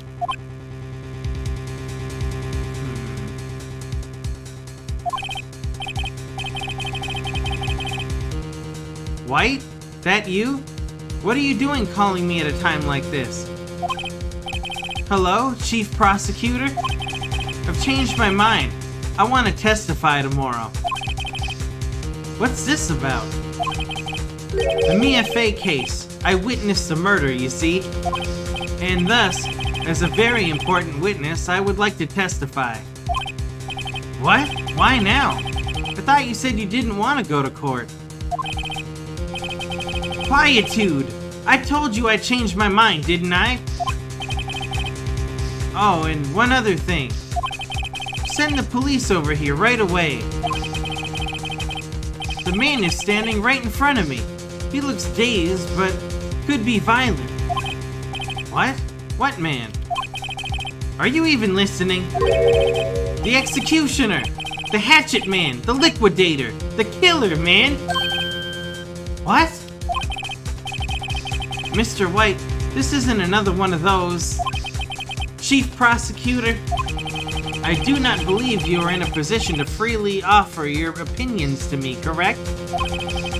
I'm telling you to send the police, now! Did I not tell you, Mr. Wrong? You are a mere lawyer, as was Miss Mia. How dare you?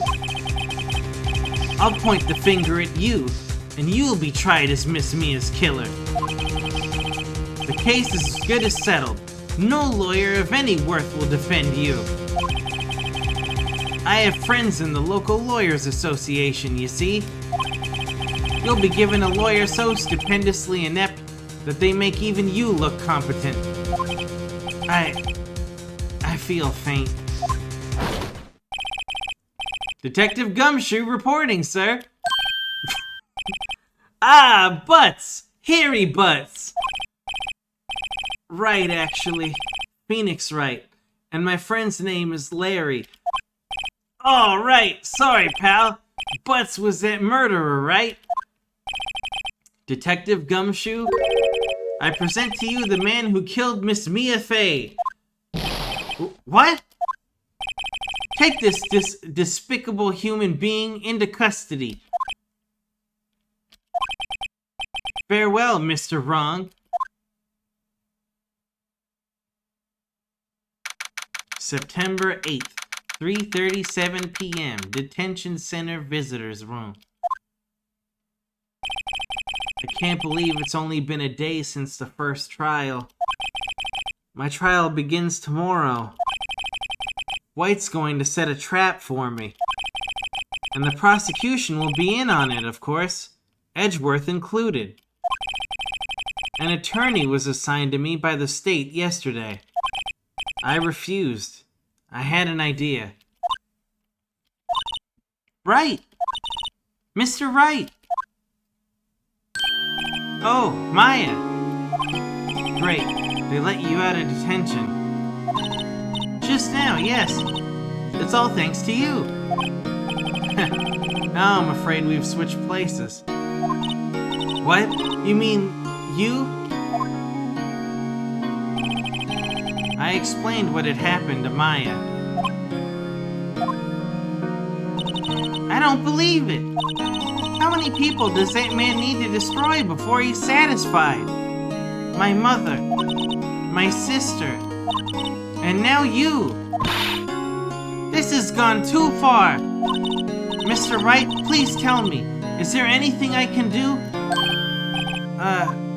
Well...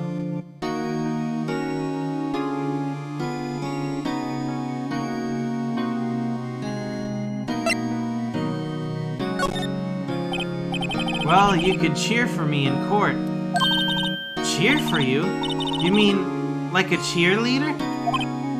Huh? Yeah, like that. Alright, leave it to me. Huh? I'd better go get a uniform and some pom-poms. Wait. What? I'm kidding. It was a joke. No way! No, really, I was kidding, but thanks.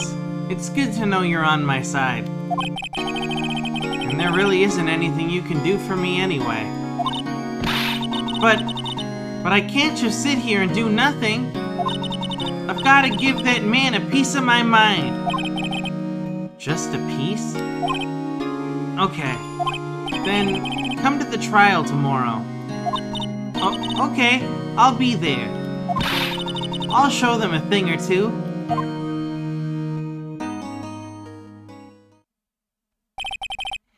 Times may change, yet with crime, it's the same old story. In fact, it's gotten worse. Lengthy court proceedings are no longer realistic. Beginning a few years ago, a limit of 3 days was put on initial court trials. Almost all finish in a day, most with a guilty verdict. I never thought I would end up in the defendant's chair myself for this case. With the true culprit appearing as the star witness. This is it. Tomorrow it's me or him.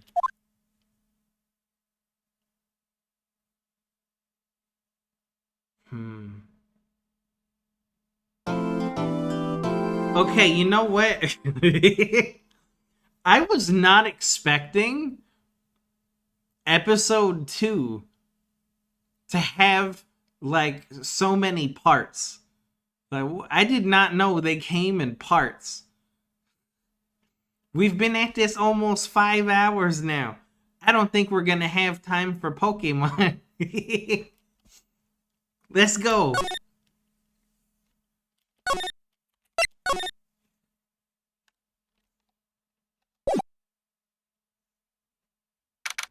September 9th, 9:52 a.m. District Court Defendant Lobby Number 1. Well, I guess this is it. Yeah. One way or another, this case gets decided today. Ah! Phoenix! Look! Prosecutor Edgeworth. I received a call from the Chief Prosecutor's office yesterday. I was told that whatever Mr. White says today, it'll be the absolute truth. No matter how you try to attack his testimony. If I raise an objection, I have it on good faith that the judge will listen to me. What? Does White have the judge in his pocket too? So, you're saying I'm going to be guilty. End of story? I will do anything to get my verdict, Mr. Wright. Anything. Why? Why? How can you torment an innocent person like this? Innocent? How can we know that? The guilty will always lie to avoid being found out. There's no way to tell who is guilty and who is innocent. All that I can hope to do is get every defendant declared guilty. So I make that my policy. Edgeworth. You've changed. Huh? Phoenix, you know him? Don't expect any special treatment, Phoenix Wright. Phoenix? Well, court will be starting soon. What? But wait! Your defense attorney isn't even here yet. They're not... I'll be defending myself. What? Okay, let's do this. The question is, am I invested now? Hell yeah! I'm having a lot of fun. But, to be honest, my voice is starting to hurt. There's a lot of reading. September 9th, 10 a.m. District Court, Courtroom Number 1.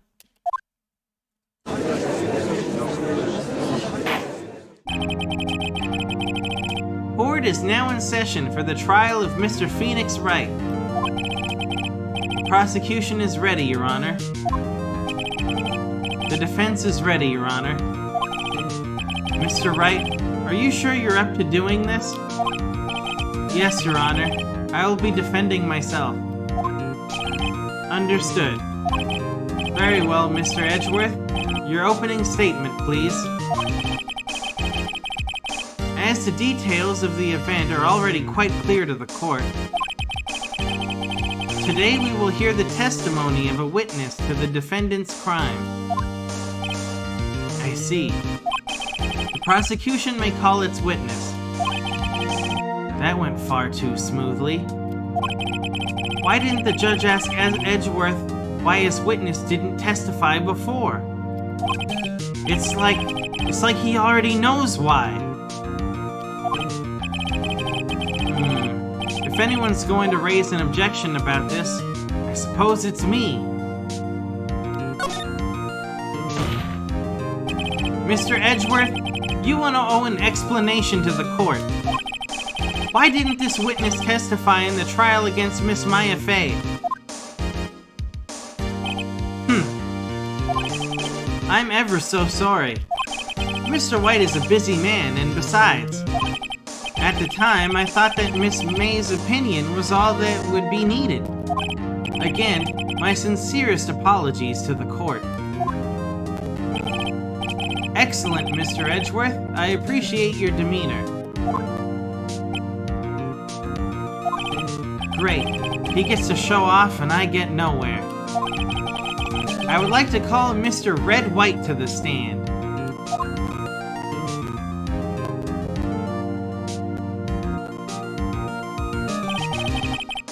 Please state your full name.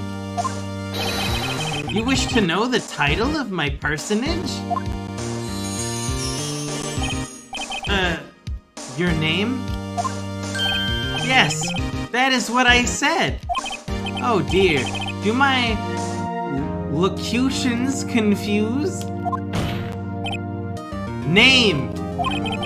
These two are great together. My name is Red White, but my friends call me Blanco Nino. I am the CEO, or to use a more common term, the president of Blue Corp. Did you know the victim, Miss Mia Fey? That would be a negatory. No, I did not. You were at the Gatewater Hotel the night of the murder? Correct. And you witnessed the murder from there? Why tell you what you already know? Very well, Mr. White. You may begin your testimony. If I can't rip this guy's testimony apart, I'm done for. Why do I always feel like it's the end of the world and I'm the last man standing?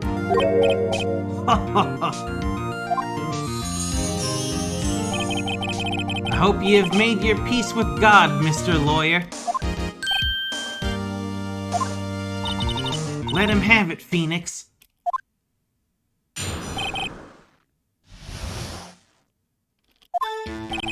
Let's see. It was about 9 o'clock, I believe. I was quietly perusifying, that's reading, to use some papers by the window. Then I heard a bedlam coming from outside. Surprised, I turned to look at the building across the way. It was then I saw him, a spiky-haired man attacking a woman with long hair. Needless to say, that man was none other than you, Mr. Lawyer. I called Miss May over at once. She too was flabbergasted, of course. The victim, she ran away, but you gave chase. Finally, there was a terrible impaction. Then it was all over.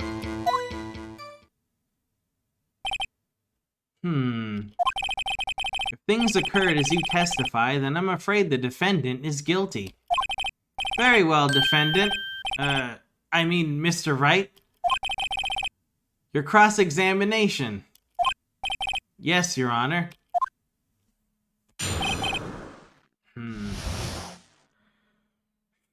Here we go. Let's see, it was about 9 o'clock, I believe. Hold it! How do you know what time it was? Because I am always abso-positively perfect, you know? No. You're not getting away with that. You are so mistrusting, Mr. Lawyer. So, what was the proper term for secretary again? Anyway, Miss May ordered room service for 9 o'clock. It happened soon after the room service arrived. That's what Miss May said, too.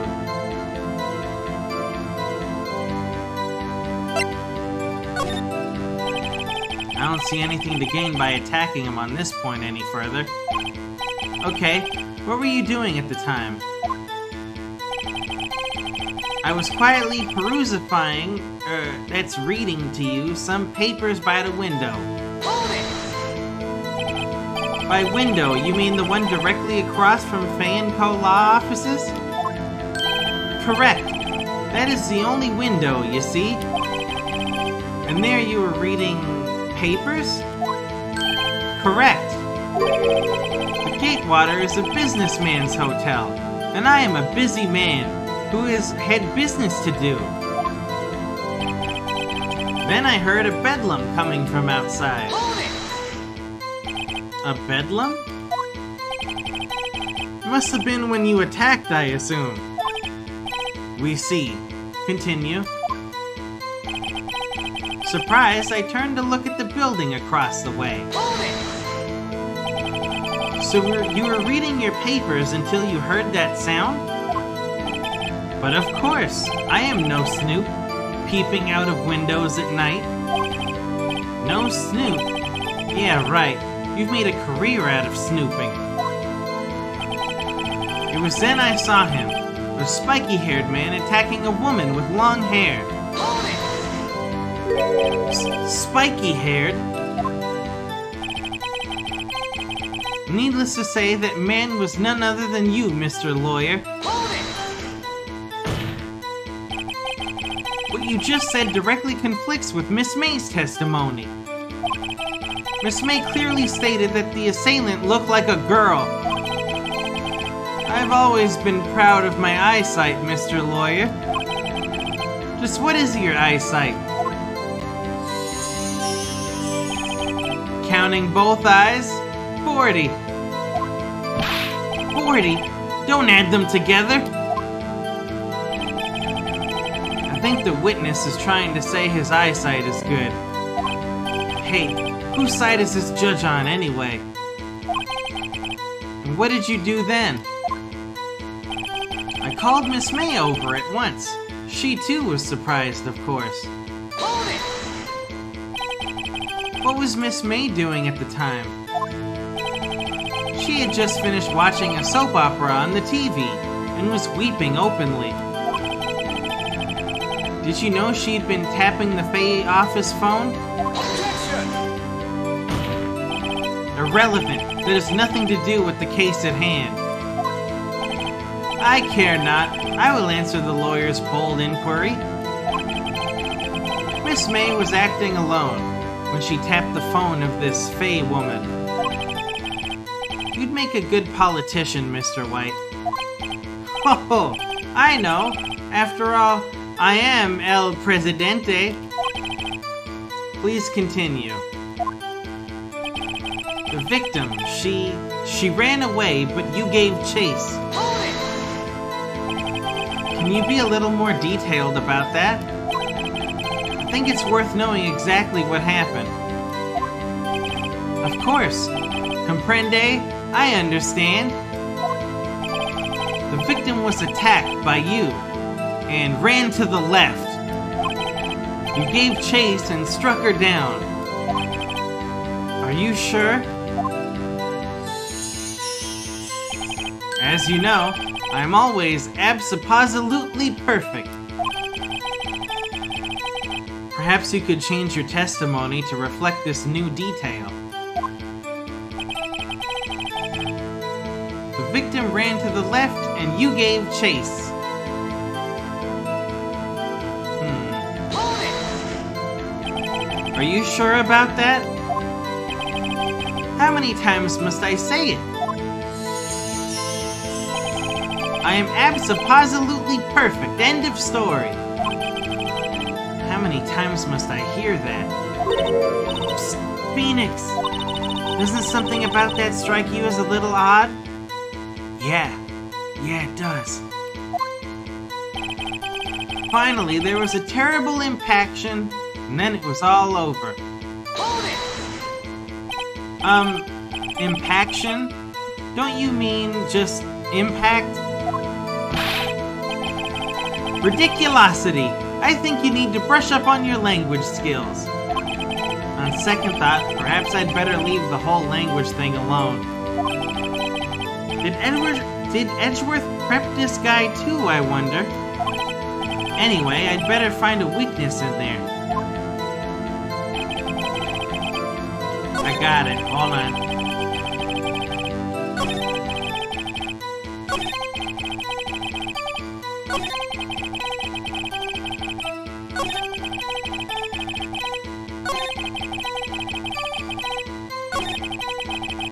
Here we go.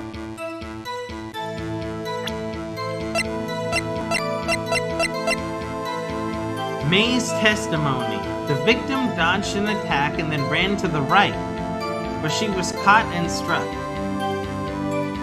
Objection! Wait right there! Mr. White, you've dug your own grave. What is this? You said the victim ran to the left, but that directly contradicts Miss May's testimony. She clearly stated that the victim ran to the right. Oh, it is simple. You've misheard her. I think not. Look at the floor plans. The killer was here, and the victim here. If the victim ran to the left as you claim she did, she would have been running directly away from the door. She would have been running into a dead end. Don't you find that odd? Very strange. I did see her run to the left. I did. Phoenix, look at his face. I don't think he's lying about this one. True. Maybe he really did see the victim run left. So he did witness the killing. Yeah, because if you flip it, if he was standing and where the killer was standing, it would have been left, wouldn't it? I'm just saying. Wait a second. Mr. Wright? Yes, Your Honor? Miss May says right and Mr. White says left. Can you explain this contradiction to the court?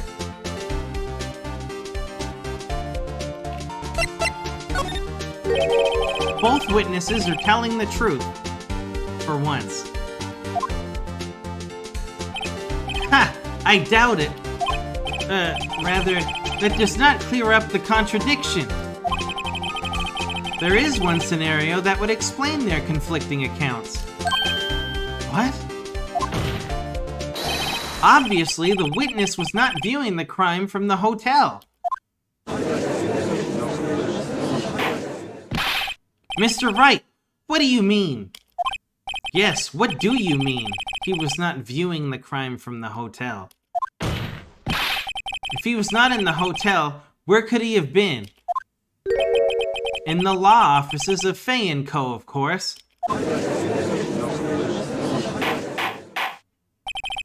More specifically, he was standing here. Time to show the court where Mr. White was standing. Oh, right there. Take that! This is where he was. Look, when the victim ran for the door, if he was watching from this point, to him it would appear that she ran to the left. please. This is no time for jokes and ill taste. That is where the killer was standing.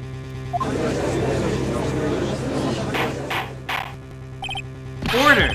I will have order! Anyone disturbing the order of this courtroom will be held in contempt. Mr. Wright, what are you suggesting? Rapscallion? Objection! The postulations of the defense are a distortion of the truth, Your Honor. Indeed, they do seem a bit far-fetched.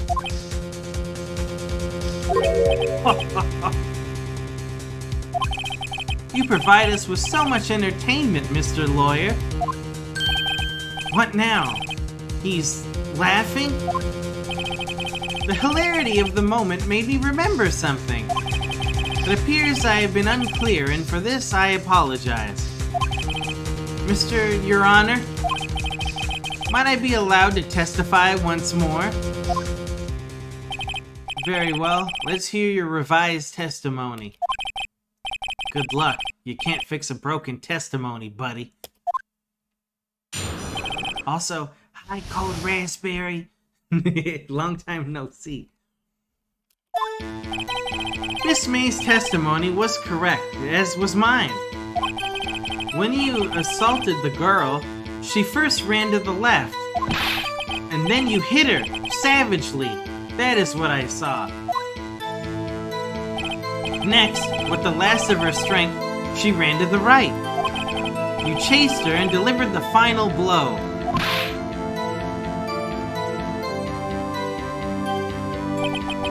That is what Miss May saw. You see, you hit her twice. Don't you remember, Mr. Lawyer?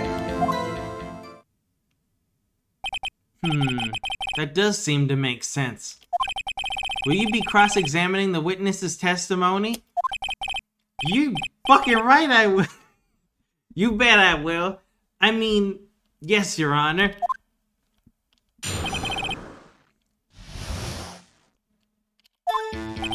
Miss May's testimony was correct, as was mine. Hold it! What do you mean by that?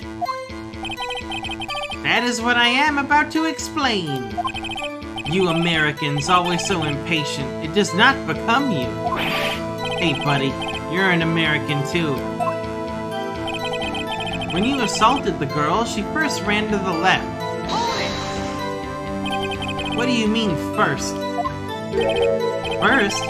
That's what comes before what happens next. You do speak English, right? Please, sit back, relax. I'll try to use simple words for your benefit. First, she ran to the left, and then you hit her savagely. That is what I saw. Hold it! I didn't hit anyone. Now, Mr. Wright, there's no point hiding things from this court. I'm not hiding anything. Objection! The prosecution requests that the defense refrain from interrupting the testimony.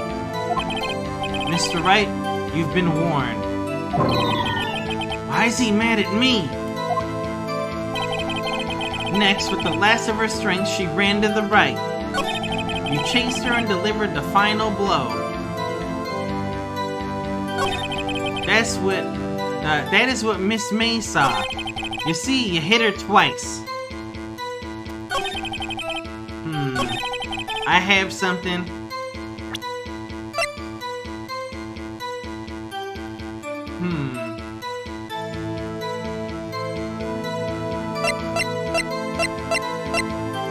The autopsy report.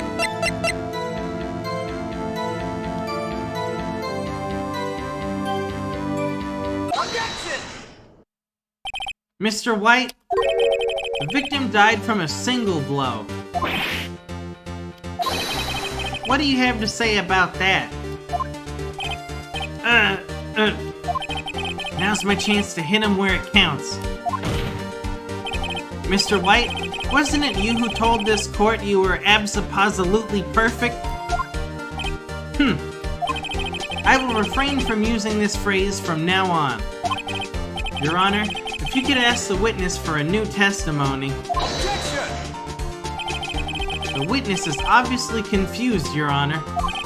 I would like to request a 10-minute break. Yes, quite. Objection!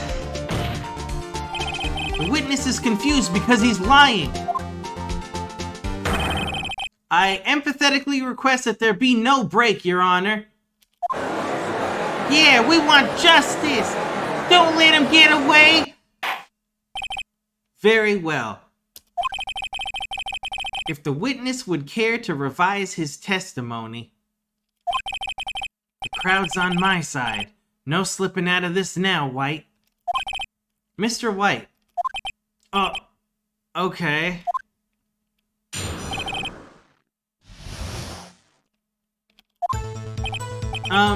Well, see, I looked at the other window when I heard that thing fall. Then, the next moment, I saw Miss Mia run to the left. The killer, you, attacked her, but she dodged. And then she turned and ran for the door. Then you did her in with a single blow. Whap! Thwap indeed. Very well. You may begin the cross-examination. Mr. Your Honor, my stomach, you see, it is hurting. Deal with it. This is almost over.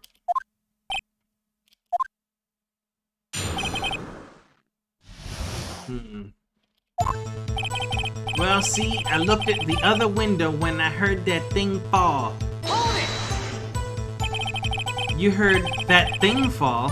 What exactly was that thing? Huh? Oh, that? The glass light stand. Right, the one that had fallen over at the scene. Phoenix! Doesn't something about that strike you as odd? Yeah, very odd.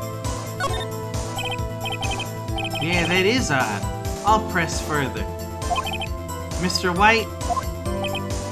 Huh? What? You're saying you saw the glass light stand? Yes? Then change your testimony to reflect that. Sorry. My bad. The witness will revise his testimony. Dude, how many times are you gonna let him change his testimony? This is like 4 times now. This guy... What does he have on the judge? The judge on weekends goes down to the gay bar dressed up like a leather biker with his ass out. Like, what do you know about this judge? And then he goes back home to his wife at night. Don't tell. Like, what do you know? And you just everybody's in your damn pocket. Okay, of course. A light stand was lying on the floor when I looked. Then the next moment I saw Miss Mia run to the left. Hold it! Miss Mia? Mr. White, do you know the victim personally? No. Triple no. How would I? How could I? Objection! I see nothing odd about the witness knowing the name of the victim. Mr. Wright, I will not have you harrying the witness. You're looking a little flustered, Edgeworth. The killer, you, attacked her, but she dodged. Now, before, you said that she was hit before she ran. Yes, I must have been confused. But don't worry, we all know what happened now. She turned and ran for the door. Hold it! What did you do then? I gave chase, of course. No, not me. The killer, I mean. He gave chase. Mr. White, please try to remain calm. Mr. Wright here is only trying to fluster you with baseless accusations. Oh, all right. Thank you, Miles. Then you did her in with a single blow. Whop. Hold it! Whop. That doesn't sound like the savage attack from your earlier testimony. Oh, ho, ho. Yes, well, I am a man of peace, you see. Phoenix. He's getting a lot less talkative. He's probably afraid I'll catch him on something. But it won't be easy. A light stand was lying on the floor when I looked.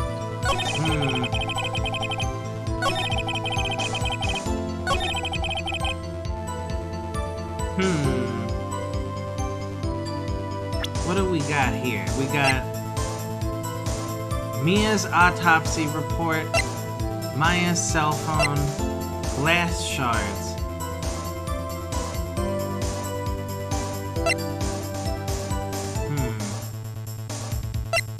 Interesting that they had to add in that it says it's broken beyond all recognition. I'm kind of interested to test that out.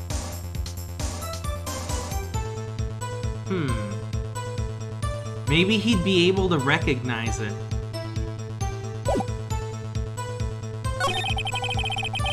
Maybe I could catch him in a lie.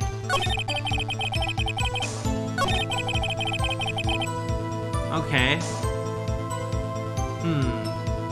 I doubt that'd work. I don't think it would work.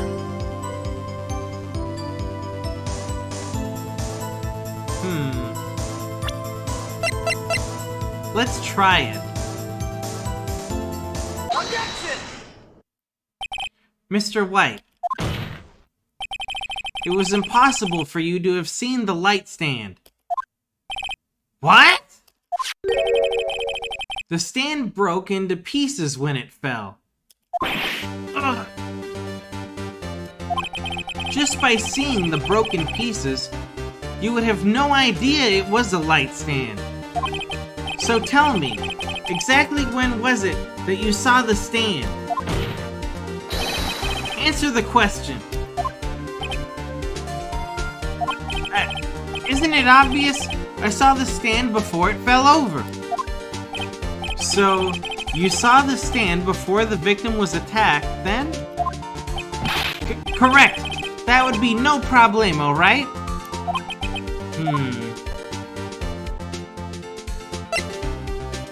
Big problemo. There's a big problemo. Problem here. What problem is this? Mr. White, let me make sure I have this straight. You saw the glass light stand through the window from the hotel before the incident occurred? Correct. That is so. It's conclusive, definitive, undeniable, unimpeachable. No, it's impossible. You couldn't have seen the stand. Because only stand users can see other stands. Wait. What? Why couldn't he? You have proof. I sure do, Your Honor. A person in the hotel could not have seen the stand before it fell over. Take that! Look at this. These are the floor plans to the scene of the murder, yes? Correct, Your Honor. Now look. If you were to look through the window at the office, this is the area you would be able to see. Here. Well, note that the stand is not within the visible area. Well, Mr. White? What do you have to say to that? Right. Ridiculosity. Mr. White, if you were in the Gatewater Hotel as you claim, you could not have seen the stand before it fell over. In fact, you wouldn't have been able to see it after it fell either. There's no way you could have recognized the broken shards as a glass light stand. So, when did you see the stand, Mr. White? It must have been the moment that it fell. And the only place you could have seen that from is inside the Fey Law offices. In other words, you were at the scene of the crime when the murder took place.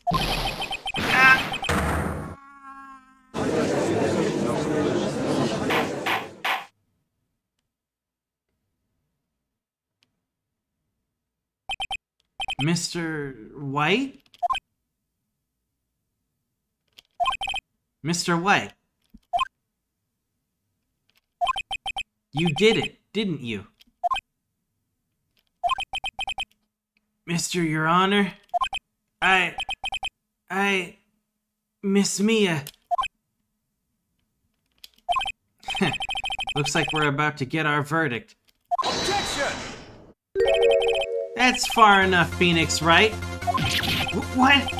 I forgot about Edgeworth. Mr. White. I think the time has come. Shouldn't you confess your crime now? What? I said, you should confess your crime. Ergo, confess that you placed the wiretap. The wiretap? Order! Order! Mr. Edgeworth, explain to the court what you mean by this.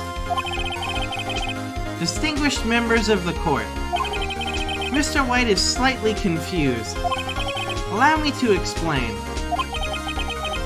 I really don't like the way this is headed. As you know, Mr. White is the CEO of Blue Corp. He ordered his secretary, Miss April May, to tap the law offices of Miss Fay. What does that have to do? Your Honor, the question is, when was the wiretap placed in the office, and by who? No, you wouldn't. Mr. White, in order to place the wiretap, you entered Miss Fay's office. Am I correct? This guy is just feeding him lines. Is he even allowed to do that? Correct! You are most correct, Miles. Give me a break. Yes, in order to place the wiretap, I breached the Fay & Co. law offices. That is when I saw that accursed light stand.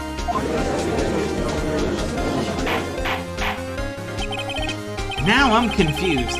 Please explain to the court what all this means, Mr. Edgeworth. Gladly, Your Honor. Mr. Phoenix Wright has made his position quite clear. He has determined that Mr. White knew the glass stand was in the office. He has shown that there was only one time Mr. White could have seen the stand. At the very moment of the murder. Thus, Mr. White would like you to believe that Mr. White was the murderer. I see. However, it is a fact that Mr. White had been to the office well before the murder took place, when he went to place the wiretap.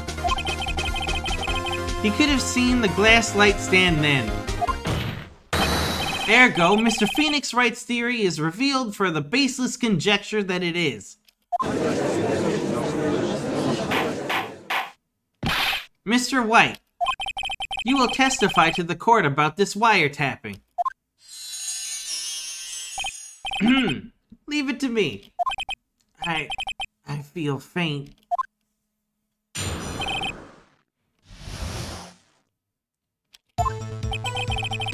It was the beginning of September, the week before the murder. I had entered the Fay & Co. law offices. Of course, I had done so to place the wiretap. That is when I saw this glass light stand.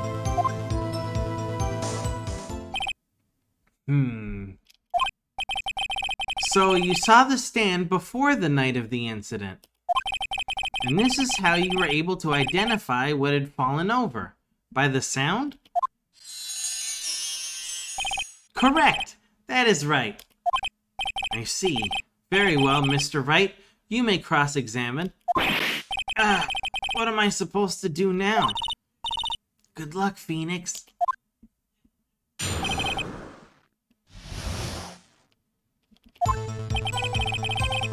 It was the beginning of September, the week before the murder. Hold it! Do you have proof? Objection! Miss April May knew the details of Miss Faye's phone conversation. This proves that the wiretap was placed before the murder. Huh. Right. I had entered the Fay & Co. law offices. Hold it! Was it really you that went into the office? Or was it Miss May? Objection!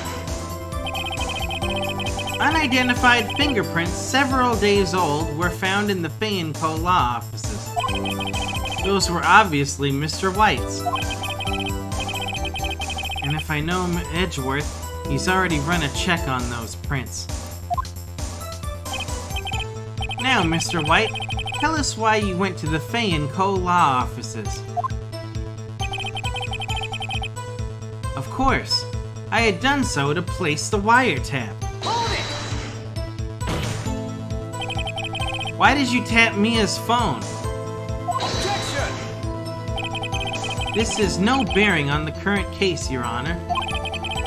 Blue Corp is a detective agency of sorts. We have a responsibility to protect client confidentiality.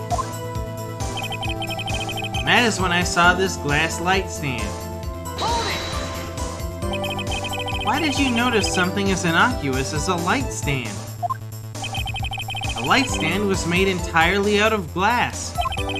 It was quite stylish, so I guess it made a lasting impression on me. Such a beauticious thing deserves attention, does it not? That is all. Damn it, there's nothing there for me to press him on. Oh well, maybe he's rattled enough that I can bluff something out of him.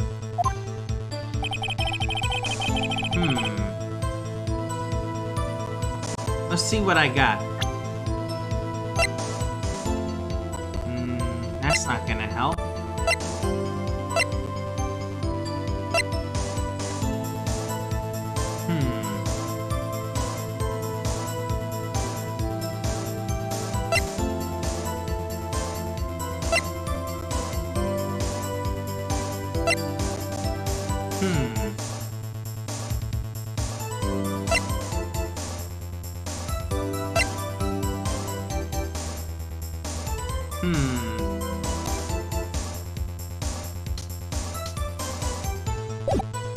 This is probably where I'm gonna get stuck.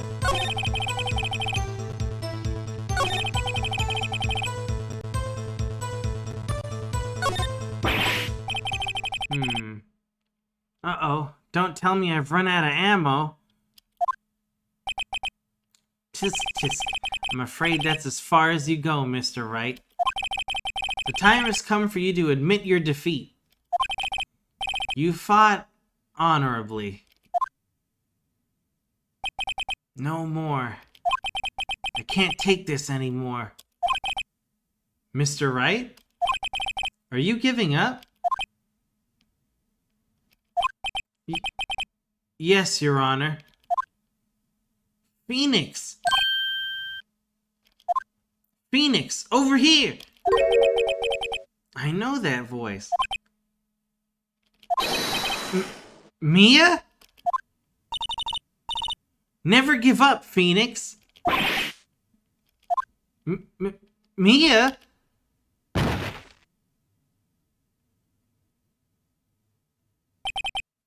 Where am I? The waiting lobby? What happened? Oh, right. I lost the trial. I was hallucinating. Ah, you're finally awake. Skyrim? Oh, you're finally awake. Ah.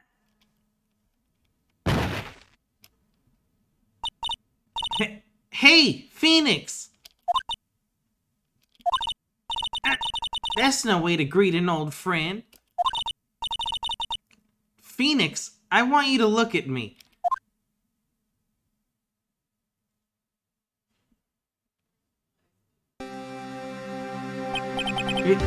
You're... Maya? Didn't you know the Fey women have strong psychic powers? When you accepted your defeat in court, it appears that was enough of a shock to awaken Maya's true powers. So, Maya is channeling you, Mia? That's right. I am Maya, but I'm also Mia.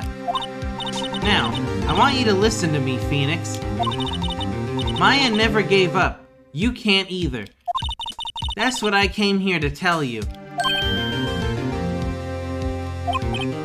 But we don't have much time, Phoenix. Now listen. You've already won. Huh? You have that receipt in the court record, right? Oh yeah. The one you wrote Maya on? Phoenix, Wright wrote that, not me. So what do I do with it? Look at the front of the receipt.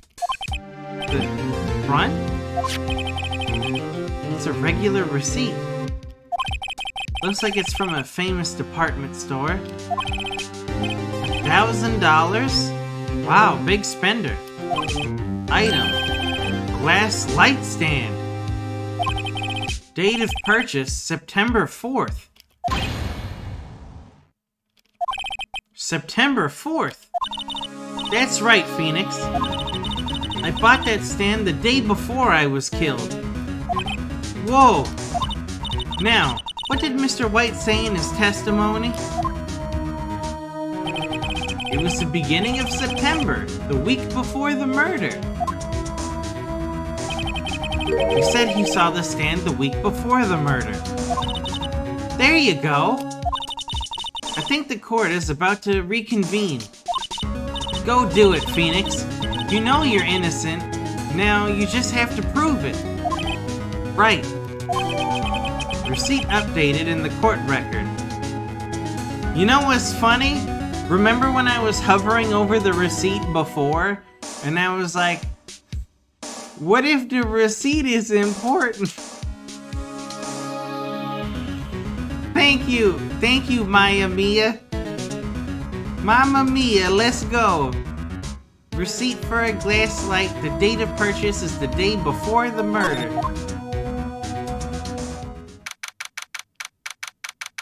September 9th, 1:16 p.m. District Court, Courtroom Number 1.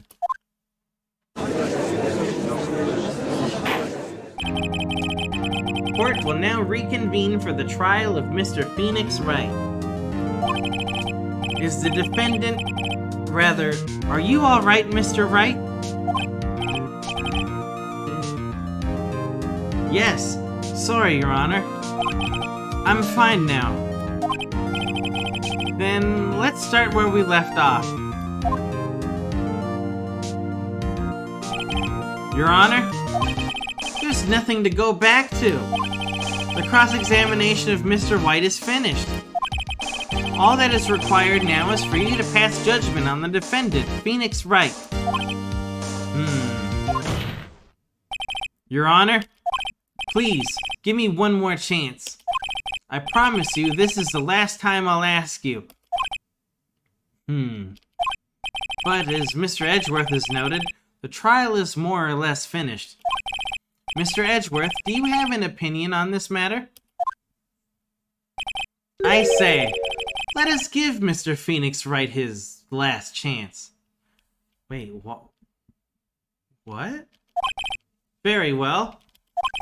You may begin your cross-examination. Why is he...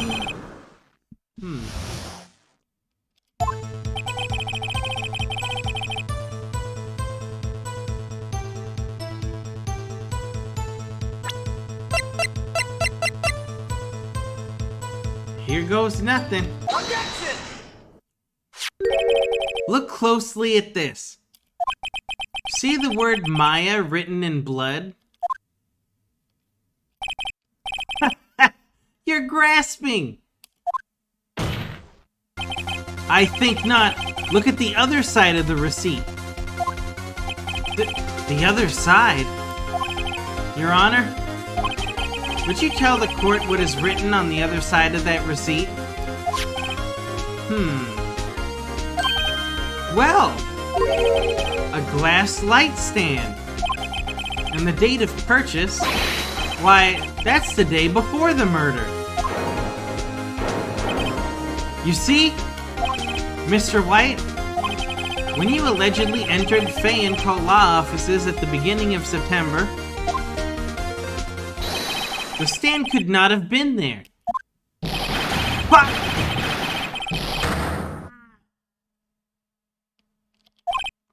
Well, Mr. White, can't get out of this one, can you? No, it's impossible. Uh-oh, he's losing it. Well, Your Honor, I understand there must be quite a bit of pressure on you. But I think you'll agree you can't judge me guilty under these circumstances. Dude, we just called him out because he's being blackmailed too. Very well. Then that is all for the trial of... Objection! Not so fast, Phoenix, Wright? What? No way he can worm his way out of this one. Oh wait, I forgot. It's Edgeworth. There is a certain thread of logic to the defendant's claims. However, there is no concrete proof that Phoenix Wright is innocent. Ergo, I would like to request one more day before Phoenix Wright is granted his freedom. I need time to make one more inquiry into this matter. Another inquiry? This isn't gonna be another one of those updated autopsy reports. This guy just makes up evidence as he pleases. This is bad. Mr. White's guilt is obvious. There is no need to prolong this trial any further. Well, Mr. Edgeworth, if anyone's gonna call Mr. White to trial, it would be me, the prosecution. I need a day to ascertain whether these new claims have any basis in factual evidence. I see. Objection denied. What? The completion of the trial of Mr. Phoenix Wright will be postponed until tomorrow. No, there's no telling what'll happen if I can't end this now. Edgeworth is sure to come up with, or just make up something. And after Mia showed up to help me and all. Mr. Your Honor, may I go home? Of course. Thank you for your time. The witness will stay.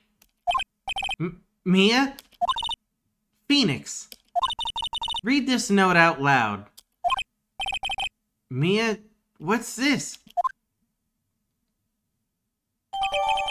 Memo received from Mia. A list of people's names in Mia's handwriting. Your Honor, if I may, you're quite persistent today, Mr. Wright. You bet I am. My life is riding on this one. I have something I would like to read to the court. Take that! memo Mia had given me was a list of names. Many of them sounded strangely familiar. People in finance, famous celebrities. That's when it happened. Stop! Desist! Halt! Please, stop! Make him stop! How did you get that list? Mr. White, admit your guilt right here, right now. Or else this list will be released to the press.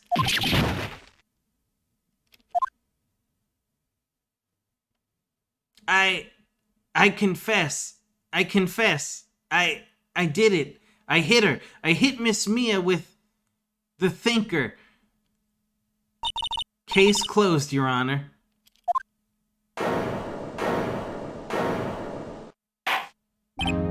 Well, I see no reason to continue this trial.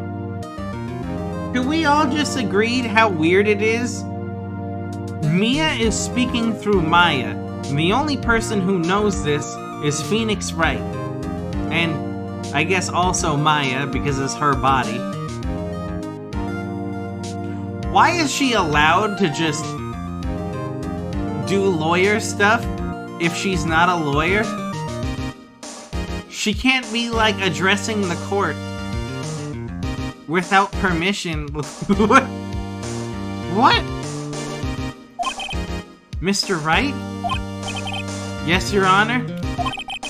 You've done it again. That was quite a spirited defense.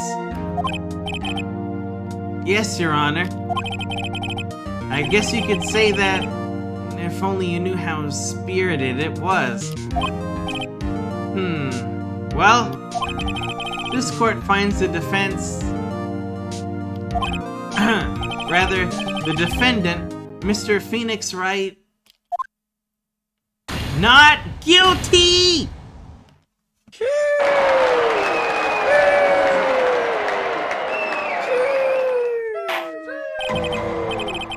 That is all. This court is adjourned.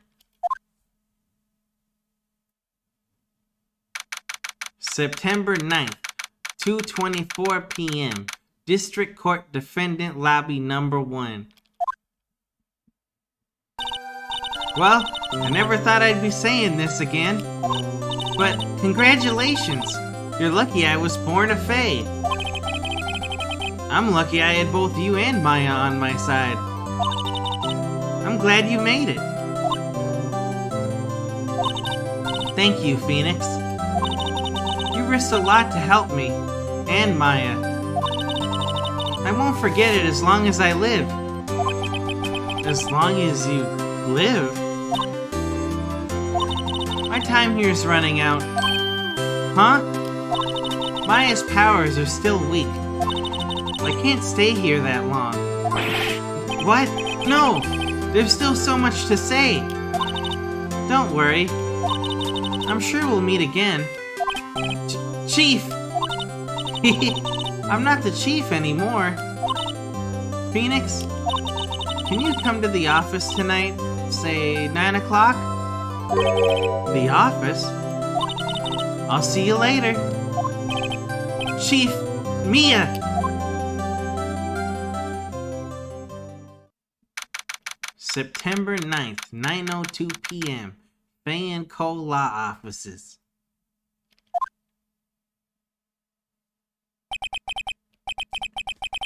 Being here, it's hard not to think about that night. You came! Mia?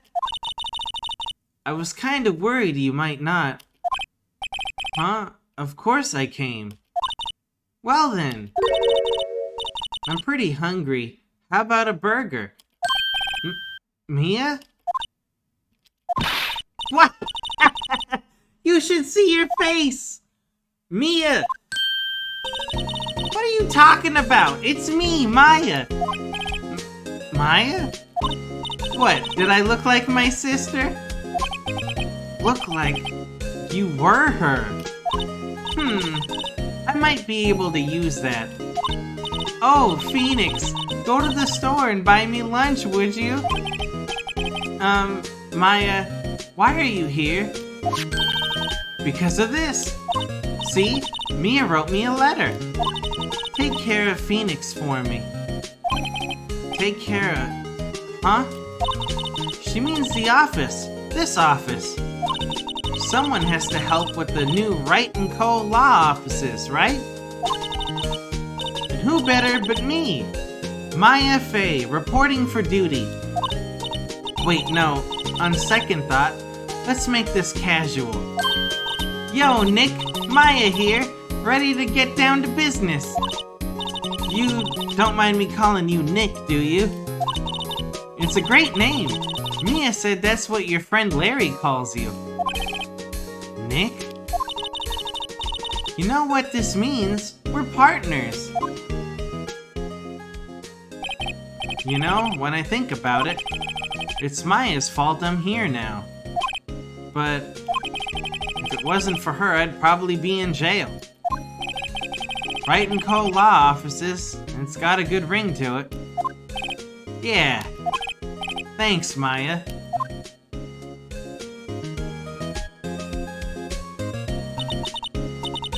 Good luck, Phoenix. I'll always be here, watching.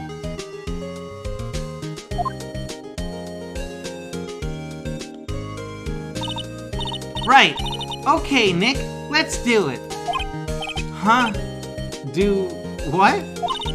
Burgers, dummy, burgers! There's a great burger joint just down the street. Come on, time's a-wasting. Okay, wait up! The end. Question mark? A brand new episode has been added. Ooh, that's tomorrow. You know,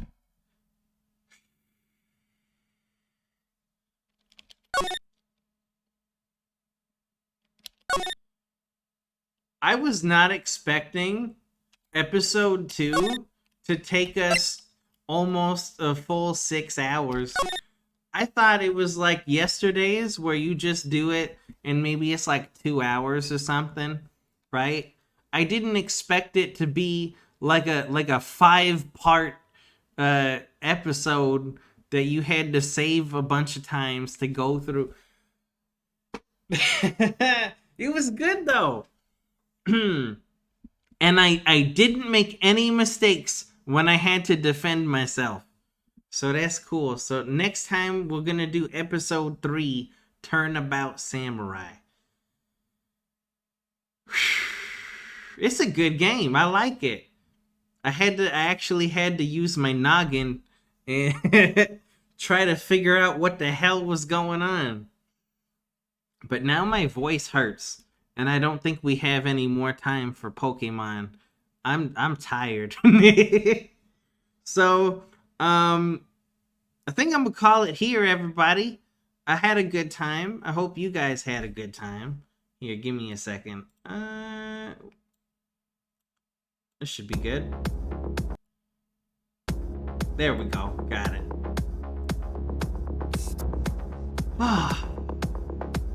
I think we're gonna call it, you guys. Thank you for hanging out and watching the Phoenix Wright game. I hope you guys had as much fun as I had. I got stuck at one part. Sorry about that. It was probably hard to watch. But I figured it out. I only had one chance left and I made it count. You posted something in Discord about the hamburgers, Phelan? Hold on, let me see. He posted a meme. A Phoenix Wright meme. Hold on.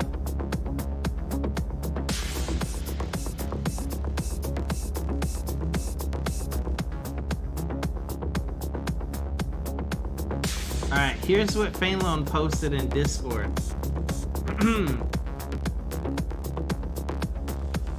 It says, Los Angeles, truly the greatest city in these United States of America. I, for one, am proud to live in a country with as rich a history and culture as ours. Something about this seems off. Don't be ridiculous, Apollo. Now come and let's all enjoy a traditional American meal around the traditional American kotatsu. Eat your hamburgers, Apollo. What? That's not hamburgers! This rice and sushi! Let's all go out for burgers, you guys. In the Japanese version, instead of going out for burgers, are they actually going out for sushi? Is that what's really happening?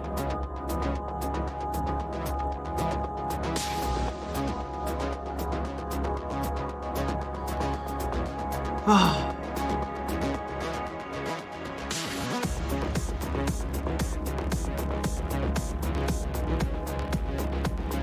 Yep, I'm good. I'll see you guys tomorrow. I'm exhausted and it's kind of starting to hurt to talk. I'm gonna go rest. Cool. Catch you later.